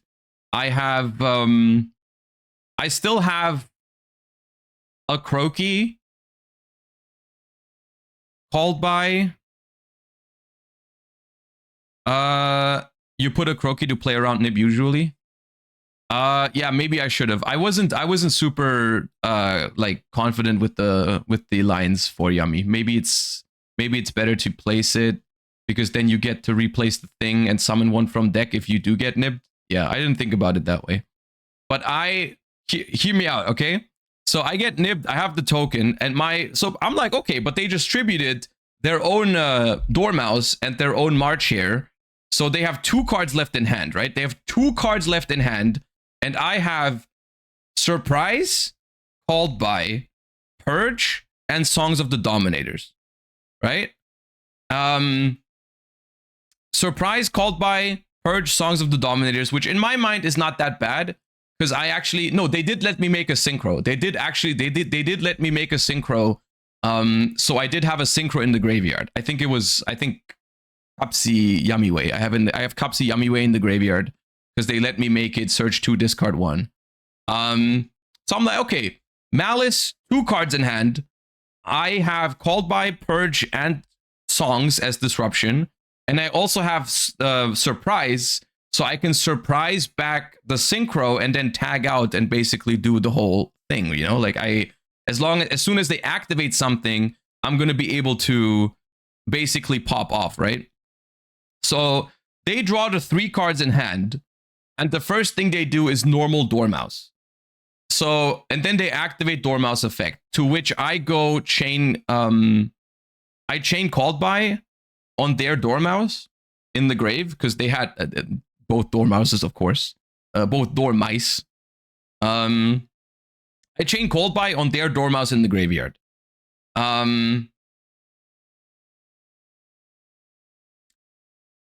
Which in hindsight, I should have just activated songs, but I was trying to, I was a little greedy with the songs because I wanted to get the trap in the grave first, but I'm like, in my mind, I wanted to purge first, but I was like, let's get the Called By out there, because Called By is not a great defensive card against Malice usually. And they go, because at that moment, basically the thing that happened is I thought I had an Imperm set, and I thought if they chain March Hare, I can still chain Imperm. I forgot that it was songs and not Imperm. In my head, I thought I had Purge and Imperm, because I just drew my opening hand, realized I bricked set 3, didn't think about it too much. I forgot which the 2 traps were I set. I thought it was an Imperm. That's why I went Called By first. Otherwise, I think I would have gone songs. But they didn't have March Hare. So I go Called By on the Dormouse. They chain Bell. And I'm like, okay, chain Surprise to bring back the Synchro, because in my head, it's like, okay, if I go Surprise now, bring back the Synchro, and they go, if they banish any Malice name and they want to trigger it, then I can immediately tag out on the, I can immediately tag out with the Synchro, right? To do the thing. And the card they drew for turn is just Impulse.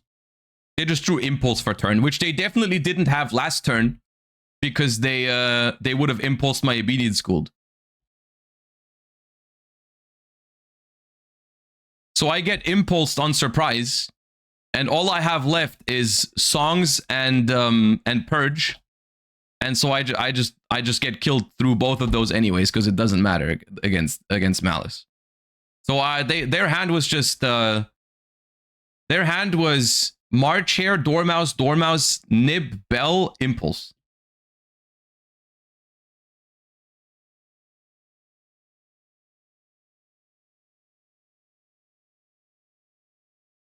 Which is kind of fucked up. Why'd you pass to 1 Nib? Yeah, I didn't know the lines very well. I didn't put the Akroki. I should have put the Akroki.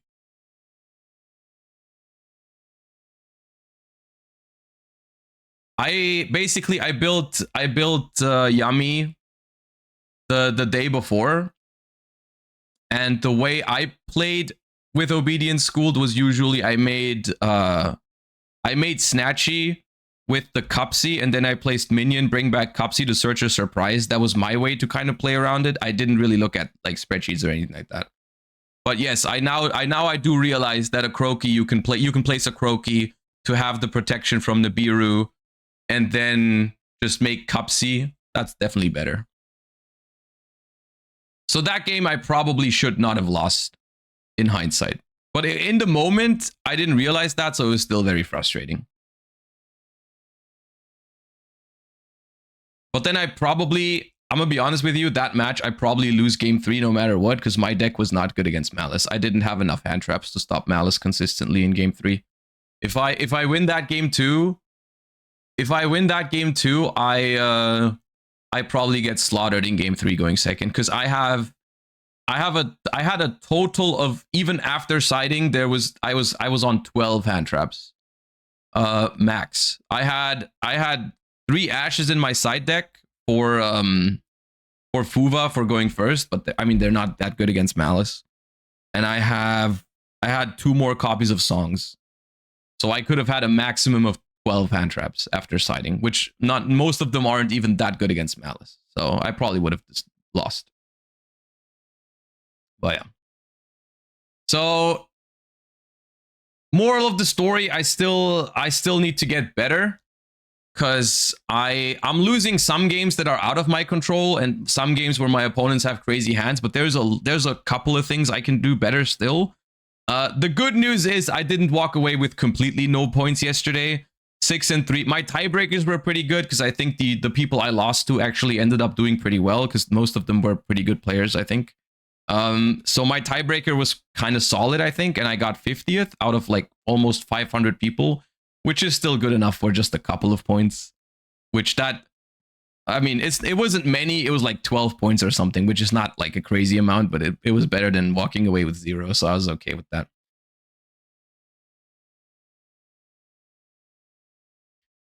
With Vanquish Soul K9 going out a bit and Mitsu Dracotail getting probably more popular, isn't the environment way more hostile for Yummy?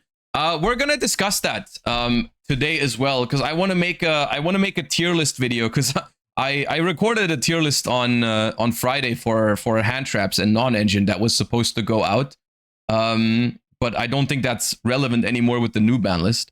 I want to make a tier list later today for the new format, basically, also taking into account some Doom of Dimensions.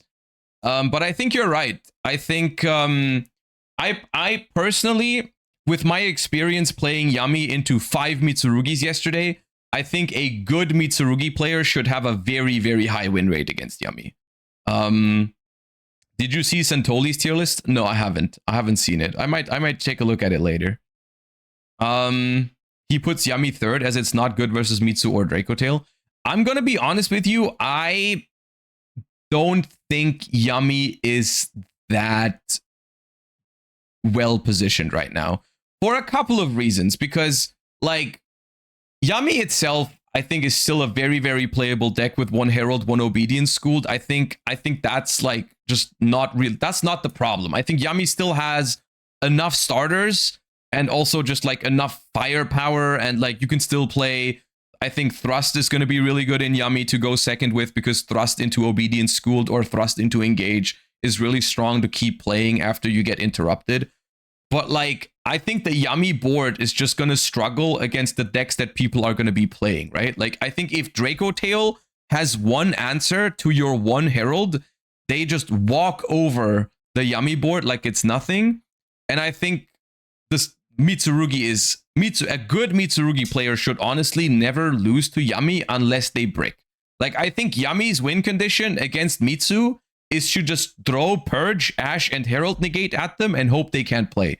But if Mitsurugi can play, they should always beat Yummy. It's so hard to even survive the turn against Mitsu, because the freaking Murakumo just Raigekis you, and it's always chain blocked and protected, and like, it's so hard to not die against a good Mitsurugi player. And even if you do survive, you get Raigeki'd on your turn again, and so it's so hard to actually kill the Mitsurugi deck with Yummy. It's just so hard. It's so hard. And just in general, at least the sentiment that I'm getting right now in the format is that with Paradise Smasher being gone, I think a lot of people are probably going to gravitate towards playing more board breakers, which is not ideal for Yummy, I think. Like Yummy, I think Yummy wants to play against hand traps. I think Yummy wants to play against cards like Veiler, Imperm, and stuff like that, which are not that good against Yummy. And Yummy usually still combos through those cards and just like grinds better into hand traps. But the Yummy board is just like very breakable, right? The Yummy board is relatively breakable, and with Paradise Smasher gone, if people gravitate more towards cards like Dark Ruler, even Droplet, all those kind of cards, right? Yummy might struggle against in that sort of environment. So it's still, this is a lot. It's theory basically, but it depends how people are interpreting this format, at least in the beginning. I will say though, always in Yu-Gi-Oh, there's going to be a lot of people who are not willing to play the board breakers, who like, there's a couple of reasons to be afraid of board breakers. Maybe some people are still playing some of the more, in quote unquote, degenerate decks for going first. You know, Mermail, Lunalight, White Forest. There was a couple of White Forest at the regional yesterday as well. Some of those decks people might still be concerned about, and they might still feel safer with hand traps. And so Yummy is a powerful deck. You know, it is a powerful deck, and it will still have a solid win rate. But I don't know if it's the type of deck to really take down the tournament, right? Like if your goal is to like top 8 a YCS, so you have to go like 13-2. I'm gonna be honest with you. I think that's gonna be hard with Yummy. I think Yummy is the type of deck to you can still relatively consistently make day 2 and maybe get a solid score of like X3, X4. And maybe if you're lucky, you can definitely still top with Yummy, but I think it's not the best positioned deck. Yeah. Is Mitsu Orcus dead with Feral Imps gone? I mean, it's weaker for sure. You could still play it and just play the 2 engines next to each other because they don't hurt each other, and but you're not going to be able to bridge.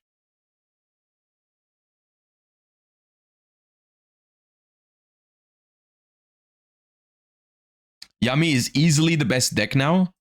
I don't think it's that easy. I was also surprised yesterday by how beatable Yummy felt.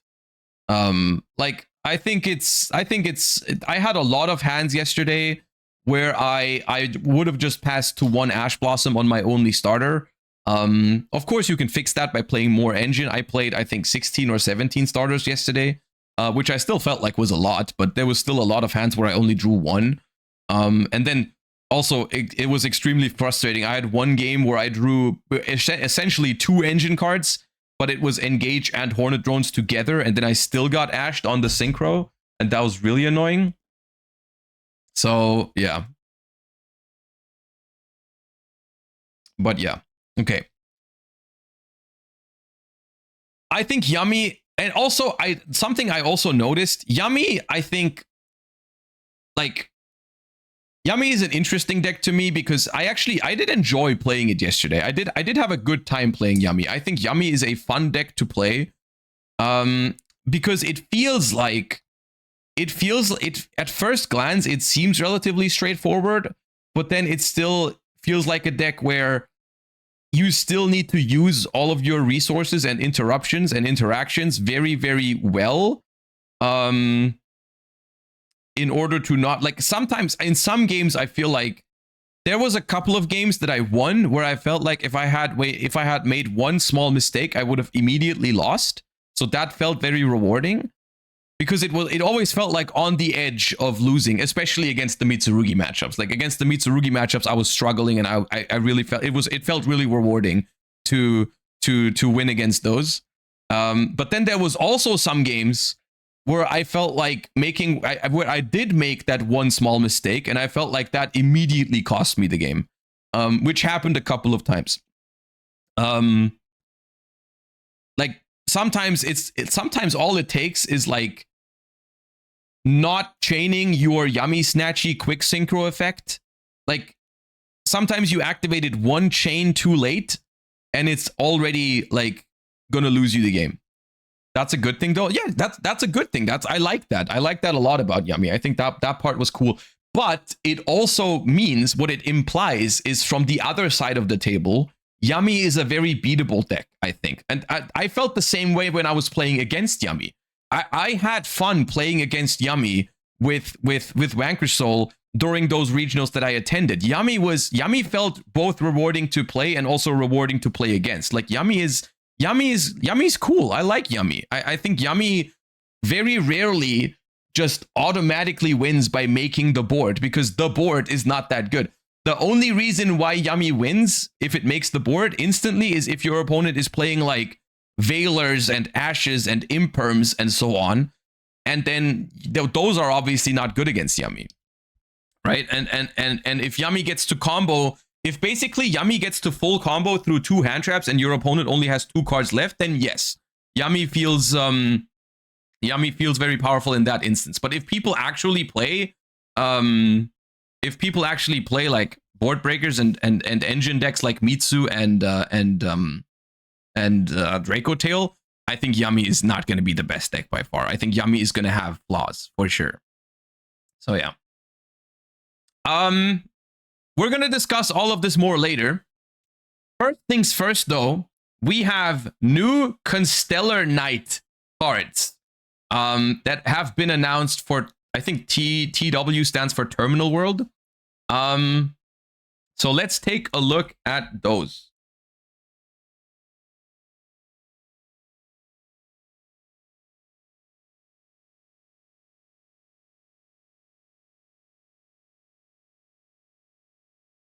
Feel the sacred and the sublime with the new Constellar Knights. Terminal World 3. I have no idea when that's going to come out for us because that's not a main set.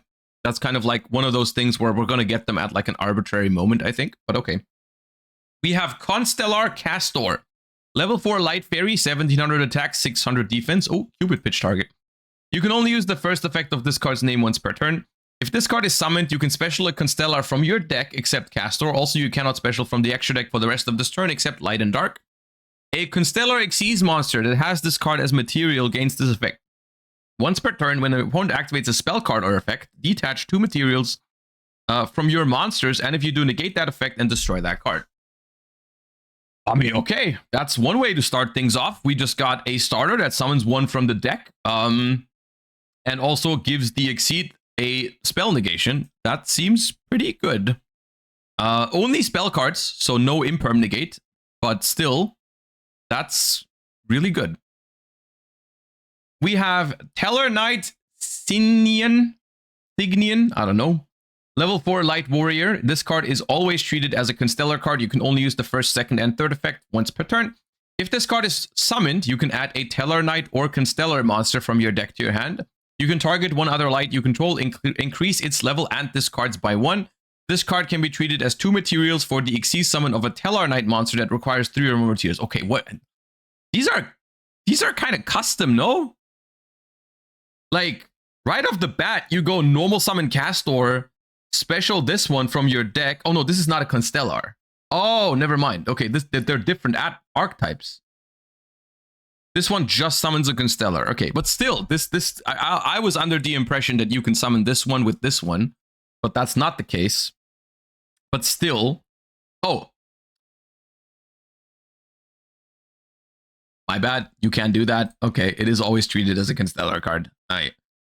Bro, why not just name it Constellar Knights Signy then? Okay. Yeah, no. Normal summon Castor, special this one, add a card from deck to hand, make it level 5, both of them level 5, and then you can make even one that requires 3 monsters.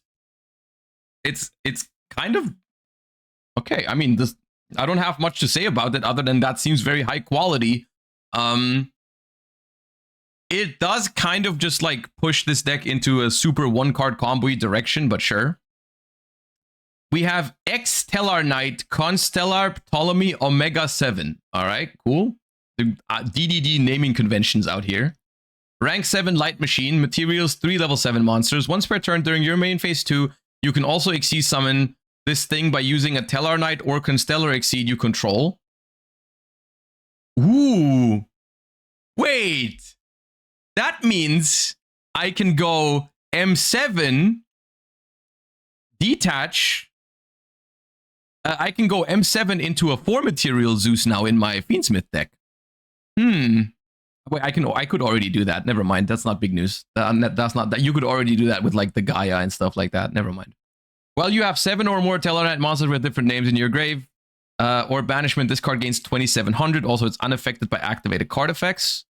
Once per turn, quick effect, detach any number of materials from this card, then target that many monsters your opponent controls, shuffle them into the deck. Okay, but that's a significant upgrade to like an M7 or whatever, right? Like that's pretty good. Quick effect, detach, shuffle monsters into the deck. That's powerful. It is only, you can only do this in main phase 2, so it's going to be like not relevant in like the main combos for the deck, but that's still a decent option to have. And like I said earlier, that might even end up being a solid option even for other rank 6 decks where you just make M7, go battle phase, attack, and then you can make this, use its effect, and then still have like a Zeus with 2 materials, but you've already like gotten rid of a monster. Pretty good. Teller Knight Sacred Delta Teros, rank 4 Light Warrior, 3+ level 4 monsters. Your opponent cannot target rank 5 or higher Teller Knight and Constellar Xyz you control with card effects. Once per turn, you can detach a material from this card, add a Teller Knight or Constellar monster from your deck to your hand. Then, immediately after this effect resolves, normal summon a light monster. If this card is sent to grave, except from field, special Tellar Knight or Constellar from hand or banishment. Except from the field, okay. Okay. So what I'm seeing here is normal summon Castor, special summon Signian, search with Signian. This can be treated as 2 materials, so these 2 together can make this thing. And then you detach a material to add another card, and you get another normal summon. Right? And then you rank up from it, and then when it's detached, you get this effect. I mean, look, this is just 4 cards. But this is basically, I feel like, how you make high-quality legacy support with very little to work with. Like, literally, unironically, I think all 4 of these are pretty custom cards. I think these are pretty high quality. I mean, all 4 of these cards, mainly the 2 main deck ones and the last one, all of these are cards that most other decks are fiending for. Like this is like this is the type of card that every deck wants, you know?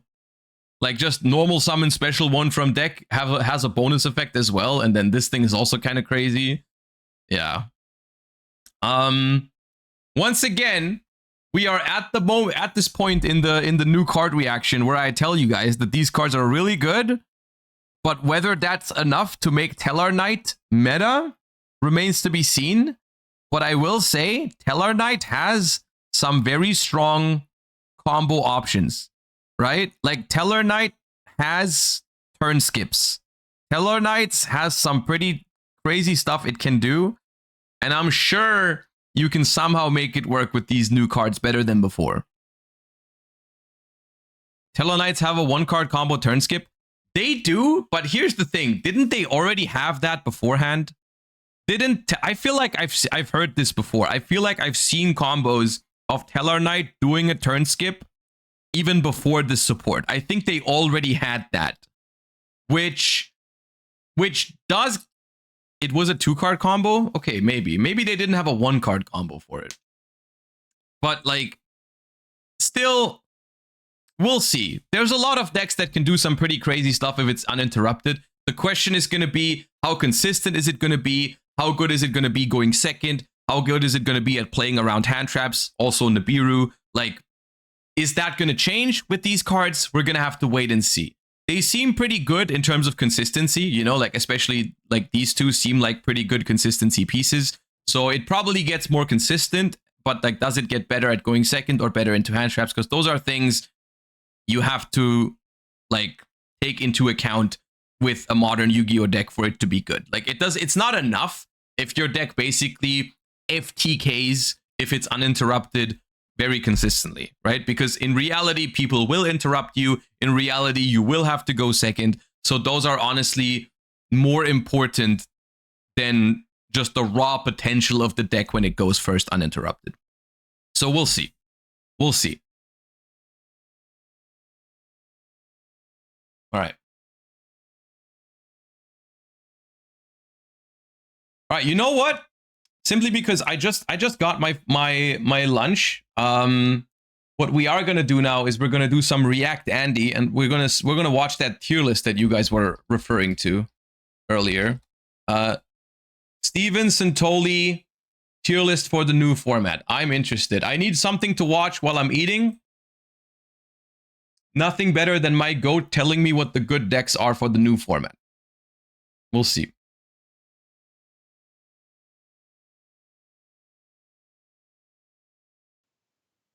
Hey guys, Santoli here with another tier list video for Post Dude. Get ready for some hot takes. I mean, I think this new format is pretty much up in the air. I'm gonna make my own tier list, my own first impression later on. But I don't mind some hot takes, honestly. I think it's I think this format is interesting and very far from... I mean, obviously, it hasn't even started. The ban list goes live tomorrow, so obviously it's not solved yet. But I'm hearing a lot of opinions left and right. Like, some people are saying Yami is the best deck. Some people are saying Yami is very exploitable. And, like, I don't think he could say stuff that really surprises me at this point. I think a lot of the hot takes I'm willing to debate. I know everyone's making those reaction videos Or where they go, listen oh my at least. god, the ban list is insane. And, you know, it was a decent sized ban list, but we're going to skip all the emotional reaction and just get straight into the content about what decks should we be playing next format. Keep in mind, we still do have a few weeks till Dune. So, you know, just accordingly if you have regional, the weekends in between. But otherwise, we're talking about post Dune and what the meta will look like for YCS Leah and YCS Anaheim.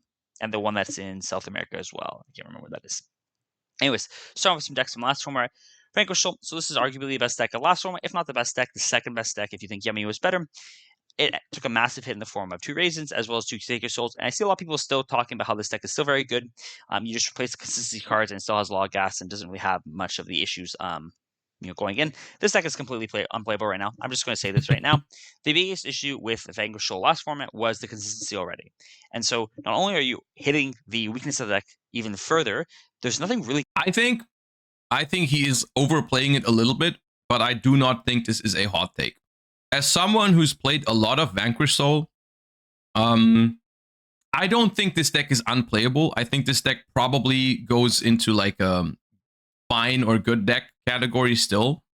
This deck is still going to be solid, but the problem is here, you have no reason to play Vanquish Soul anymore. Because the Vanquish Soul package is not that consistent, and it is not the best pairing for K9 anymore, I believe. Like, I think if you have to play cards like Small World and stuff, which honestly, people already played Small World beforehand to fix the consistency issues for Vanquish Soul. There's simply going to be other decks that you can pair with K9 that are going to be better. And this deck is just not going to open playable hands often enough. It's probably going to be opening playable often enough for you to still be able to do okay with it at tournaments. It's not like ass, but it's just... The pure Vanquish Soul deck is basically inconsistent now. And the K9 Vanquish Soul deck is just an inferior version to other K9 decks, is how I feel about it. Good to replace it with. The 2 Raisins, and as you say, there's nothing good to replace it. There's no, oh, I can just slot in these other cards. Drendel is not a replacement at all. It's not an attribute. It's very rarely going to resolve. Smallwood's fine, but people are already leaning away from them. And the biggest issue is just even some of your other stars now just got so much worse. Like, Holy Sue is a significantly worse card now because you're not going to be drawing Vanquish Souls enough to actually be able to trigger turn 0. So maybe you do have a fire in it. Like, it's not a way to summon it out early. So turns where you're going to turn 0 Holy Sue are a lot less. Turn 1 Holy Sue is still not that good. Yes, you get low-key. I think the Raisin limit is the harder hit than the Stake Your Soul limit. Like, yes, Stake Your Soul is a really, really broken card in Vanquish Soul, but just having less Vanquish Soul names and also less fires is a huge nerf to Holy Sue, which was one of the main reasons, or one of the main ways this deck like worked going second. I think it was already struggling to fit good fire monsters. Losing the best fire monster in the deck, like 2 copies of it, is crazy. The ability to have the K9 cards, the new one as an extra starter, but it doesn't actually get you to engine enough. The top decks, as we'll see in a second, are all hand traps decks. And so if you have one play that lets you get to a Saruja, potentially dig for a Vanquish Soul card, and they have 2 hand traps, you're not getting there. You're not going to be able to play. There's other issues with the deck that come along as well. Is that going second is so much worse because Stake was one of your best extenders. Raisin puts so much pressure on the board immediately. Another issue is that once Raisin gets into the grave, you have to keep careful management of it and always add it back to your hand. If you add it back to your hand, that means you don't have the ability to summon another one from deck with Sue. Also, drawing Sue and Raisin turn 0 is also so much worse because now it's no longer, oh, there's my fire for Sue. I'm able to summon another Raisin from the deck. Nope, you have to summon a Mad Love, which just feels so much worse. If Raisin is ever in your hand in the grind, then Sue summon from deck is so much worse. Yes, that's also true. There was very often cases where you still wanted to summon a Raisin from deck because you needed it in a certain column, but you had it in your hand. And yeah, no, they should have probably put Mad Love to 1 instead, and then maybe we'd be talking, because Mad Love was by far it was a less important attribute. It was a worse starter. It was less important to keep in rotation. Consistency was the biggest issue. It's just been made 1,000 times worse with these hits. Other issues as well with the building feels bad because you don't know where you want to play a large Vanquish Soul count to actually make the Vanquish Soul cards live, or small count, in which case then it's like, why are we playing them at all? Because they're just going to be bricks most of the time. I think this deck's awful. I think we'll have some success just early on because people are going to force the deck to be successful, kind of like Snake Eye after that September ban list last year where people were like, oh, this is the best deck. Everyone played it. It barely topped. I think it will get over the finish line because of that. People just playing it. But I think this deck really got the nail in the coffin from this last ban list. I'll also say I'm not particularly a fan of how hard they hit this deck, even though I moved on from it. I think Stu was a problem card with the deck. Going first, yes, the deck did a lot, but I don't think it needed quite that murdering. I think just hitting Stu to 1 and preventing that, high roll and going second was the way to hit the deck. And then, it's going first was good, and maybe it needed to hit down again in the future, but I didn't need the absolute murder I got from this ban list. Moving on to what I think the best decks of the next format will be is Dracotail. I think this deck had a good showing last format. I think it's very difficult to pilot because it's so low. I knew he would say that. To the floor, but I won a regional with it. It felt very, very good there, especially against all the decks that were not VS. And now its worst matchup of the format is completely murder. I don't think this is cope. I don't know if I necessarily agree with absolute best deck, but Dracotail is definitely a force to be reckoned with. This deck, I think, in the hands of a good player, is going to be able to play both going first and going second super well. Like, the Dracotail engine is very strong at going second inherently, as long as you're good enough at managing it in the grind game. I think Dracotail is very, very good. VS is not going to be a good deck, and now it's okay. All your bad matchups are gone, and you just have the ability to feast on the yummy that's remaining, as well as the other decks that are there. I think this is going to be the best deck going forward. I don't think we'll have the highest representation because, like I said, I think the problem with this statement is like I think the reason why the K9 Vanquish Soul matchup was relatively hard was not really because of the Vanquish Soul cards. It was more so because of the K9 cards. Like, the K9 cards are pretty annoying against Dracotail. Like, Izuna is impossible for you to play around. Ripper is really strong against you. And it's just, in general, like a tough matchup if your opponent is playing K9 cards. And if other K9 versions emerge, which they might, like, that's going to be also potentially a problem for Dracotail.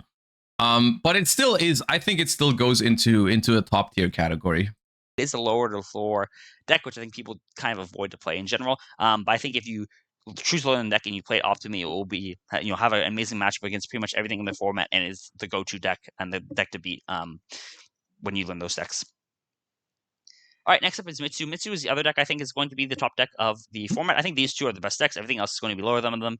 I think Mitsu didn't get hit at all. Yes, I think the Razor version got hit with X, and you can't use Ferret Limbs to get to Mitsu cards. So you're just going to be playing this pure. But I think pure Mitsu is fine. I think it uses breakers really effectively. I think Impulse is a great card in the format. I think it grinds very well. I think it's just very, very good into Yummy and some of the other high tier threats.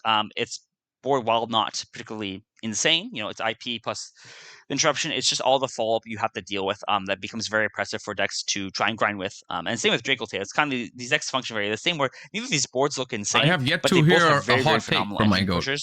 Into boards once you use single hand trap or single breaker to weaken the boards. Then you just get into grind games where it's just very, very oppressive to deal with Mitsu cards in the grind game. Some people may say Mitsu is better than Dracotail. I think these decks are pretty comparable. I think if you build to beat Dracotail, you will have it, or build to beat Mitsu with Dracotail, you will have a decent Mitsu matchup. But overall, I think that the matchup's pretty skillful. I think these are pretty close to 50-50 in terms of playing against each other. So I think swapping these is fine. But I do think these two are the best decks going forward. I think they are just, there's nothing overpowered to punish them. And then once again, for the grind game, both these decks are just super, super good at trying to grind. And it's really hard to knock them off the grind once they start going. I think a lot of the potential of Dragontail goes under because it's so low to the ground and therefore not so easy to pilot. I agree with you, and that's why I'm also not surprised why Santoli is putting both of these up there. Both Pure Mitsu and Dracotail are like that. They're more like mid-rangey, low to the ground, which often, like, the broad mass doesn't consider those decks like to be the best in the format. Right? Like, people are always drawn to like the flashy combo decks, the crazy stuff that decks can do.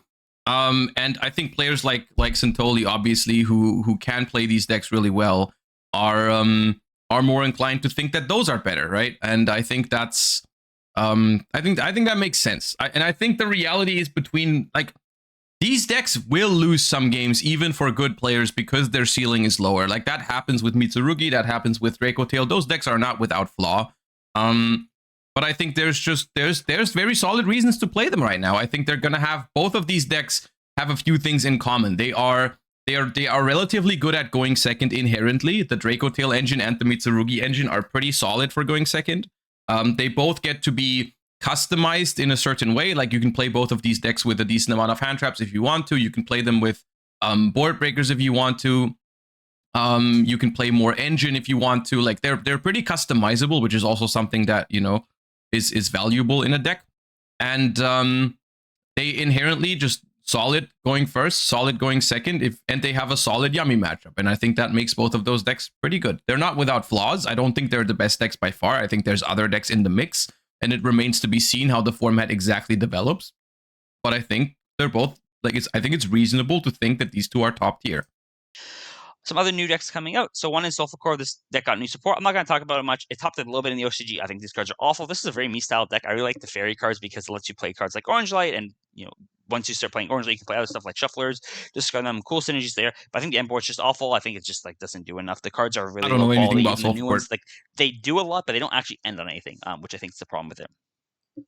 Next up is DDD. I think this is a hype-up deck. I'm putting this in fine decks. I think the biggest problem with it is it just has an issue with large amounts of chummy. Joel isn't amazing for this deck to deal with as well. It also has a non-engine issue where I don't think the engine pushers are quite real enough into some of the other decks. Like when you look at Mitsu or Dragon Tail playing and starting to, you know, resolve their effects and start playing, they're immediately just putting pressure on the opponent and they're removing stuff.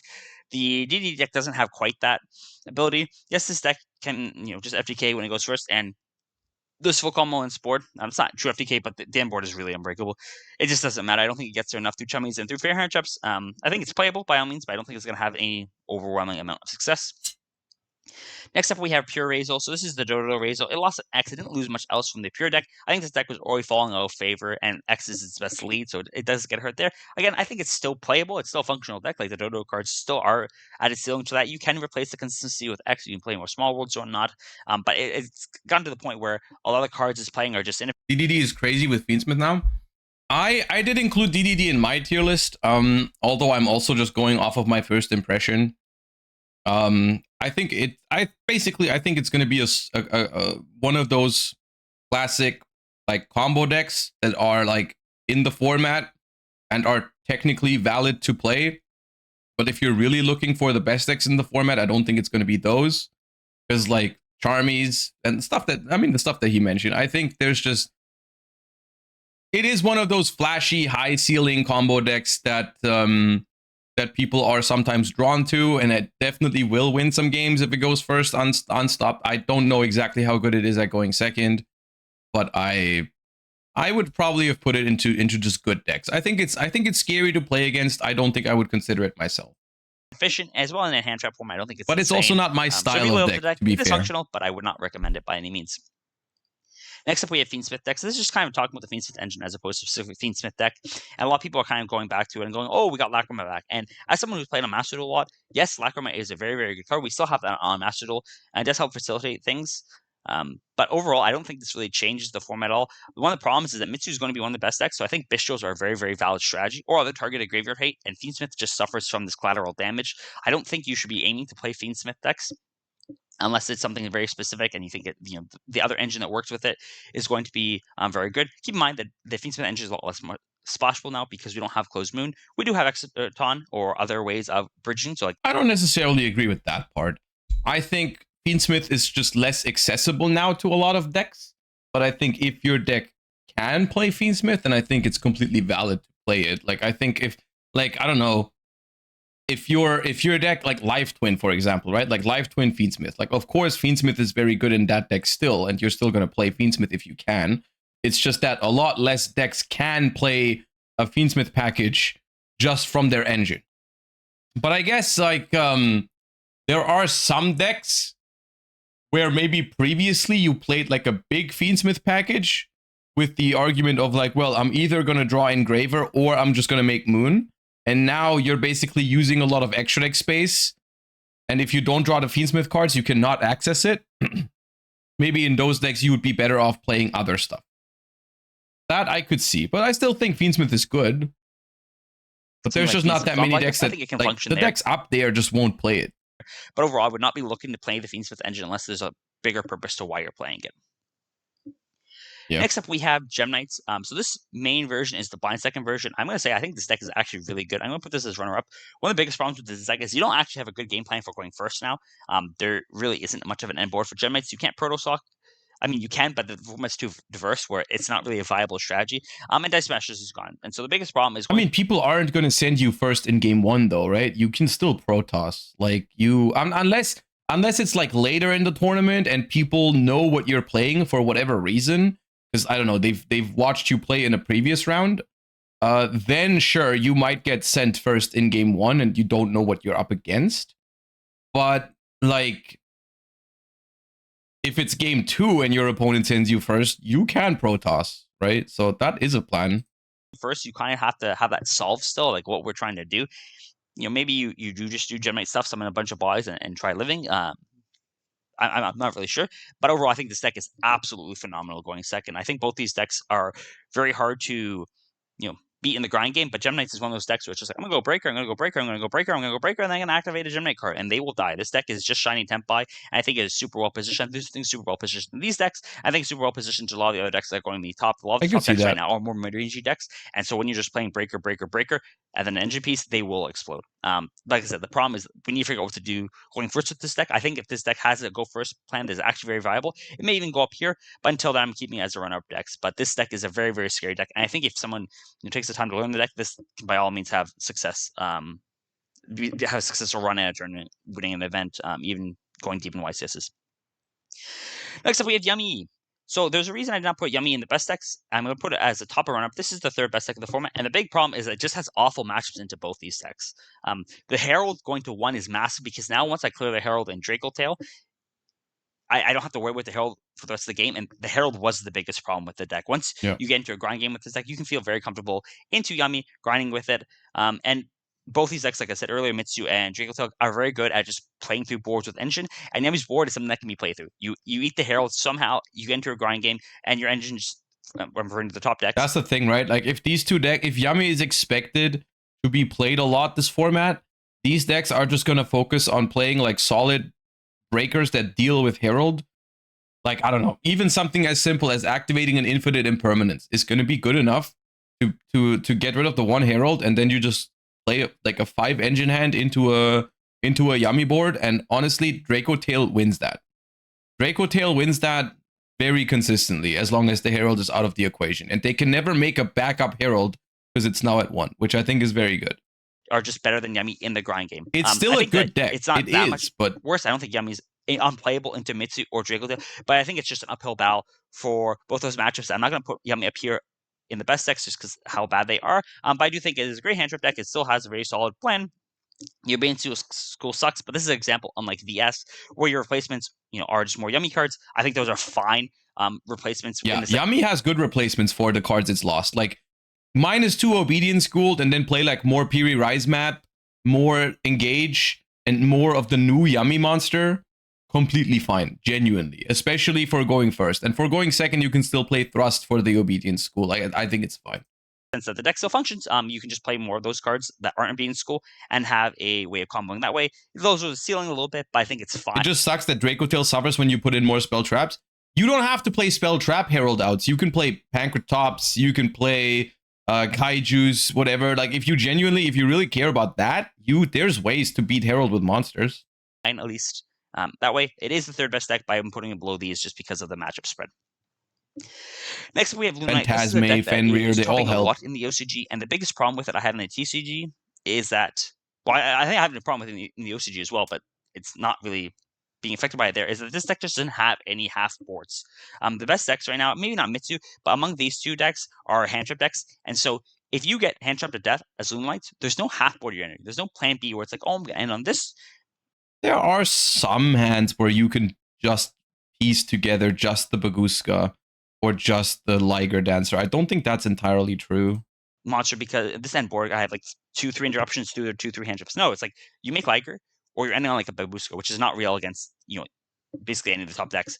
And so that's the biggest problem with it, is that when you get hand trapped to death, I think you just automatically lose. It's a very feast or famine deck. I don't like this. Baguska isn't the real end board. No, but it is a half board. I think at that point, that's just not being like that. That is a half board. If you can still make, if you get hand trapped like twice and still make Baguska, that's not the end of the world. There are Dracotail hands that lose to that.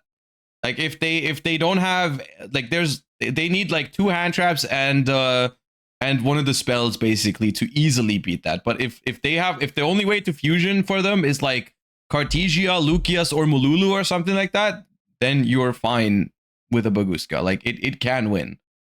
Deck. I will respect it enough. I will put it in good decks. I think it has some success. I do think as well it's good going second into a lot of the decks. Where you can push. I think that's one of Lunalight's biggest strength. I think is that it does very well in an environment without Paradise Smasher, as we saw at the World Championships, right? Like it was able to get second at Worlds.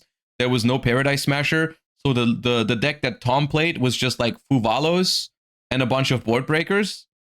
Because going first you just like make Liger and win, and going second you just throw Fuvalos and board breakers at them, and that was something that almost won the World Championships against stronger decks than what we are expecting to see in the next in the new format. So I think Lunalight is pretty scary.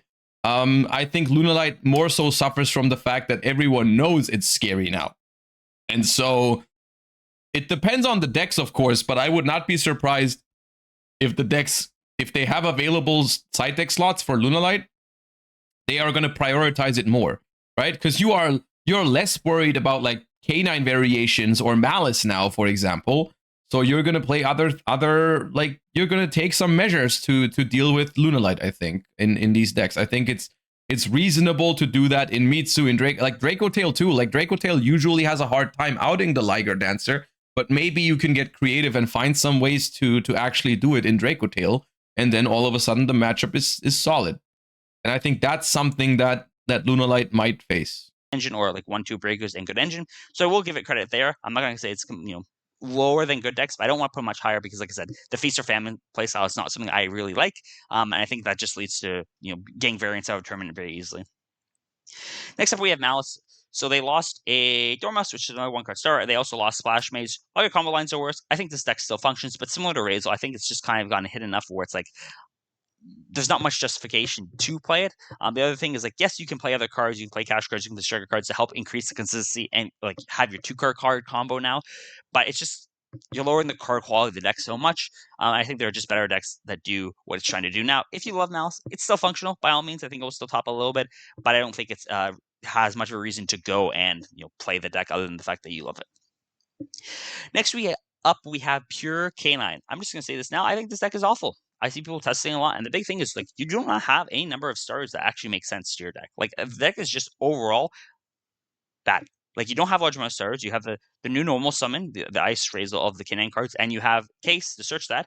You have Joko as your 2-card combos, but beyond that, it's like what are your other stars? Like we're playing 7th Tachyon or other nonsense to be able to do K9 cards, and the other problem is that the K9 combo isn't insane in any way, shape, or form. Like it's you have your rank up into a pop, into a Rare Whip, into with Nash Knight. Maybe you're ending on IP, but beyond that, it's like these are all very breakable. Like you end with that K9 board, and your opponent goes.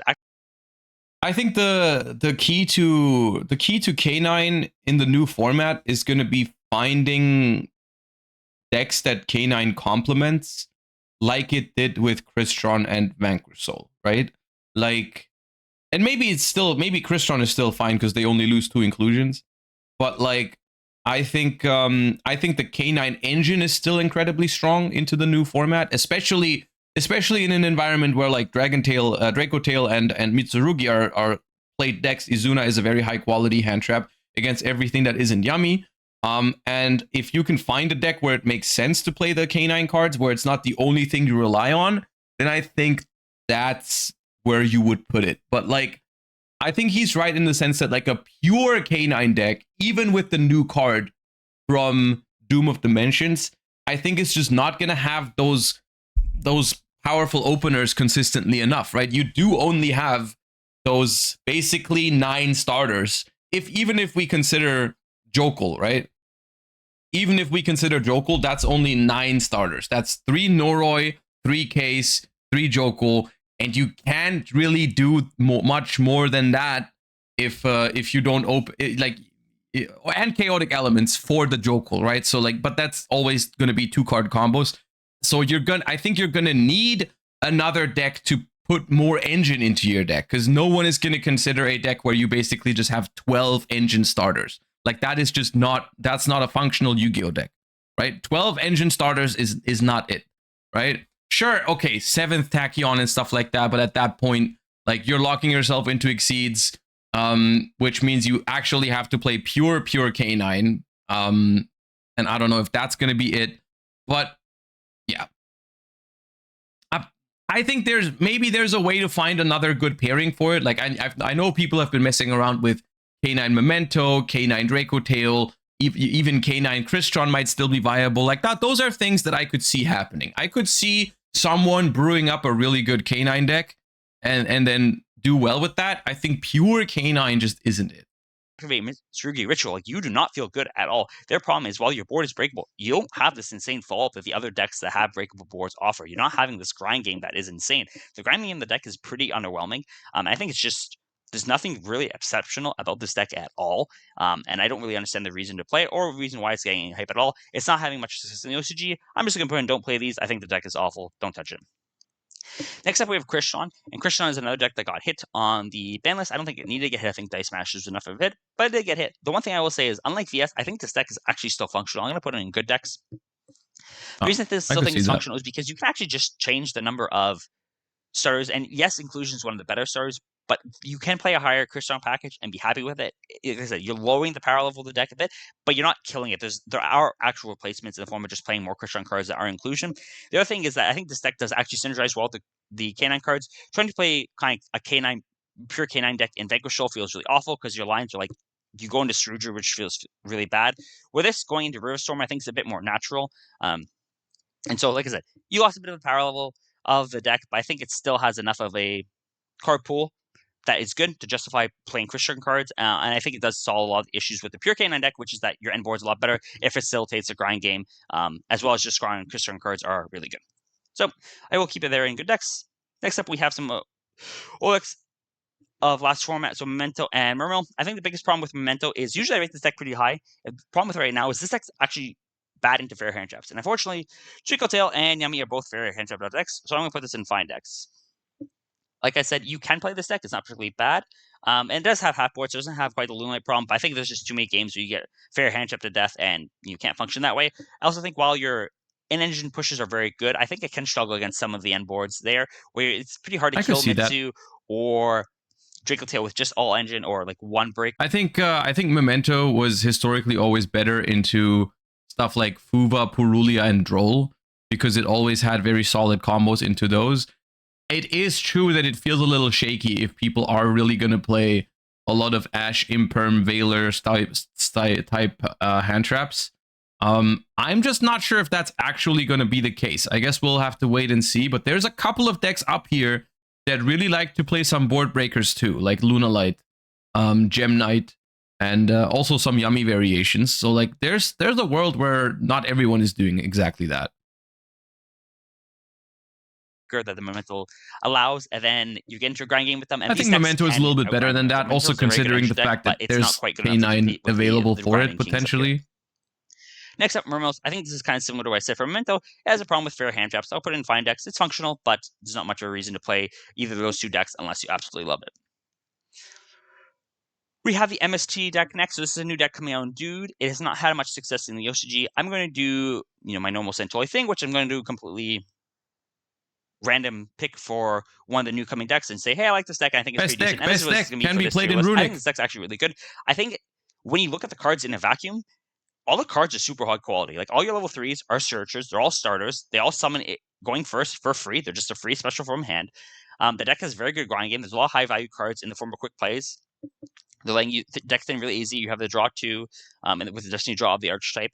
And I think that this deck just needs to get solved. This is not a deck I'm going to be looking at for West Anaheim at all, but I think post Anaheim, I'm going to spend a fair bit of time on this deck trying to make it work. And like I said, I think the card quality of these cards is just too high for this deck not to function. Yes, this is kind of the Centauri pick of the tier list, where it's like, yeah, no one else is going to put this here and say MST deck is good. But like I said, I think there's a lot to be explored with this deck, and I think it should come out as a functioning deck that is able to compete at least somewhat with the decks up. I think this deck's just, it's at least it's been proven that this is a pretty solid engine. I think they're already they started using it as an engine in some decks in the OCG right now. We're gonna take a look at the OCG Metagame Report after this. Up here. But next I think they're using it. So one of my complaints earlier with the Fiendsmith cards were the fact that it's going to be a bestial format or Grave Your Hate format because of the prevalence of Mitsu. I think with Orcus is that it would suffer from this, other than the fact that it just doesn't. And so this is kind of a weird statement to make, but even though it looks like Orcus should get hit by a lot of this graveyard hate, it really doesn't, because when you're banishing from the graveyard, you're putting in the banish zone, which Orcus still interacts with fine. And so I think the active Orcus cards actually positions you pretty well. I think Joel pop up a bit more in the format, which Orcus is amazing into. I think the Bishops and Graveyard hate, it's fine too, surprisingly. And the biggest thing is Lance is going to leave side decks, which is this deck's Bane. And so I think it actually gets a bit of a buff from last format. I'm going to put this in good decks. I don't really know what the deck list should look like. Same with an MST, where it's like both these decks are kind of just, they should in theory be decent. But I don't know what they'll look like right now. I'm not sure if you're playing a pure Orcus version. Maybe you mix with the K9 cards just to get the River Stormer. I'm not sure, but I think those cards are super high quality. I also think that this is one of the few decks where if you're trying to actually grind versus Mitsu or Draco Tail or Yummy, you're comfortable getting into a grind game. The Orcus deck grinds so exceptionally well, and once you get going, it can be very obnoxious to get to. Like I said, though, I think the list needs to be solved a bit further, but I do expect it to have decent results to some level. Next up, we have Sky Striker. This is another deck that's performing super well in the OCG, and I think it's a good deck in the TCG as well. I'm just going to put it in kind of the runner-up category. I think this deck. This deck is very good. I think this deck, unfortunately, is one of those decks that is going to be very dependent on the popularity level of Droll and Knockbird, which, if I'm looking at how excited people are to play Draco Tail and also still Yummy, I could see Droll and Knockbird not being the most popular card in the format. But I think the way the format is structured, with decks like Lunalight still around, decks like Mitsurugi, decks like Ryziel, Mermail, I assume DDD is also pretty weak into Droll, but I'm not actually sure about that. Like, Droll and Knockbird is probably still going to be a very popular side deck card. And that's going to make Striker a lot harder to pilot post side, which is pretty scary. Issues with this deck is it kind of just loses to itself. It has this weird syndrome of like it wants to go first and second at the same time, but there's problems going both directions. It also gets some collateral damage from other cards in the format. I think Retaliating Sea will go more in the format now that Draco Tail. I think the coolest thing about Striker is it's a blind sec. It's probably the blind second deck that cares the least about being sent first. Now that that Gem Knight can no longer make Paradise Smasher and basically has to go all in on a Protoss combo every time someone makes you start, like Striker is fine if you send it first. Like, the Striker end board is not so broken that it wants to go first on, like, it doesn't actually choose first if it gets to choose, but if someone sends you first, it's not the end of the world. Is one of the top tier decks. I also think Droll will go in the format because Mitsu's on the top tier decks, and Sky Striker gets hit by both of them. It doesn't really auto lose to both of them, but does take collateral damage there. There's also games where you want to go first, where you just want to blow out your opponent and like they activate Purge, and you're looking at your hand, it's like, wow, I don't really have a good setup, and then you just get blown out that way. Lightning Storm's at 3. I think Breakers will become somewhat prevalent, and so Sky Striker will get hit that way. But I think it's just such a clean and efficient deck, as well as just so much choices in the tech cards that you play in the format that I think it's, the power level of the deck is solid enough to justify putting it there. And last up, we have Kashtira Genesis. I'm going to put this in the fine deck category. I don't know where. I think the fine deck category is all kind of the same. It gets worse than Malice. I will say with this deck is it grinds very well. It can actually grind versus both these decks. I think Birth is an absolutely insane card versus Mitsu, as well as a lot of the other top tier decks up here. The Genesis cards are just very good into grinding.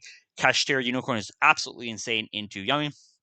So it is by all means a functional deck. I just don't think the power level of it justifies putting it any higher than it is. Okay. Yeah, it feels like the decks like Sky Striker or Gem Knight or Lunalight would just walk over a Regenesis deck, to be honest. Well, I'm gonna be honest with you. You guys promised me there was gonna be a bunch of hot takes in this video. I saw basically 0 hot takes. I think some things were overestimated a little bit and some things were maybe underestimated just a little bit, but for the most part, I agree with most of the sentiment. I feel like a lot of this is, I mean, I think it's also a matter of, I think Santoli is a player who thinks about a lot of things in a very similar way than I do. Like, I know he likes like the grindy decks more and doesn't really like the super high combo decks and all in type stuff that much. He likes to grind and play better than the opponent and mid range and stuff like that. So I'm not surprised that I don't think much of this is a hot take, but yeah. Anyways,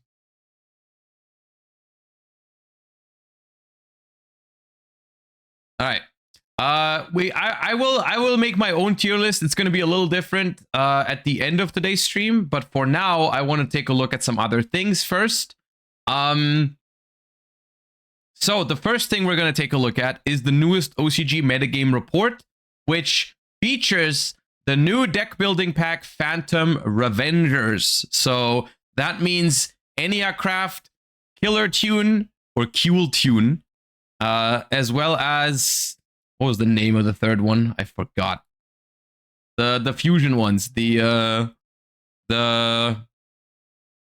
Hecka Hands are now out in the OCG, as well as the Synchron Structure deck. So we're gonna take a look at it. It is without much of a surprise that still Yummy and Vanquish Soul are still the top 2 performing decks in the OCG. I will say though, the OCG has gotten an announcement for their next ban list. I think it's releasing tomorrow. Let me quickly confirm that. They did, because they usually get an announcement for the announcement day of the ban list, and I think this time it was September 15th or something. No. Oh, it's September 21st. September 21st. Konami has confirmed the official card game's next limit regulations for October 1st will be announced on September 21st. Okay, not... Oh, September 15th with our ban list. Our ban list is tomorrow, in effect. Yeah, no, theirs is going to be announced next week, which is, yeah, today, next week. So maybe we'll see some significant changes for this, because, of course, Yummy and Vanquish Soul have been the top dogs in the OCG for such a long time now, it feels like. But maybe some of the developments underneath those decks are going to be, you know, interesting to take a look at, because we see Sky Striker creeping up in 3rd place here with 10% representation, which is not bad by any means. We see Draco Tail in a bunch of different variations being represented. We see Lunalight being pretty well represented, Malice, but then we see Eniacraft here. Just a couple of Eniacrafts, just a couple of Killer Tunes. No Hecka Hands, really. Yeah, I'm not spotting any Hecka Hands anywhere. No one even tried it. We see 2 Radiant Typhoon, which is Magnifistorm. But yeah. With Hecka Hands, I mean, the interesting part about Hecka Hands is not whether the deck itself is playable, but more so, do people play the hand trap? But it doesn't seem like a super graveyard heavy format, so maybe not. But the new hand trap is definitely pretty good. Anyways, Yummy, I assume there's not much here for... We don't have to look at Yummy too much. That's just a very standard build. Post Doom of Dimension for Yummy, as well as Vanquish Soul. Both of these decks are pretty standardized at this point, to be honest. This deck, I was maybe expecting to play the new hand trap, because it is a dark monster, I believe. So that could have made sense maybe in the side deck, but it doesn't seem that great in the current format. So, yeah. Sky Striker. This is what I was referring to earlier. This is awesome. Sky Striker is playing the new Radiant Typhoon quick play spell trade-in, basically, because this is just 2 spells in the graveyard. This is awesome. They're playing a little MST package with the new Magnifistorm cards. I'm still calling them Magnifistorm. I know they're going to be called Radiant Typhoon, but this is something I want to look into, because this is something we could hypothetically do in the TCG as well, and we are going to get Doom of Dimensions before YCS Lil, and Sky Striker is anticipated to be a viable deck for our format. So I think this is something to be looked into. So let's see what they have to say about it. So Sky Striker runs plenty of quick play spells among their arsenal, and Radiant Typhoon Sight Trance is a good addition for draw power that also helps fill the graveyard with spells. Okay, just for context, for the people that are that don't know, Radiant Typhoon Sight Trance is a quick play spell that says activate one of these effects, but you can only use each effect once per turn. Draw 2 cards, then discard 1 Radiant Typhoon card or Quick Play spell card. Or if you do not have any, discard your entire hand. So it's basically, it's an Allure of Darkness for Quick Play spells, but the card goes to the graveyard. And then add 1 Mystical Space Typhoon from your deck or graveyard to your hand. So basically what they're doing is they're playing 3 copies of this and 1 copy of MST, because that means if you draw multiple copies of the Sight Trance, you can actually use both of them. And that puts you to 3 spells in the graveyard already. So you go activate 1, draw 2, discard a quick play spell, activate the other one to add MST from your deck to your hand. There you go, 3 spells in the graveyard. Which I think is pretty interesting, because I mean, Sky Striker, you got Linkage, you got Widow Anchor, you got Lemnis Gate, you got Hornet Drones. They play Droplets, Called by the Grave. Like, that's in a crazy amount of quick play spells that you can do. And obviously, this is a quick play spell itself. So if you just draw 2 copies of this, then you can also discard 1 for the other. So yeah, it's a pretty cool package, I think. So they play a total of 6, 9, 15, 16, 18 quick play spells. Yeah, that's cool and all, but it still dies to draw. I mean, you can still, this one you can activate in the draw phase, which is nice. You can play around draw with it a little bit, and then you at least start the game with full setup in the graveyard. It's nice. So it's a way to increase consistency and power in the deck, which I think is interesting. Yeah, that's basically what they're doing in Sky Striker. So each effect of Radiant Typhoon Sight Trance could be used once per turn. So running 1 Mystical Space Typhoon in the deck allows Sight Trance to be activated twice, which would swiftly fill the graveyard with 3 spells. Mystical Space Typhoon is decent in the current metagame. The standard Yummy setup would technically would typically have Surprise, while K9 would have Snow Devil. So yeah, that's true. MST is a solid card in the current format. I think both going first and second, right? Because if you go first and you have an MST next to your normal setup, being able to use it on, I mean, in the OCG, that's more relevant than for us in the TCG. But like, for example, the Vanquish Soul Field spell, hitting it with MST is pretty clutch. Hitting a Yummy Field spell with MST is pretty good. When, like, let's say they go minion, try to revive, you just pop it. We have Tanky in Lunalight that you can just MST. There's a couple of matchups where, like, having an MST in your case for K9, like a lot of decks where an MST is just like not bad.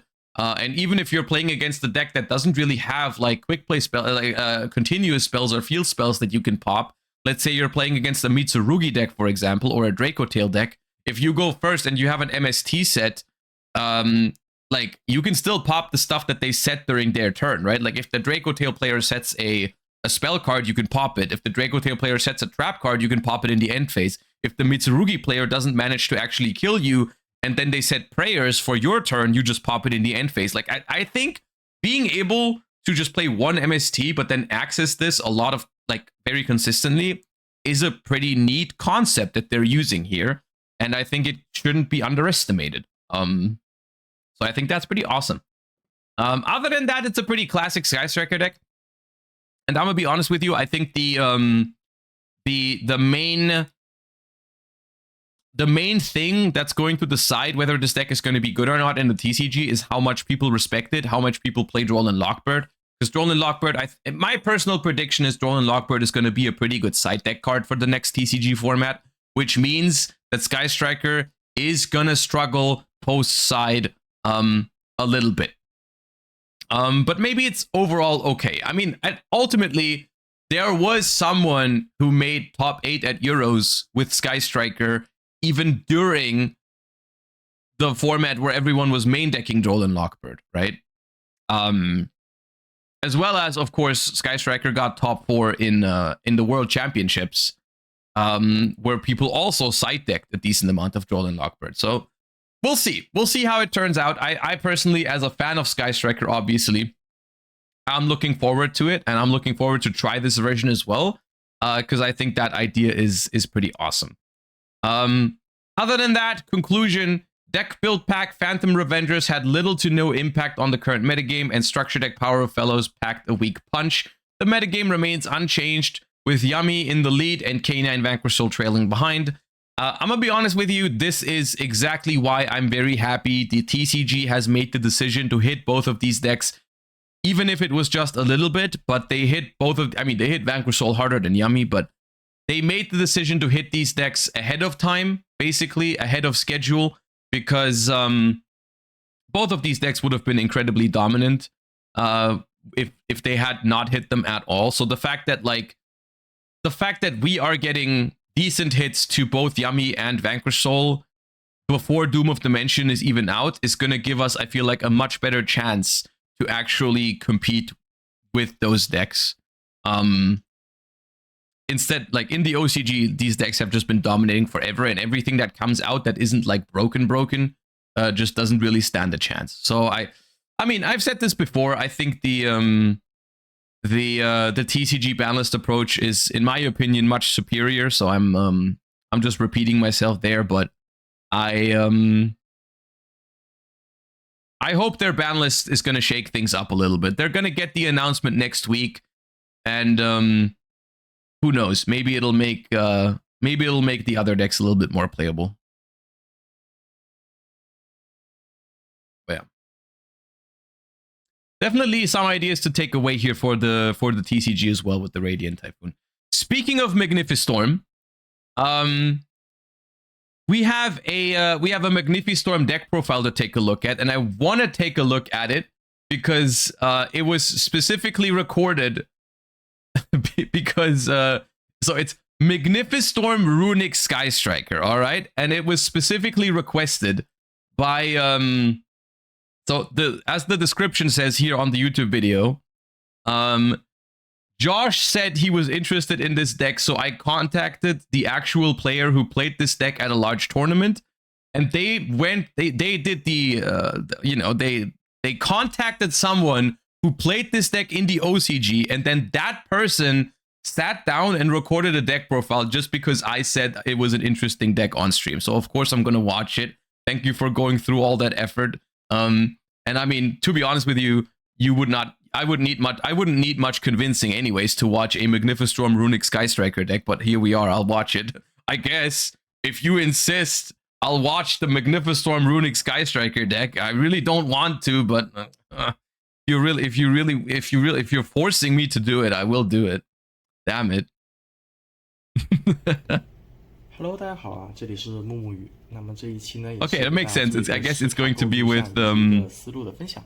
with 那么如果看上一 subtitles. 期视频的小伙伴呢，也不用着急退出。我们视频的最后呢，会进行一个对上一个视频的评论区的一些想法，比如说这张卡为什么要下，这张卡下1到2原因是什么。 This is nice though. This feels like we're connecting with the OCG a little bit, you know? This is nice. This is not something you usually get, you know? 把进度条拉到后面， Move cam. 做一个去跳转，可以直接跳转到后面去看我们的一个构筑讨论。然后呢，这一期主要还是进行一个构筑讲解。那么在一个构筑讲解开始之前呢，还是想跟大家说一下，我们这个视频呢，并非一个教学视频啊，不是说啊我是什么国赛选手啊，我是什么啊世界赛选手啊，我去教大家你们来学我啊。 我的构筑非常好，并不是这样子的，只是单纯的我们在一个线下讨论以后，发现了这么一个构筑，并且去尝试了一个构筑，在电赛以及在一个大赛上面都有一个比较不错的手感，然后呢，去分享给那些想玩others。Oh, maybe it cooks, dude. Maybe it's my YCS Lil deck. 环境里面说啊，被猫啊，被 VK 啊打的完全就还不了手，是吧？那么你就可以选择这个卡组，也可以来去对我的构筑进行 copy， 然后去。 How hard is Runic Hit in the OCG? I believe it's also just 2 fountains. I think OCG and TCG Runic are the same. I think it's just Master Duel who massacred it for no reason. 被你觉得没必要带的，你想踢掉去换。 Oh, is it one fountain? Oh. 然后你也可以跟我讨论，然后我会跟你说啊，这个卡其实我带过，或者我没带过，我也想去尝试一下，这完全都是 OK 的。并且游戏王就是一个互相学习、互相交流的一个过程。Okay, that's rough. 本质上还是一个社交游戏嘛。 然后也是希望大家呢能够比较心平气和的讨论，不要去太激烈的言辞，是吧？对于一些虚心的、友好的，以及一些就是想跟我去互动的，我会去都会一一回复的。那 this feels very nice. It feels very nice. For those with aggressive comments, I'm sorry, but I might not reply. Guys, please be nice for God's sake. It's such a nice thing for them to do, dude. They're recording a deck profile for the TCG community because someone asked them and then someone else went through the entire process to also subtitle it. 我比较不好意思了， It's 可能这边就 awesome. 不会说去对你进行一个太多的回复。那么也是闲话。 Now show me those runic 这是我们 ratios. 今天一个构筑的一个 And if 解 it's 析和一个思路分享。 guys, if it's less than 15 runics, I might leave some aggressive and mean comments, but I might not get a reply. 神杯绚烂闪刀，那其实作为一个卡组的一个大轴，神杯和闪刀是占到一个主要部分的。那么在神杯这方面呢，我们选择下到的是3张神杯的枪尖。 Okay, it's 3 tip, we're 1张 safe. 神杯的之拳，然后3张冷冻， Yeah, 3张灰岩， yeah. 3张微睡以及 Yeah. 1张破坏的神杯。 One 这就是 destruction. 神杯本 This 家体系内所有的一个 is 13 runics. Is destruction limited? 速攻的。 Or maybe, maybe the reason why we only play 1 destruction is because we have the searchable MST. So we actually prefer like the destruction protection from slumber. Sure. 那么神杯速攻其实要注意唯一一个点呢，就是它可以在抽卡阶段开嘛，我们可以在抽卡阶段去做到胡姬，然后去检索到我们神杯之拳，以及我们枪剑也可以在抽卡阶段去检索到我们需要的一些神杯卡。然后呢， I think they're referring to Droll and 灰岩 Lockbird. 还有冷冻这6张卡呢，是我们神杯本家的一个强烈阻抗。冷冻呢可以无效一只怪，然后呢灰岩可以炸特招，然后呢微睡呢可以帮助我们在一个自己的回合对方场上没有卡的情况下，也能够去开出来，然后去触发神杯之拳的一个回3抽3。然后呢破坏神杯可以帮我们清理一个后场，也是可以靠一个枪尖去检索的。然后呢讲完了神杯的部分，我们来看一下闪刀的一个大轴。这边的话选择的是下到了3张交闪，3张镰刀，2张的一个亚士，3张抓矛。 How does this fit in 40 cards is what I'm wondering right now. 1张虎沙炮以及1张大黄蜂，这就是全部的魔法 It's a 了。 smaller 然 Sky 后人 Striker 物方面的话 package. 选择是 Yeah. 201一路式。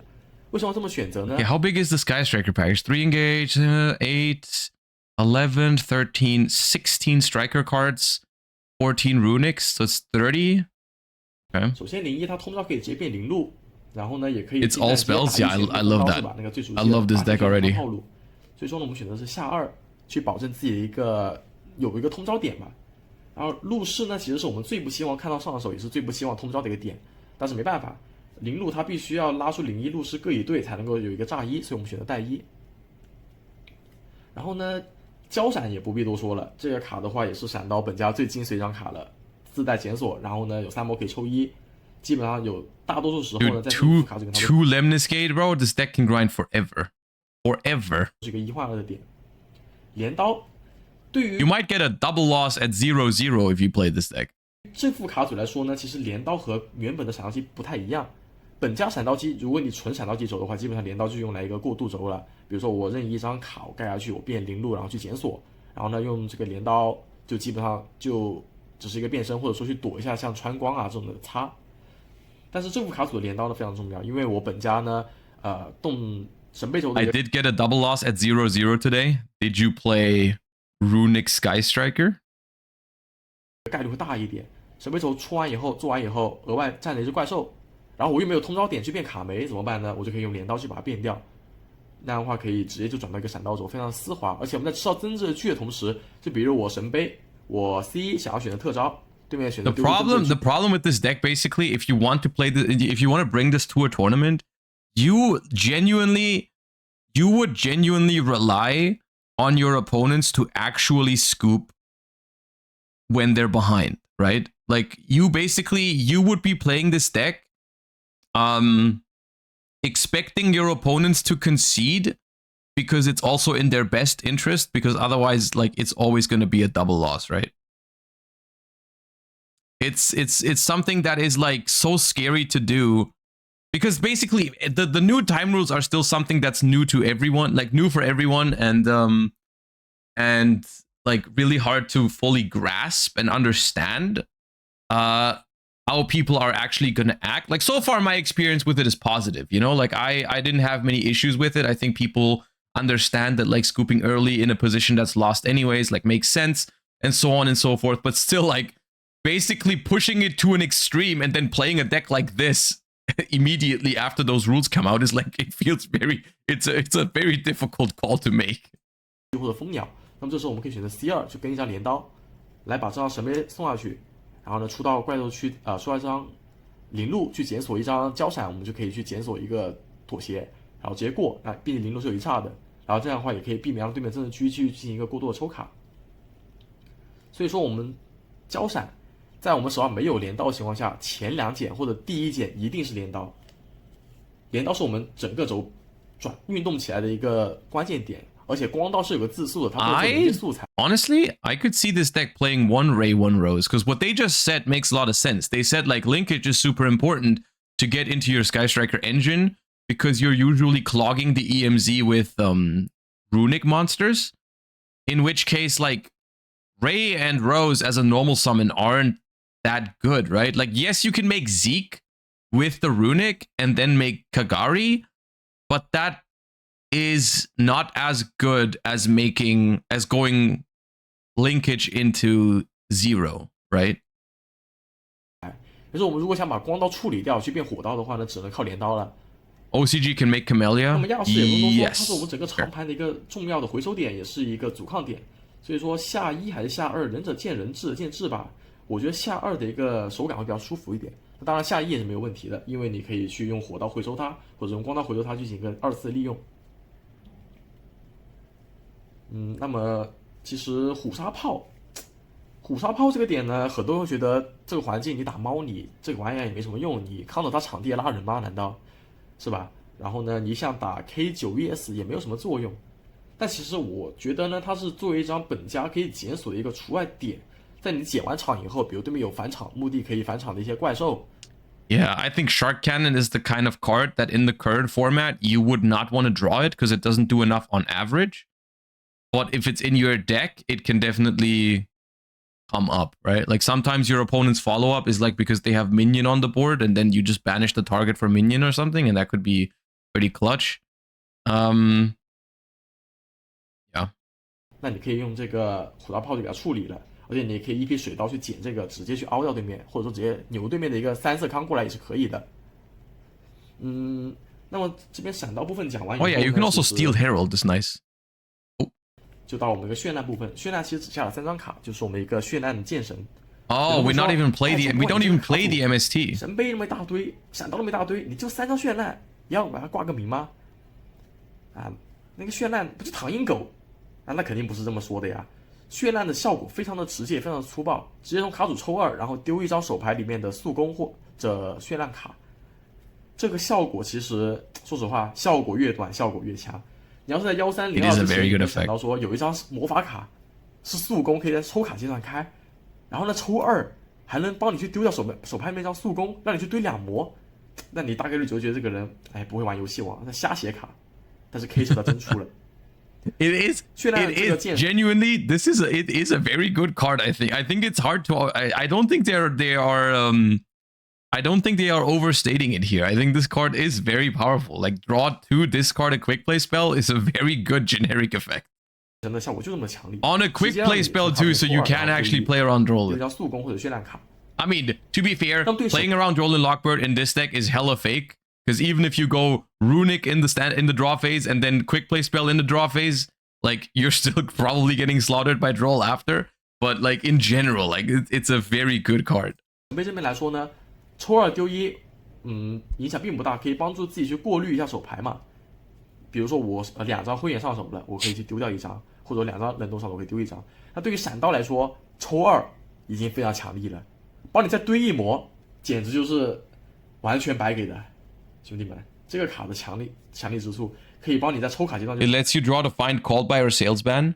That is also true, yes. Like, it does help you find answers to Droll and Lockbird more consistently as well, yeah.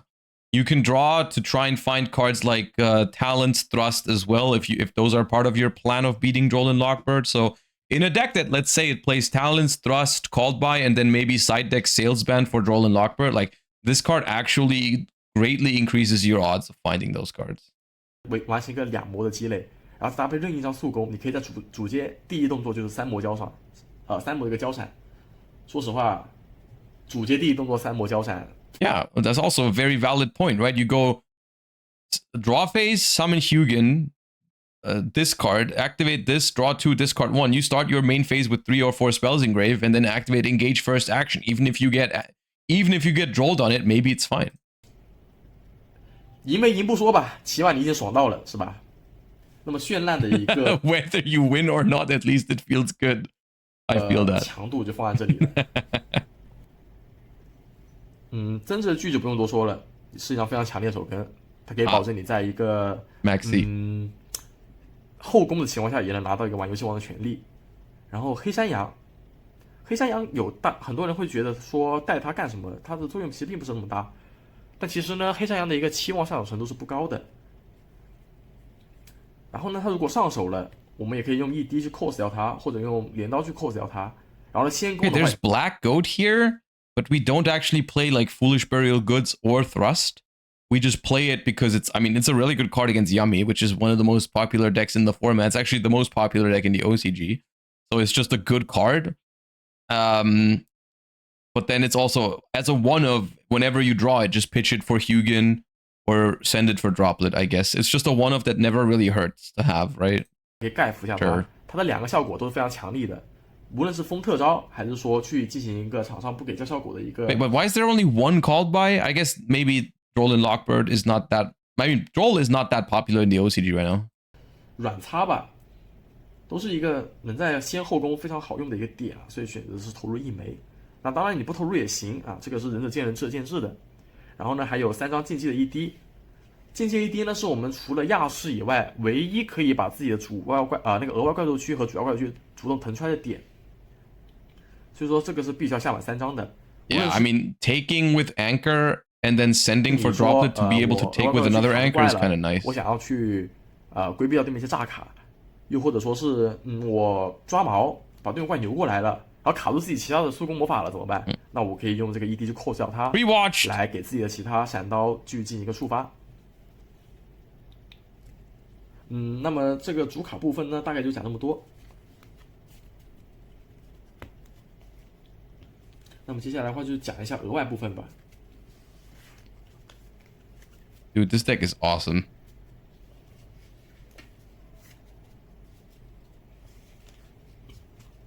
I'll probably bring this to locals after Doom of Dimension comes out and then have like 4 double losses. 是2张胡姬，然后1张母宁，1张狼狗，2张胡姬，1张检索，1张拿来 counter 羽毛扫货大蓝，这个是没什么好说的，不可替换的。母宁回忆鲜血，在死3当中呢，也是能帮你抢到一个血量优势。然后呢，狼狗呢被战破的时候呢， Oh, they have other time rules. Because the life points apparently still matter for them. 拖过一个战斗轮次，让你活下去。这4张卡都是不可替代的。然后呢，闪刀轴选择下刀的是3张光刀，3 zeros， 2张火刀，1张卡梅，1张泽克，1张水刀，1张风刀。3张光刀不用多说，这是1301对闪刀本家的一个最大补强，可以直接从卡组或者墓地检索1张闪刀魔法卡。火刀的话呢，它的一个回收其实已经是有点被光刀替代了，所以说这边只剩下2，而且在有了亚视的一个补助以后，它这个火刀的使用量是不会说我2回合刚好2张火刀用完我就没得用了，我是可以进行一个回收的，所以说火刀是根本不用担心会用完的。然后呢，卡梅可以帮助你神杯任何一张额外怪兽加上一个通招点就转到一个闪刀轴，又或者说你可能我额外出一个神杯怪兽，然后我抓毛牛一个过来，想解掉它解不掉，然后我直接出卡梅也是可以的。然后呢，泽克的话呢，也是一个本家的一个强力的储蓄点，然后呢可以帮自己腾出额外怪兽区，因为它可以飞自己嘛。然后呢，水刀 EP 可以检索一下亚视来帮自己腾出额外怪兽区，同时也可以帮你降低对方攻击力。风刀 No Azalea seems criminal. 觉得不带，但是呢，通过我自己本身的 No Azalea seems like a solid option. Yeah, I mean, 手感来说 for us it's easy. Just replace the Camellia with Azalea. 其实是可以帮助你在死战里面快速抢到血量的一个巨大优势牌。比如说对面死3的时候选择的是一个先攻，他第0回合做完场到5回合，我直接通招一个01，通招一个陆氏或者开个大黄蜂，我直接变风刀进站阶。那这时候已经可以要出一些很大的部分阻抗了，因为对方不可能让你直接风刀直接通过的。这1500血量的话，对于闪刀神杯绚烂来说，它是很容易就能防住的，你很难再通过一个战界来抢回这1500点血量。然后呢，更何况我们可能在1P 把它做掉，然后呢出一个母宁，是吧？我回1000血，那这样就2500点血差，对于一个战界来说呢，是很难从闪刀神杯绚烂里面占到这个便宜的。然后呢，系统外的额外呢选择带的是小叶和提风 SP and type 小叶就不用多介绍了， Okay. Yeah, 这个 makes 是 sense. 没得替换的。提风呢，仁者见仁，智者见智吧。 I mean, the thing is, like, as interesting as I think this deck is, this is probably the single deck that like depends the most on what time rules you play under. Like, you see them, you hear them here, like, put a lot of emphasis on how this deck performs really well for them as well because of their time rules, which apparently are still life point connected. So they're like, you know, the Munin and the Hayate, like you can get ahead in life points, and then it becomes really hard to actually deal with it. Genuinely, I think this deck just wouldn't work with the new TCG time rules. It just probably wouldn't. 牌你可以换成4-1啊，或者说白小强啊，都是没问题的，看你个人的一个选择和喜好。那么额外卡组讲完以后，再来讲一下赛的部分。那么赛的方面的话呢，这边主流选择的话呢是带了。Okay, let's zoom through the side deck because there are more board breakers, Charmies, Heatwave in case you're. 其他赛的没什么好说的，协航。I mean Heatwave. Yeah, Heatwave is kind of good in this deck, right? You just go Heatwave, Chain Runic, or Chain Linkage, and then you're good, right? Yeah, that's kind of busted. 见的，然后鸟具也是没什么好说，都会带的，赛的常客了。还有羽毛扫，雷击呢是主要是这个环境呢非常多的一个哈基米啊，哈基米吃到雷击以后呢，他必须要用一个速攻去补，不然的话他可能就已经完全没有阻抗了。他一个雷击，哪怕你跟连手回去，你拉出来2个血，他被炸掉的。所以说雷击3张是没有什么好争议的。熔岩魔神看各自的一个环境吧，像我这边佛山环境的话，月光比较多。Lots of Lunar Lights. Okay. 神杯闪到绚烂这个卡组是完全对全抗怪兽是没有任何的解法的，它没有高的攻击力，也没有一个多的特招点去做冥神，而且它有自速，你根本就做不到冥神。所以说我会选择带熔岩魔神去解掉一个全抗，来避免自己进入到一个完全没有办法去挣扎的一个死局里面。Yeah, that makes sense, especially with the Charmies, because most Lunalight players, when they get hit with a Charmy, they don't stop. They still try to make the towers, and then you are pretty likely to draw into a Lava Golem, right? If it's really that popular, I'd probably advise to play 3, but yeah. 到绚烂，你神杯又没有一个站阶，你拖出一个站阶来又能怎么样呢？哎，那这里就要说到我们闪到一张强力的速攻魔法卡了。那聪明的小伙伴已经想到了，没错，就是我们的一张镰刀。那如果你你在抽卡阶段就会去用一个绚烂去进行一个抽卡，那在抽到我们大热波的时候，我们主要阶段第一动作肯定是只能开大热波了。那我们 C2 我们就可以跟镰刀去送到大热波，出到我们的一个领路。那么领路去捡一个交闪，交闪的话呢，可以这里直接去找回我们一个镰刀，交闪找镰刀。那这样的话，我们可以直接就选择过了，也不需要盖卡，因为可能对不会羽毛扫这种东西，那我们就占一个。They can't. This is kind of broken, right? Like they just like they can't play, and then you have a linkage ready to just murder them next turn. 过，然后到对面的回合，对面就也没有通招，大概率是盖卡过。那到我们的回合，我们直接就镰刀加领路是可以满血斩杀的。然后呢，如果你怕对面后场呢，你就可以用别的东西去解它，你可以领路变身啊，或者说去你赛的里面，你可能我大热波羽毛草一起下啊之类的，你去解掉对面后场。主要这个环境的后场，你要说非常强力的话呢，也没有什么很强力的，你可能也就 K9 VS 那个雪花可以拉一张外吧。你哈基米的速攻，你场上也没灌墓地，也没灌情况下呢，几乎是没有什么作用的了，也只有一个换场地。所以说大热波配合镰刀这个 combo 是非常强力的，可以帮助你甚至玩闪刀神杯绚烂，你都可以有个斩杀的能力。所以说我觉得先攻带大热波是没有问题的。而且最主要的原因其实是我们这个卡组它不兼容神轩啊、神通这种的强力监控赛的，因为我们一个抢血能力比较差嘛，一下子吃半血吃1500，其实真不一定抢得回来，所以说是选择投入大热波作为一个先攻的赛的。I mean, that's the thing, right? Heatwave also just makes games fast in that sense, right? Like if you can pull this thing off where you heatwave them and then next turn you have the linkage OTK, that could actually make things a lot quicker. 那么这边讲完一个主要的卡组构成，我们可以再来讲一下一个卡组运行的思路嘛。Coincidentally, it also does cover the Droll and Lockbird weakness a little bit more, right? Like, because let's say you're heat waving and then you're engaging and stuff like that, and then like, is your opponent gonna droll you there? Because if they are, then I mean, okay, sure, skip my turn, then your turn is also skipped, right? 就跟大家讲一下卡组一个运行思路，就比如说我要是神杯和闪刀同时上手了，我先弄哪个？或者说我绚烂和神杯的枪剑，我先看哪个？就在我个人的理解里面 We got the combo tutorial as well. 神杯的枪尖以及我 They are too nice to us. 绚烂，其实枪剑优先级是高一点的，也是我们可以绚烂去逼一个灰流力，然后呢再去我们神杯能够检索到一个本家的场地或者说其他的速攻，因为这个毕竟是精准的检索，这个的话只是一个抽2，那除非看你手牌质量，如果说我手牌质量浓度已经很高了，神杯，然后我完全没有闪刀轴，那我可能需要去进行一个抽2的一个绿牌，那的话我可以选择用神杯的强剑去逼灰，然后再用绚烂去抽2，这个也是仁者见仁，智者见智的。Wait, but you can't send one from field, right? I'm just checking. Discard one card. Yeah, okay. Dude, that would have been so broken. If you could have sent a quick play spell from field to grave, nah. Oh, yeah, okay. 那基本的一个展开思路呢，其实也就是靠这2张卡去进行一个资源的运转，交闪去把你的优势扩大，镰刀去回收交闪，然后以及做出自己的一个中场，然后呢，其他的其实全部都辅助牌了，就是你的中场了，像灰岩神杯啊、破坏啊、冷冻啊、亚视啊、ED 啊，这种都是抽卡的一个副产物嘛，也已经是你的中场的一部分了。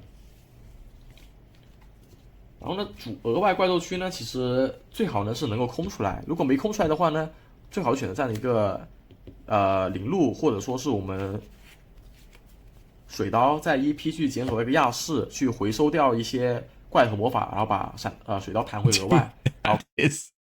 That is such a bizarre play.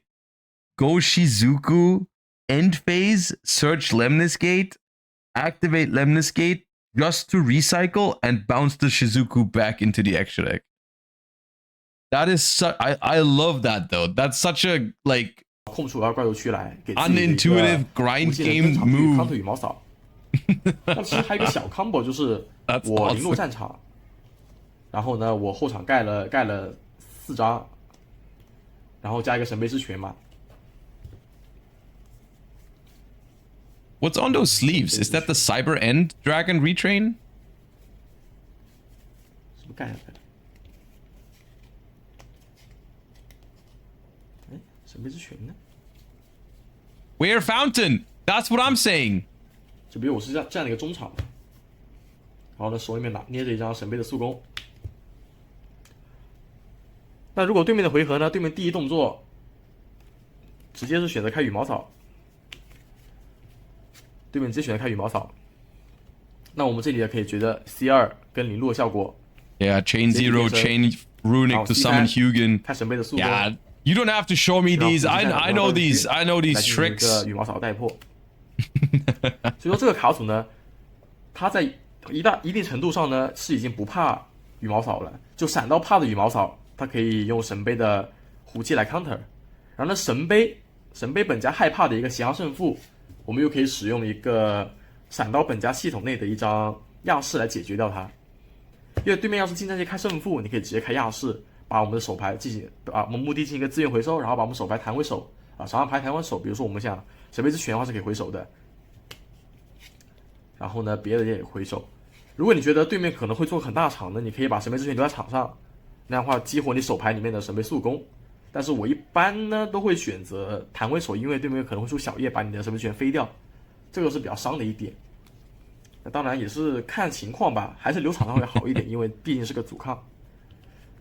也就是说神杯和闪刀这两个轴互相弥补，既让神杯不害怕胜负，也让闪刀不害怕羽毛扫，可以说是真的浑然天成啊，完全相辅相成两套卡组。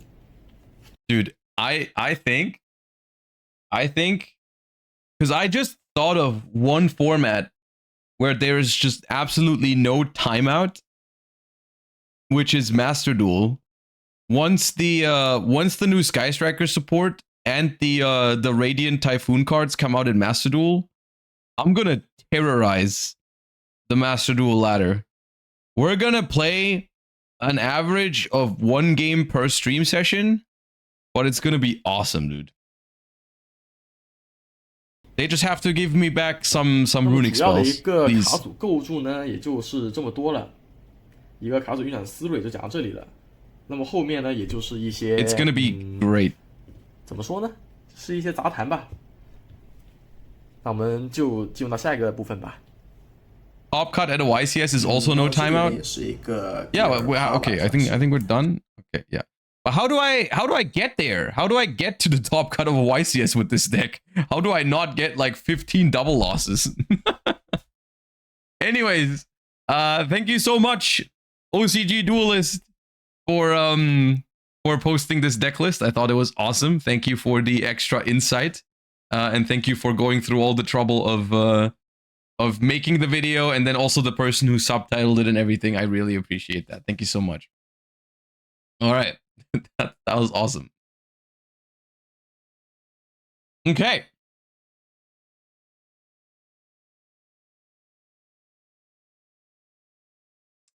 Good.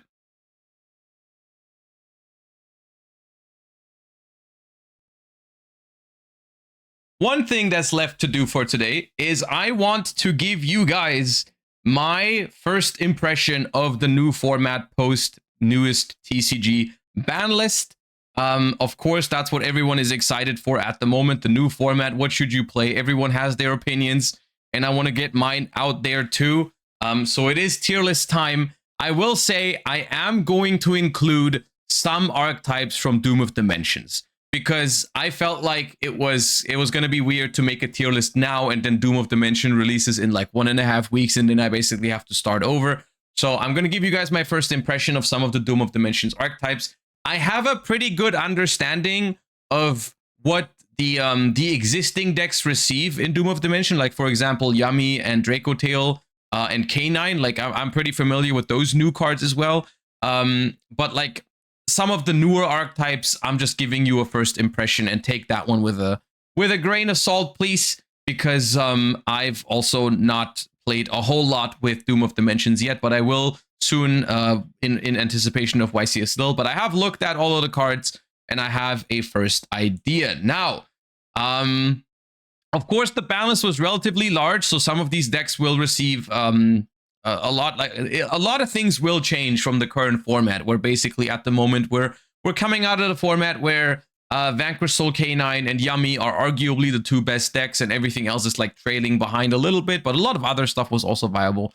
So why don't we go ahead and talk about those two old best decks first? So Vanquish Soul, first things first. I think Vanquish Soul is taking a significant hit from this ban list consistency-wise. I played this deck at 2 regionals, and I think consistency was already the biggest problem, because for Vanquish Soul in particular, it was not really enough to just see the K9 cards. Like piecing together some sort of K9 combo half board was never really enough to win the games. You really needed access to your Vanquish Soul cards, and losing 2 copies of Raisin and 2 copies of Stake Your Soul is really, really harsh for Vanquish Soul in particular. I mean, the pure Vanquish Soul deck basically cannot recover from that at all.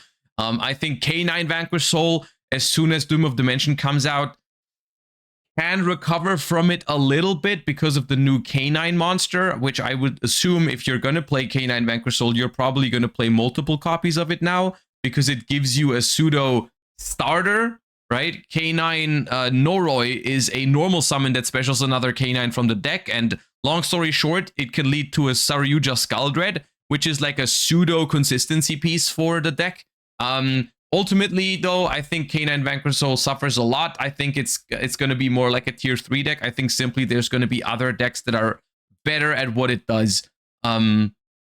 and I think it's just going to have too many consistency problems. I think in the beginning of the format, it could still be performing okay, but I think like the attributes are kind of messed up with only one raisin. Good fires are very hard to find. You will have to play the Rescue Ace cards now, basically, but like the consistency for going first, I think is very hard to replace. You're going to have to play some very suboptimal cards that are going to ruin a lot of your games, especially going second, like drawing cards like 7th Tachyon or Small World in masses is just not going to be it.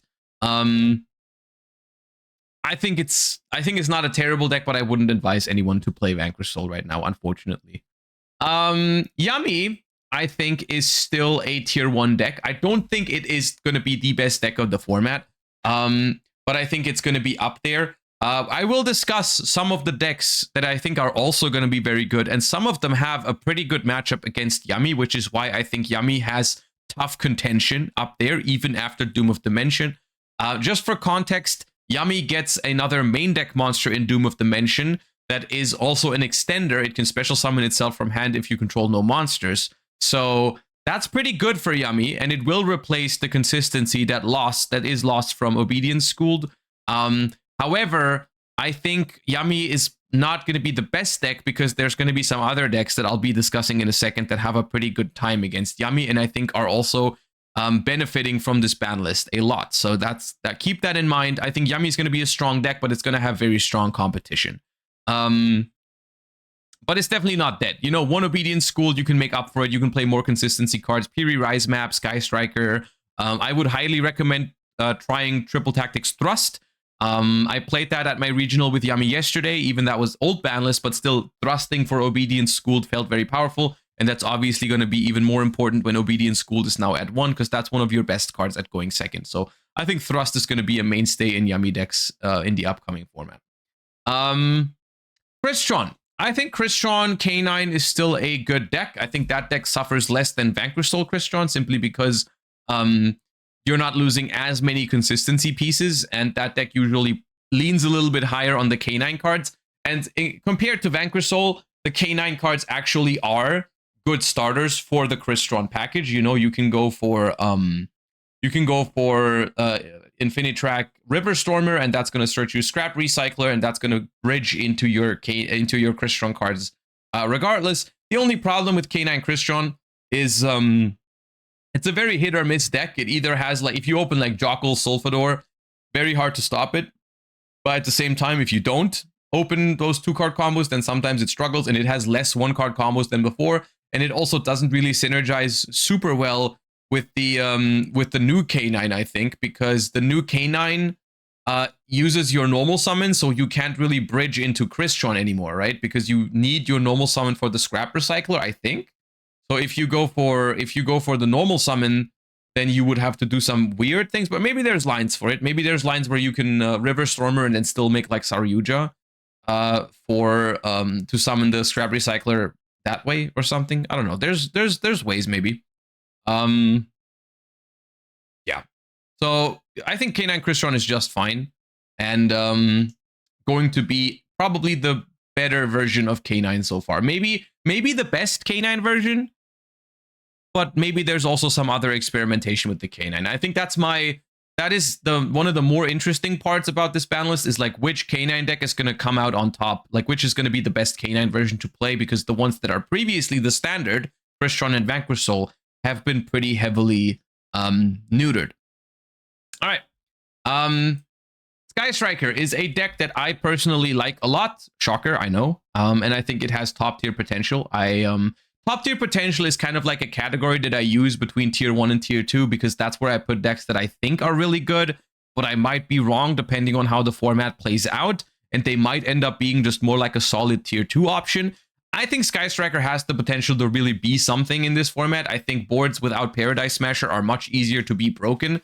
As a reference, for example, this deck was able to make top 4 at the World Championships, where Paradise Smasher was banned. And so I think Sky Striker definitely has what it takes to beat decks like Yummy and so on and so forth with board breakers. I think the deck is good. And I think one thing that's a little bit of a problem for it, however, is Droll Lockbird. Droll Lockbird is a big problem for Sky Striker. We've talked about it in the past, and I think it depends a little bit on how how popular that card is going to be. And I think it's not going to be a main deck card, so that's good news, but I think a lot of people are still going to be siding it, and that might be rough. So we'll see about that.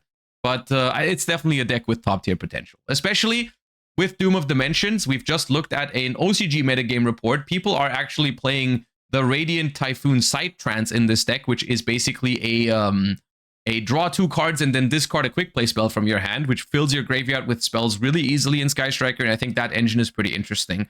So that might even help it play through Droll a little bit, because it's a quick play, so you can activate it in draw phase. I like that a lot. So pretty cool deck. I think I'm going to try it for sure, and it has some solid potential. White Forest. White Forest, I think, is a very solid combo deck. I think I'm going to put it in tier 2. I don't think it is going to be exceptionally good, because it's just, I personally think it struggles a little bit going second. But depending on what decks are on top, like Yummy, for example, I think the deck can probably be built in a way where it's good against Yummy going second by playing some board breakers. But it is a strong deck. It's a strong combo deck. It's very scary when it gets to go first. And it can also play around board breakers pretty well, because that's something that, you know, people have been discussing. You know, should I play board breakers? Should I play hand traps now? I guess we'll wait and see. There's always going to be people preferring hand traps, but some people are messing around with board breakers now because Paradise Smasher is gone. And those you can definitely catch off guard if you play White Forest, because that deck makes some pretty disgusting boards that are very hard to break if you don't stop it. But similar to Sky Striker, it suffers from Droll, and I think it's just a little bit weaker going second, so I'm throwing it in tier 2.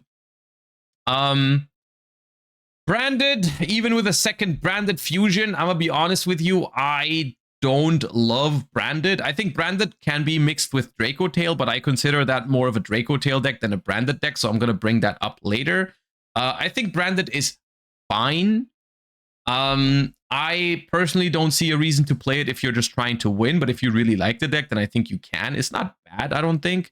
And the second Branded fusion definitely helps. You know, that's gonna make it your life a little bit easier sometimes. I think it hovers somewhere between tier 2 and tier 3. I wouldn't really recommend playing Branded, but I also don't think it's bad. Yeah. Draco Tail. Draco Tail, personally, I'm a believer. I'm a Draco Tail believer. I think this deck is very strong now. I think it loses some of its weaker matchups, whereas like now a lot of its better matchups are left over. Like Yummy, for example, is a pretty good matchup for Draco Tail, as well as the Herald of the Arclight going to 1 is actually a bigger deal than you might think for Draco Tail, because something that ended up happening very often is you ended up trying to really, like, of course, Draco Tail has to out Herald of Arclight, otherwise you have a problem. And so people are focusing a lot of effort into outing one Herald, and then Yummy just makes the second one in main phase 2, and then you can no longer out it because your battle phase has been used, and it's really hard for Draco Tail to then play. That's no longer the case. Herald of Arclight is now at 1, so if you just out one Herald, you are free to play, and your matchup is actually really good into Yummy if you do that. So I really like its positioning in the current format. The thing is, which is why I also think you should take this with a grain of salt, is I think there are really good cards out there against Draco Tail. You know, I'm looking at cards like Retaliating Sea, in some cases also Contact Sea, in some cases D-Barrier. There are ways to exploit Draco Tail, and the ceiling of the deck is not the highest. It needs to be played properly, and it needs to, like, it usually goes into grind games. So, you know, Luna Light is potentially good against it because it can make the towers, and Draco Tail kind of has to respect that now. Decks like Gem Knight can go second and maybe overpower it because its ceiling isn't the highest. So I think Draco Tail is a top tier deck, but not in the way that we're like, it's the best by far. I think it's going to have its counter plays. It's going to have good cards against it. People are going to focus on it more now. But overall, I still think it's a really good deck, and I like it a lot. Fiendsmith. Fiendsmith, basically, I'm very happy, but now Fiendsmith, basically, we actually just talk about the Fiendsmith deck because Moon is finally gone. So a lot of these other combo slop piles will no longer just make Fiendsmith inside their combo. So when I'm saying Fiendsmith, I actually mean Fiendsmith, the Fiendsmith control deck, basically, right? Which, personally, I think is not very well positioned, unfortunately. I think the Fiendsmith engine in decks that can still use it, like Evil Twins, for example, that have very easy Fiendsmith access, you're obviously going to play Fiendsmith, and that's going to be good. But the actual Fiendsmith deck, like the Fiendsmith deck, is not that well positioned. It doesn't make broken boards, so like decks like Sky Striker or whatever can probably just overpower it. Caesar is not even that good against... Caesar is not that good against Yami, but it is good against Draco Tail. So Draco Tail, when you go first, is probably a good matchup for Fiendsmith Control, but in general, also hand traps are not that efficient against decks like Yami, and also against Draco Tail. Like, I mean, Ash is good, but you know, if they resolve a Rahu Draco Tail, what are you gonna do with like Veiler, Ogre, those kind of cards? So I think Fiendsmith just doesn't grind well enough against decks like Draco Tail and Yami, and so I don't consider it a super good pick for the current format. Gem Knight is a deck that I definitely know has top tier potential. I personally think that depends on a lot of things, where like I just don't have enough experience with the deck myself yet to really tell you, yes, it's definitely tier 1 or nah, it's more like tier 2. I think Gem Knight is a strong deck. I definitely think people should respect it moving forward, because it can break some disgusting boards. And people, I talked to some people who played Gem Knights before, and they said like, oh, one of the biggest problems was Paradise Smasher, because you do just send people first, and then you basically try to tenpai them. And that's no longer going to be a problem, you know? Smasher is gone, so you can actually just friggin' play this deck, go second, and OTK people very consistently, and then you play Protoss, and if they send you first after siding, you just Protoss them, and you can basically reach every attribute. So I think it's a scary concept. I think it could definitely be something to look at, and I think I would advise everyone to look into this deck and also practice against it, because that's one of the differences to Tenpai. It is a very powerful going second deck, so in some games it's going to feel like you can't really do much if they just have all the right breakers and combo pieces. But in a lot of games, it's a lot more interactable than Tenpai, because they don't have like the cards that say like, oh, your opponent cannot, like everything's unaffected or can't activate anything during the battle phase. Gem Knight doesn't have those kind of cards. So in the instance where, let's say, they don't have the perfect board breaker for your board and they just play into it, you will have choke points. You will have ways to interact with the deck. And for those games, it's going to be very important to understand how this deck works. And this is something that I also have to do myself. I'm probably going to have to learn how to play against and with this deck to fully understand it. But I'm pretty sure it's a strong pick for the upcoming format, especially considering how the decks up here like Draco Tail and Yami don't make the craziest boards. So going second against them is not going to be the hardest task ever. So yeah. Ryziel variations. I think Ryziel variations across the board. Pure Ryziel probably not powerful enough right now, especially if people play more board breakers. I think Heraldic and Onomat Ryziel are still like reasonable decks to play. I don't hate them, you know, like if they go first, they still go pretty hard. I think losing one extra Ryziel hurts, but those decks tend to play like 7 or 8 copies of it anyways, because you've got Bonfire, 7th Ascension, 7th Tachyon, and so on. So they're probably going to be fine in that regard. Droll Lockbird not being as present in the main decks is definitely good for these like over-the-top combo decks, and Protoss still existing gives decks like Heraldic Ryziel like a realistic win con going second as well. So it's going to struggle against Droll Lockbird post side deck, but I think in general, like those decks are still fine. You know, they're fine. I don't particularly love them, but I also don't think they're bad. K9. Here I want to mention 2 things. Pure K9, like pure K9, I think is a tier 3 deck. I think the pure K9 deck just doesn't really function super well. It doesn't have the consistency needed. Like if you think about it, a pure K9 deck in terms of starters, 3 Noroi, 3 Ks for K9, 3 Jockle, and 3 Chaotic Elements, but Jockle and Chaotic Elements don't even always work because they are 2-card combos. That's it. 12 starters does not make for a good pure K9 deck. On top of that, the pure K9 endboard isn't even that good. The main quality of K9 was always to be paired with another deck, and then it was good, right? If you could add the K9 cards to protect other combos from hand traps and add to the ceiling of other decks, I think then we're talking. And that remains to be seen, you know, between K9 Christian and K9 Vanquishal being hit quite significantly, I think it remains to be seen what the best K9 deck now is. I think if someone manages to find a good K9 hybrid version, we're talking top tier potential, genuinely. I think if someone figures it out, like what is the best K9 version now, and actually builds it well for the format, I think we're talking a very good deck.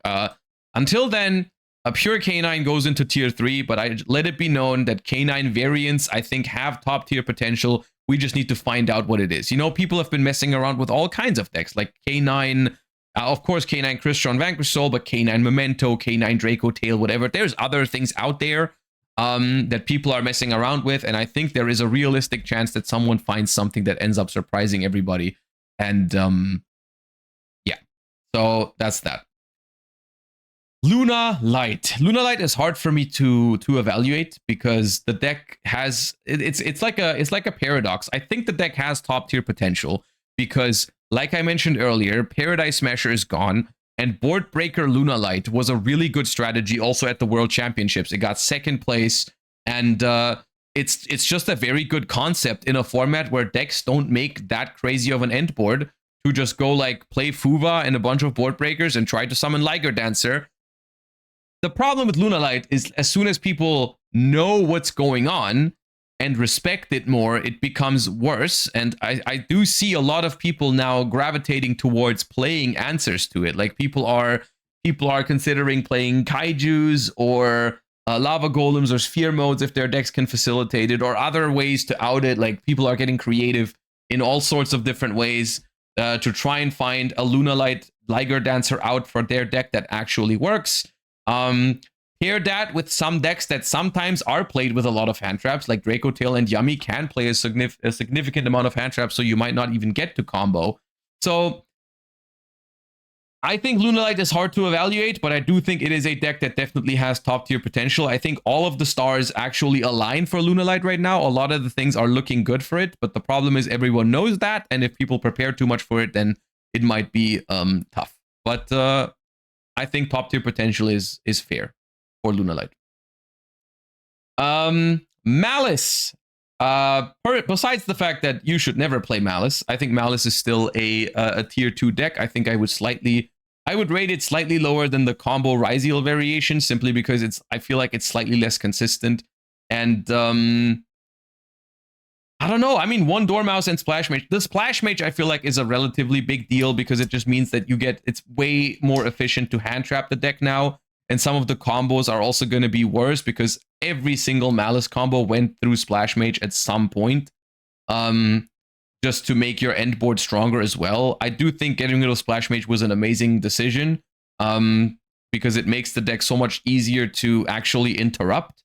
And I think that's something that they are really gonna notice with Malice, is that there's gonna be games where you don't play through that like Veiler Imperm combo anymore, or that Ash Imperm combo anymore, because you just don't have that easy Splash Mage in the middle, or you can't recover from the Nibiru so easily because you just make like Link Spider after and then Splash Mage with it, and so on and so forth, right? I think there's probably gonna be ways for it. You're gonna see some experimentation with like extra extenders like Sky Striker cards and whatever to make it more resilient to hand traps, just because those generate extra bodies that you lost from the Splash Mage ban. But I think what's left is probably like a tier 2 deck. The good news is people might play less Lancia now because Malice is not that popular. But at the same time, I think people might still consider Lancia for decks like Crystron and Luna Light, depending on how powerful those end up being. And if that's the case, then maybe Malice is now the deck that's being caught in the crossfire. If people actually, I could see a world where people play Lancia for Luna Light and then just like it happens to be good against Malice, which is funny because it used to be the other way around, but that's just how things go sometimes, you know? Memento is a deck that I'm personally a big fan of. I think the deck is just fine. I don't have much to say about it. I think it's one of the decks that potentially has K9 synergy. K9 Memento could be a thing. I like it. I think it's still a pretty solid deck. I think it's nice because it kind of like does a little bit of both. The deck is fine into high impact hand traps, like the Charmies and Droll, which are definitely going to be played. It's also, it has the ability to push through low impact hand traps like Veiler Imperm Ash. Not every hand, but like, you know, a decent amount of hands will play through those. And it also has a way to play against board breakers. You know, it doesn't lose to a single Dark Ruler evenly droplet because you have a solid amount of like interaction. You have monsters on the field, you have spells in this set, and you have stuff in your hand that you use for interruption. So it's pretty resilient to a lot of things, and I like that about it. So I think Memento is still going to be a fine pick moving forward. Necros. Necros is the first deck I'm going to throw into tier 4. As much as my heart is bleeding right now, and I'm probably still going to bring it to locals once, I just haven't really seen a concept with the new Necros cards that feels like it actually does enough and is actually good, you know? It breaks my heart to say this, but I don't know. It's just not it, I feel. I don't know. Especially, it just gets in the crossfire for so many things. Like, if people still side deck Droll and everything, it's going to be a problem. One Herald of the Arclight, funnily enough, also hurts it sometimes, because you can only do the Kaleidoscope into Unicorn once now, and after it gets significantly worse later. That's kind of annoying. I think it used to play 2 Heralds, but alas. Orchist. Orchist loses a couple of hybrid variations, you know, like you can no longer as easily play stuff like Orchist Fiendsmith or Orchist Mitsurugi because you're losing a couple of bridges in Feral Imp and Moon of the Closed Heaven. I think Orchist itself still operates relatively well in a in the environment that we're looking at. I think Orchist both makes solid boards, has solid grind game, and has the ability to go second if built properly. And you can, hypothetically, you can still play Orchist with Fiendsmith, or you can still play Orchist with Mitsurugi. You just don't have the bridge anymore. But if you draw, but they still interact well with each other. You just don't bridge into the other engine. So it can still be used to increase the ceiling and the consistency of the deck a little bit to have a secondary engine in there. Maybe even K9, sure, maybe. So I like Orchist. I still have to try it. I will say, when I tried pure Orchist a while ago, I thought it was not quite consistent enough. I think a secondary engine would be nice, and pure Orchist is probably going to be slightly too inconsistent. But I still think it's a deck with solid tier 2 potential. I don't think it's going to break into like the top, like best deck of the format, but I think it's fine. Les Lancea is also going to be cool for it. Snake Eyes. I included Snake Eyes because Poplar and Ash went back to 3.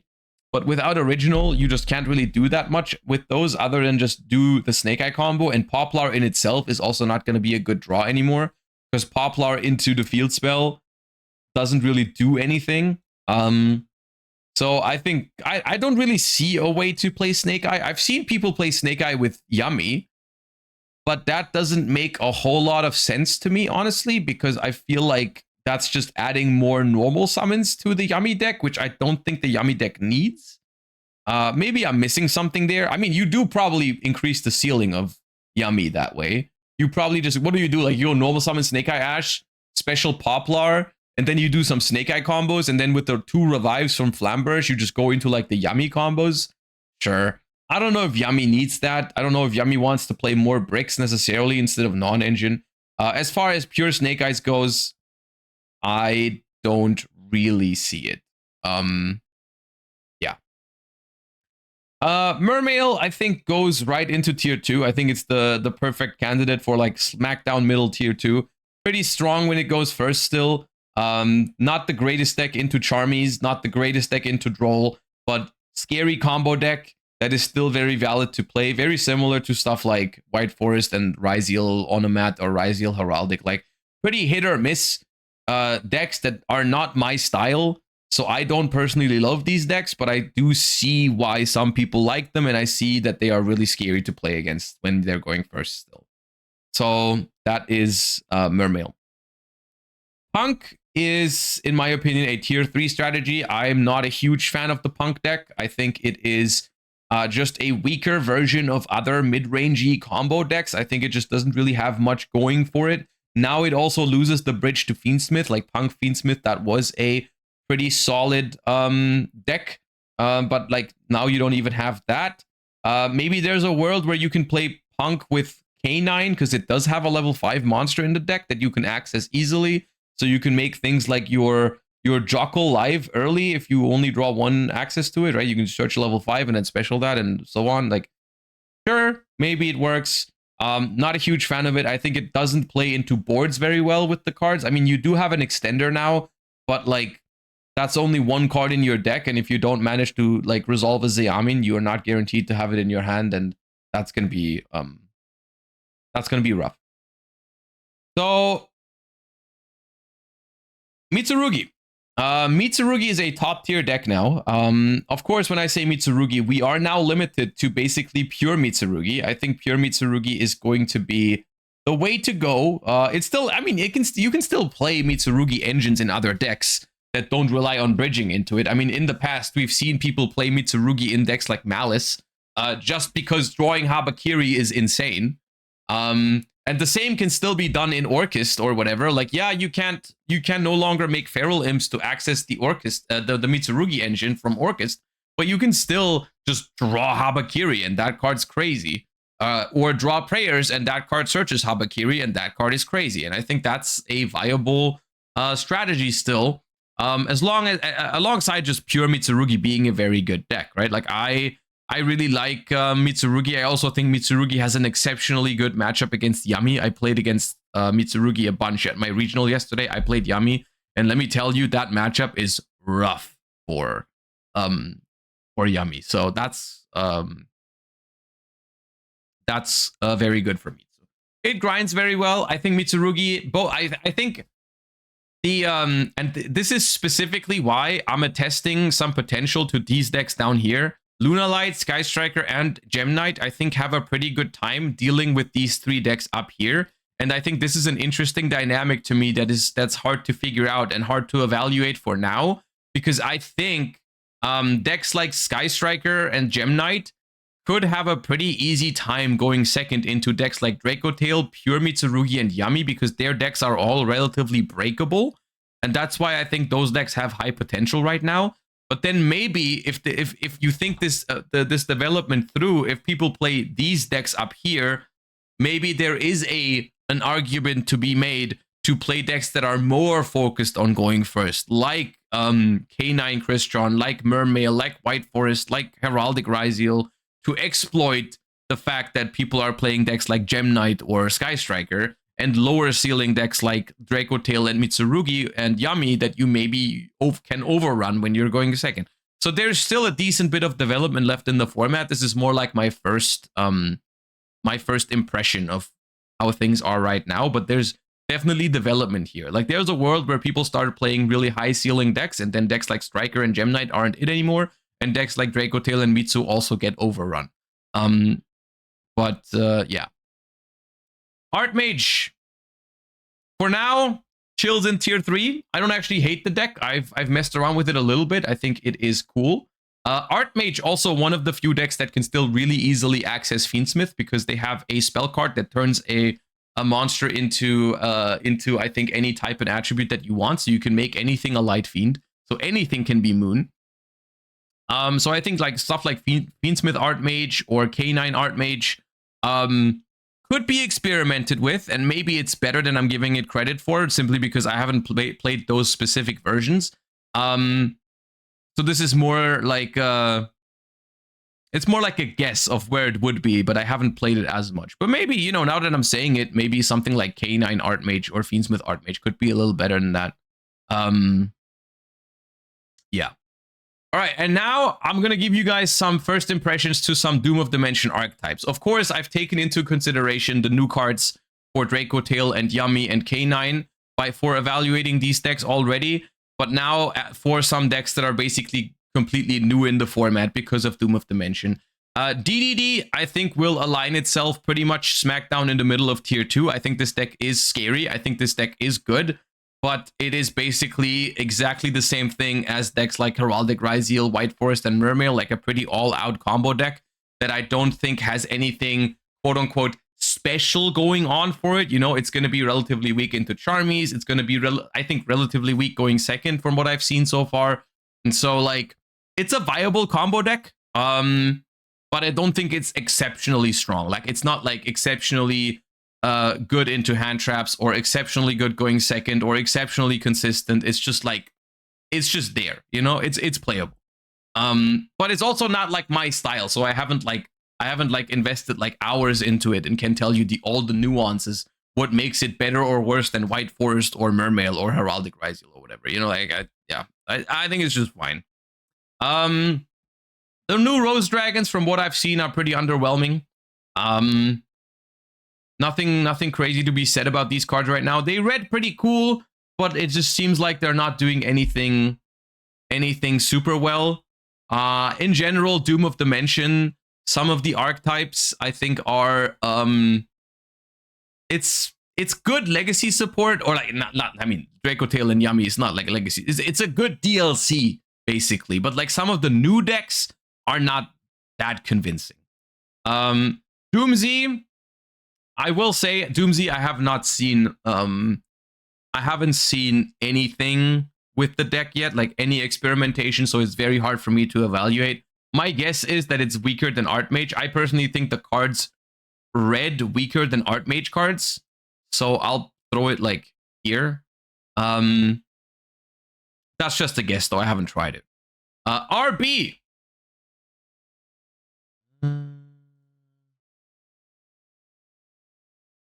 RB. Yeah.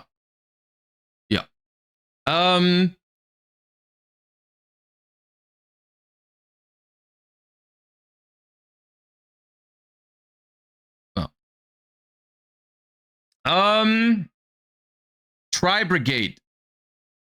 Tri-Brigade I think is interesting. I think pure Tri-Brigade is probably going to be a little bit underwhelming in terms of power level, although, as you can see from the decks I'm putting in tier 1, I think there is room for decks that are more mid-rangey. You know, decks like Draco Tail, Mitsu, Yami, Orchist. I think mid-range is going to be solid at the start of the format. I don't hate the idea of playing a mid-rangey Tri-Brigade deck. I think Tri-Brigade still like doesn't push super well into boards. I think the reality is you're probably going to want to find some hybrid version of Tri-Brigade, which I think is something that in the OCG they haven't really bothered trying, because all of those like Lyrilusk or whatever are going to be pretty bad into like Max C, which for us, I think there could be some experiment. I think the deck is better than it's performing in the OCG right now, simply because I think our environment is going to be better for Tri-Brigade than the OCG environment. Like in general, we are in like a lower power format where something more low to the ground like Tri-Brigade can work, and we also have more ways to experiment with like other engines because we're not as constricted by stuff like Max C. So I think there's some potential here. I'm going to throw it in tier 2. I like the new cards, and I think it's worth messing around with. Not quite convinced enough by it to throw it up here, simply because I don't feel confident in making that statement. And I haven't played with it enough, but I think it's looking solid. But this is also, it's a little biased because I like that deck. It's more my style, right? It's something that I would really vibe with. So it's kind of like I'm looking at it through the lens of it's a concept that I like. So I'm more inclined to think that it can work. Radiant Typhoon, similar kind of. I think it's we've talked about it already, and we've just looked at Sky Striker using those cards as an engine. I think as an engine, this deck has a lot of potential to be played. I don't know if the pure Radiant Typhoon deck even is a thing right now. I don't think it is. Like maybe as a pure deck, more like here, more like a tier 3 strategy. As an engine, I think it's pretty good. It's kind of like K9 basically, where I think the pure deck is going to be underwhelming for now. But I think if someone finds a good pairing for either K9 engine or Radiant Typhoon engine, I could genuinely see these decks pop up in like top tier decks. It's just the pure deck itself for now. My first impression is that it's not going to be that good. But it also just feels like a deck that's more like meant to be paired with something else. Is how I feel about it. But yeah. Anyways, once again, a reminder, this is just a first impression. I haven't played the new format yet. Doom of Dimension is coming out soon. It is still very much up in the air. Do take this with a grain of salt. I just wanted to give you guys my first impression. Please let me know what you think. Am I wrong with my assumption that like the best decks in the format are going to be decks that are going to be lowered to the ground, like Draco Tail, Mitsuyami? Do you think there is like combo potential out there that's going to be far better than those? Please let me know. I'm very interested in what everyone thinks, and I'm very excited for this new format and YCS Lil coming up soon and everything. So I hope you enjoyed this little bit of a discussion. If you did, make sure to leave a like and subscribe to the YouTube channel. That would mean a lot to me. We are closing in on 100,000 subscribers, so please, everyone, it would mean a lot to me if we could get there soon. And yeah, thank you for watching. I'll see you next time. Bye bye.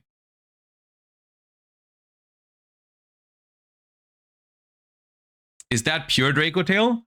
It's more like all variations. I mean, I consider most Draco Tail variations pure Draco Tail. Like if you just because you slap like one Megistus into Draco Tail, I still think it classifies as mostly a Draco Tail deck. It's just you do Megistus stuff instead of seals. Like, yes, it now is a Megistus Draco Tail deck, but it still very much functions like a Draco Tail deck.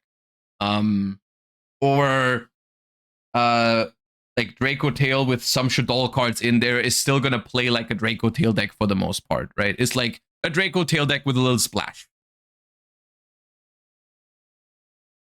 Megistus Crowley, $20, by the way. I mean, that's a good card. It is a good card. But yeah, for everyone else, in regards to Draco Tail Megistus, I have decided to still upload my Draco Tail Megistus deck profile from last week's locals because it is still basically entirely legal for the new format. And so today is the day where I upload the deck list as well as the locals POV gameplay on the Plus channel. So if you like that concept or you want to see it, basically you can type !YouTube right now and subscribe to the YouTube channel and the Plus channel.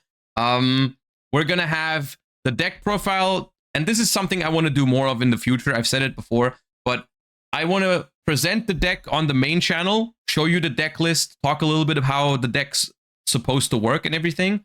And then at the same time, I'm uploading a video of me recording my locals gameplay with it and explaining it and a little and stuff like that, right? And so those videos are both coming out on the same day.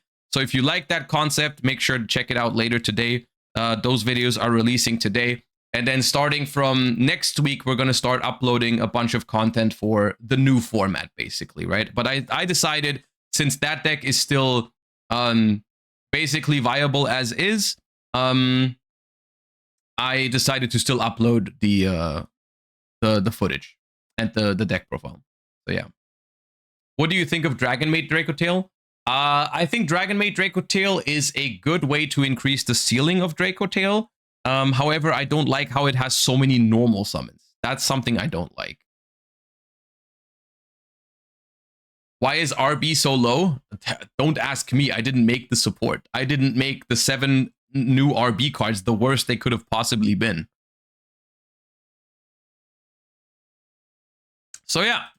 All right. We are already way past the time, y'all. I hope you enjoyed today's stream. We did a little bit of everything today. We did some Master Duel. We did some TCG. Hope everyone had a good time. I'll see you guys next week with the new schedule. Next stream is going to be on Thursday. Yeah, I'm going to be going to locals on Tuesday or Wednesday or both. So feel free to let me know either now or in the Discord server which decks you would like to see me try at locals, because I will go and record it again so we can take a look at the footage on Thursday together. So yeah, that's gonna be fun. I'm not gonna do RB. Those cards are also not out yet. So yeah. Anyways, Hope you guys had a good time in the stream. Hope everyone is gonna have a good start into your week, and I will see you guys next time. I'll send you guys over to Judeo, who is hosting T2 Trials Top 8 right now. So hope you guys have fun over there. Thank you all for joining me today. I appreciate you, and I'll see